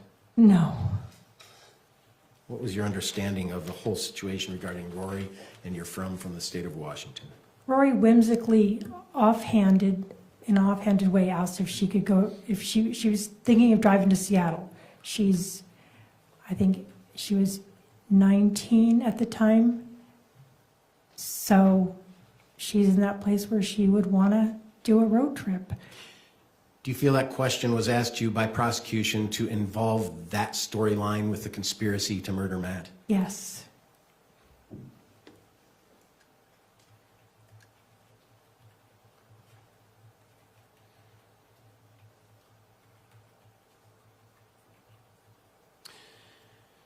Where was all of Kate's items while she was living at your house? Upstairs in my closet area and at the foot of my bed. In the master bedroom? Yes. You're sleeping in the basement on an air mattress? Yes. There were also toys in the main level, is that right? Yes. Did you ever see things packed? Excuse me. Did you see things packed by Kate in preparation for her to go to California? I didn't see anything packed per se, but I was making sure all of her clothes were clean for her to pack. I wasn't paying attention to her process. In your estimation, how long would it take for Kate to pack her stuff, throw them in the truck, and head out? 15 minutes? So she didn't have a lot of stuff. No.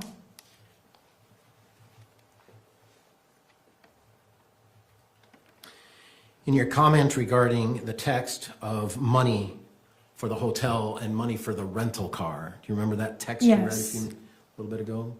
Why did you say the $200 to cover for the rental car? I said it because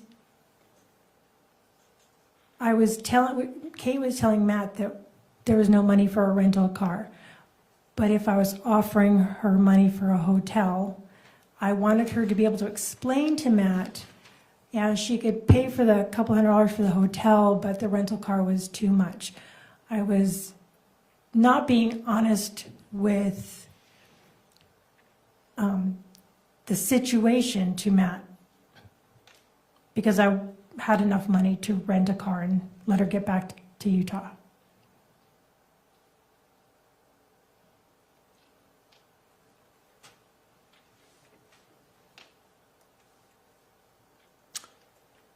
How well do you remember the 10 minutes after Matt was killed?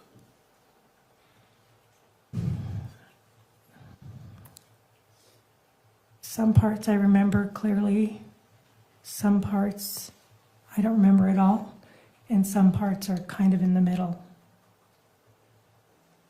Do you remember seeing Matt when he first arrived Yes. at the house? Oh, sorry, I did it again. I remember seeing, yes, I do. Thank you. Did he have a knife? I didn't see a knife. And If you were to plan a conspiracy, would you have come up with a really good plan? yes, Like he had a knife? yes, Like you heard arguing? yes, Like you heard fighting? yes, Did you say any of those things? no.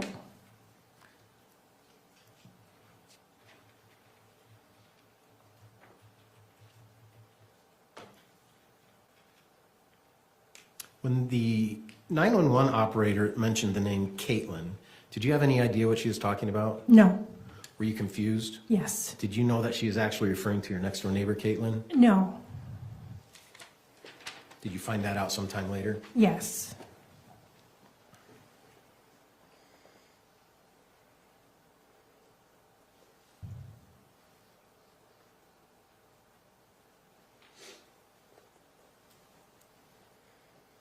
You've heard Kevin's voice in that video or the audio recording, right? Yes, Have you ever had an opportunity to speak from the jail? yes, And are you aware that these recordings are recorded? yes. How are you aware? It says so every time you start a phone call, that the call is being recorded. So not only does the person making the call know, but the person receiving the call knows. Isn't that correct? Yes. And Kevin said that you're scheming. Is that right? Yes. Kevin said that she beat Cheyenne, then he corrected, he beat Cheyenne. Yes. And then he said, I wanted to tell you for so long. Yes. But why didn't he tell her? I don't know. I'll ask a question. And then he said, I should have said no. Yes. Did Kevin ever tell you he did not want to shoot Matt? No. Kevin ever tell you he wanted to shoot Matt? No. Did Kevin ever tell you that he warned you about how this would change lives? No. Kevin had been in jail almost 2 years at this point, hadn't he? Yes.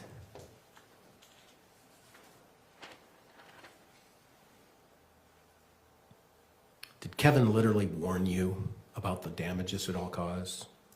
No. Did Kevin tell you he was using cocaine? No. Was Kevin using cocaine? Yes. No further questions. Mary Cross. Quickly, Your Honor. Isn't it true that every single thing that every witness in this case has been asked about has been their own statements through the evidence? Yes. Their own cell phone call logs? Yes. Their own text messages? Yes. Their own web history? Yes. And oftentimes, if I ask you a hard question, you have a hard time answering that. Objection, Your Honor. That misstates her way of testifying today. Okay. So when you say that you want to kill Matt, it's just a joke, right? It's an expression. It's not a joke per se. It's an expression of frustration. So searching mountain lions, you're not really thinking about mountain lions eating Matt. It's just an expression of frustration? That would have been a joke. How's that funny? Because Matt would say that he saw mountain lions, and Kate would tell me, she says, he's never seen a mountain lion. He says he sees scat. He says he's seen a mountain lion, and he doesn't. And I looked it up to see if it's anything, so I could say, he should wear I don't know, just like, I was going to make a joke back to her comments. So it's just a coincidence that this is the day after Matt had told you, that you're finally welcome back at the house, right? It's just a coincidence? Yes. And you can't remember searching shooting an intruder, even though it says Google search, right? You can't remember that. Correct. But Kevin did in fact shoot Matt, right? Yes. And he told the police that basically Matt was an armed intruder. Isn't that correct? Yes. That he entered the house without permission, right? I don't know if he told the police that. Did you see the interview? Did I see Kevin's interview? Yes. I don't think so. Okay. And you agreed that it's not reasonable that Matt would have had a knife, right? Yes, I agree that's reasonable. But then you can't even tell me whether Matt had a knife or not when he got shot. I said I didn't see one in his hand. You were mere feet from him, sitting in the kitchen, right? Yes. You hear a whole bunch of gunshots, right? I didn't see Matt get shot. Right, but you heard a bunch of gunshots, right? Yes. All you had to do was basically lean forward and look over and you could have seen him, right? I wouldn't have. You said you could see the stairs. Yes. And now you're saying you walk over there, you get within inches of him, and you don't know if he has a knife. That is true. I don't remember seeing a knife. I'm trying to remember. In fact, It's okay. You didn't see a knife. That's your No. testimony, right? I wasn't looking for anything. Okay. It's a yes or no. You didn't. Your answer is no. You did not see a knife, right? Yes, Okay. But when you're on 911 call, you said Matt came in with a knife, right? yes, And that your son shot him. yes, And then you told Diane that Matt didn't knock on the door. Yes. Didn't ring the doorbell, right? yes. And you were using that as justification to explain why Matt got shot, weren't you?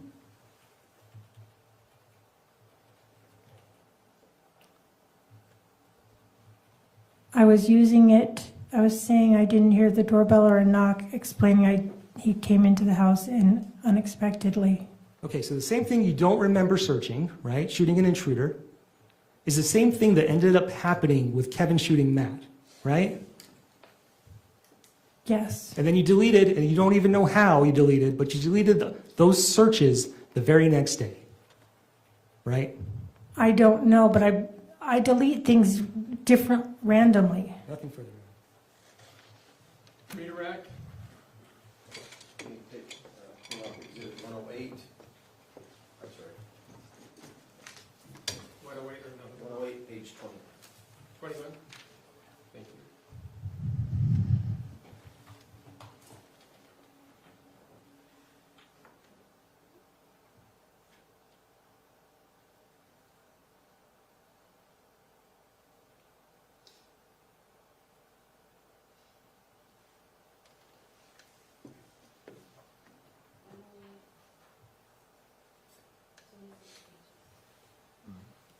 I'm looking at call log. Is that search history? Oh, yeah, search history 109. Okay, sorry. 109, page 21. Entry 285. Page 28.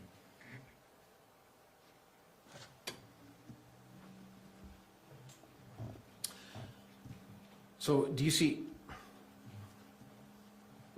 Sorry, that's not the right one.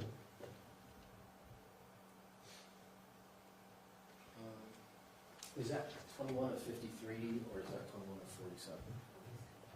So I'm looking for the other. What's the date on that? Let's go to 6/16, can we? Let's just find 6/16 instead of going to a different exhibit. It's going to be here. There we go. Up a little more. Keep going. Keep going. Oh.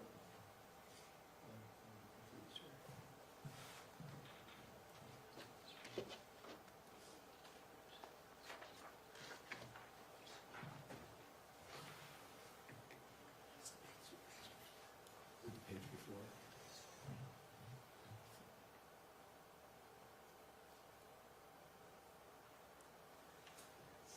Keep going down. Right there. Thank you. We have this. We have the same exhibit on different printouts, Judge. I'm sorry. No, I understand. That's fine. There's a lot of exhibits to work in. So June 16th, 2024, that is in and around the time of the decision Kate makes to go to Utah. Is that accurate? Yes, And you have one Shoyit break-in Google search. You see that? yes, Were you using your thumbs on that one? don't know. Okay. And the one after that, or the one before that, it's at 10:20:21 a.m. on 6/16, Utah gun law registration. You see that? Yes, And is that the time in which you were searching that while speaking with Tara Lynn on speaker? yes, And so 1 minute later, Utah Shoit break-in, you were doing other searches while speaking with Tara Lynn on speaker. Is that Yes. right? And can you read the one right above it? one dead, one hospitalized in Layton shooting, ABC 4 Utah, which means it was local news. And what was the time difference between Utah Shoit break-in, number 212 and number 211? What's the time difference? About 20 seconds. 10:21:51, 10:21:42. Yeah, If I told you that that was 9 seconds, would you have any reason to disagree with me? 9 seconds. Did your Utah Shoit break-in have anything to do with the killing of Matt? No. Did it have more to do of just searching on the web? Yes. Is that very similar to the very next one, 9 seconds later, one dead, one hospitalized in Layton shooting? Local news, yes.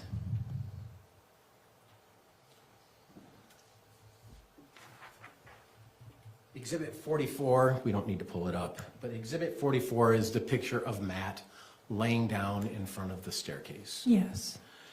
How many times have you seen that picture? 50, 40.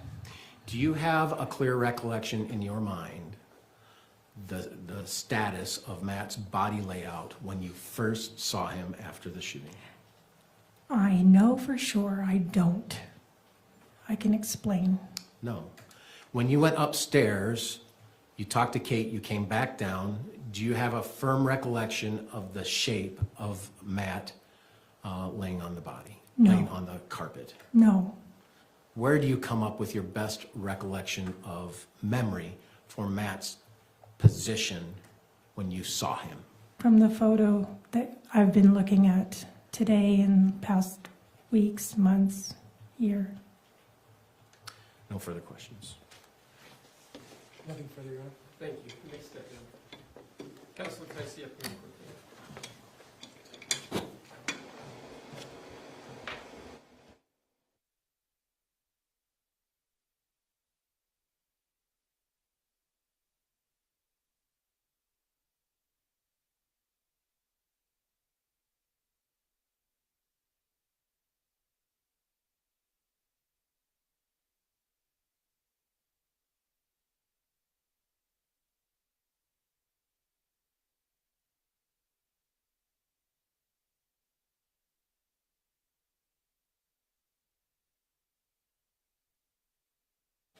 Right, Mr. Facemeyer, please call your next witness. Your Honor, the defense rests. Thank you.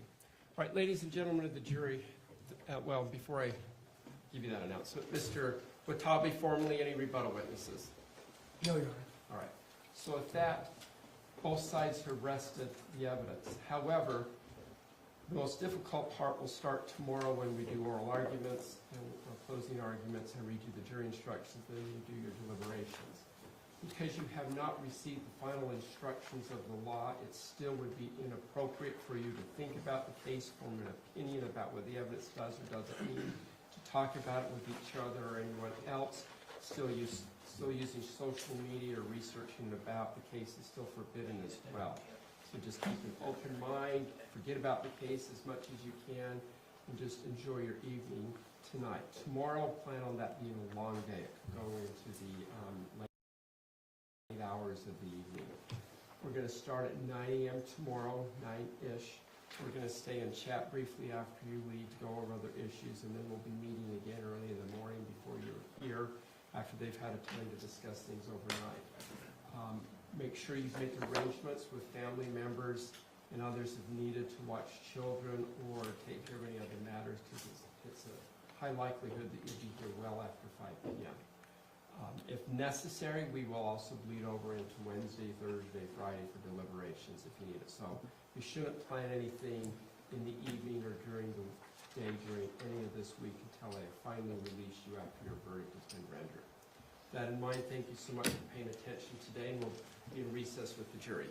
All rise.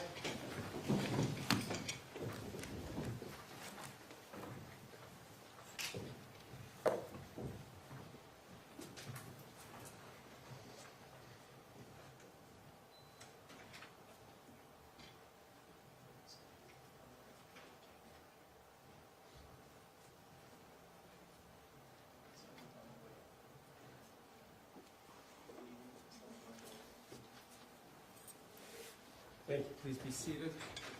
All right, Mr. Watabe, anything on behalf of the state you wish to put on the record? No, Your Honor. Mr. Facemeyer, anything on behalf of the defense you wish to put on the record? All right, you're welcome to leave your stuff here overnight. It will be locked up. I will see you. We'll have this open at 8:30. Do you want it open earlier, counsel? 8:30 should be sufficient, Judge. Mr. Facemeyer, is 8:30 sufficient? All right, we'll have it open 8:30 sharp. I'll be available if you wish to discuss anything with me at 8:30. If not, I'll come out just before 9, call the case, and we'll bring the jury out with the intention of me doing the final or closing jury instructions. And then who's going to be doing closing for the state? I will, Your Honor. Pomeroy, and then Mr. Facemeyer for the defense, of course. All right, thank you, counsel, for your diligent efforts today. We'll be in recess. All rise. Your Honor, can I approach on something unrelated? I'm sorry? Can I approach on something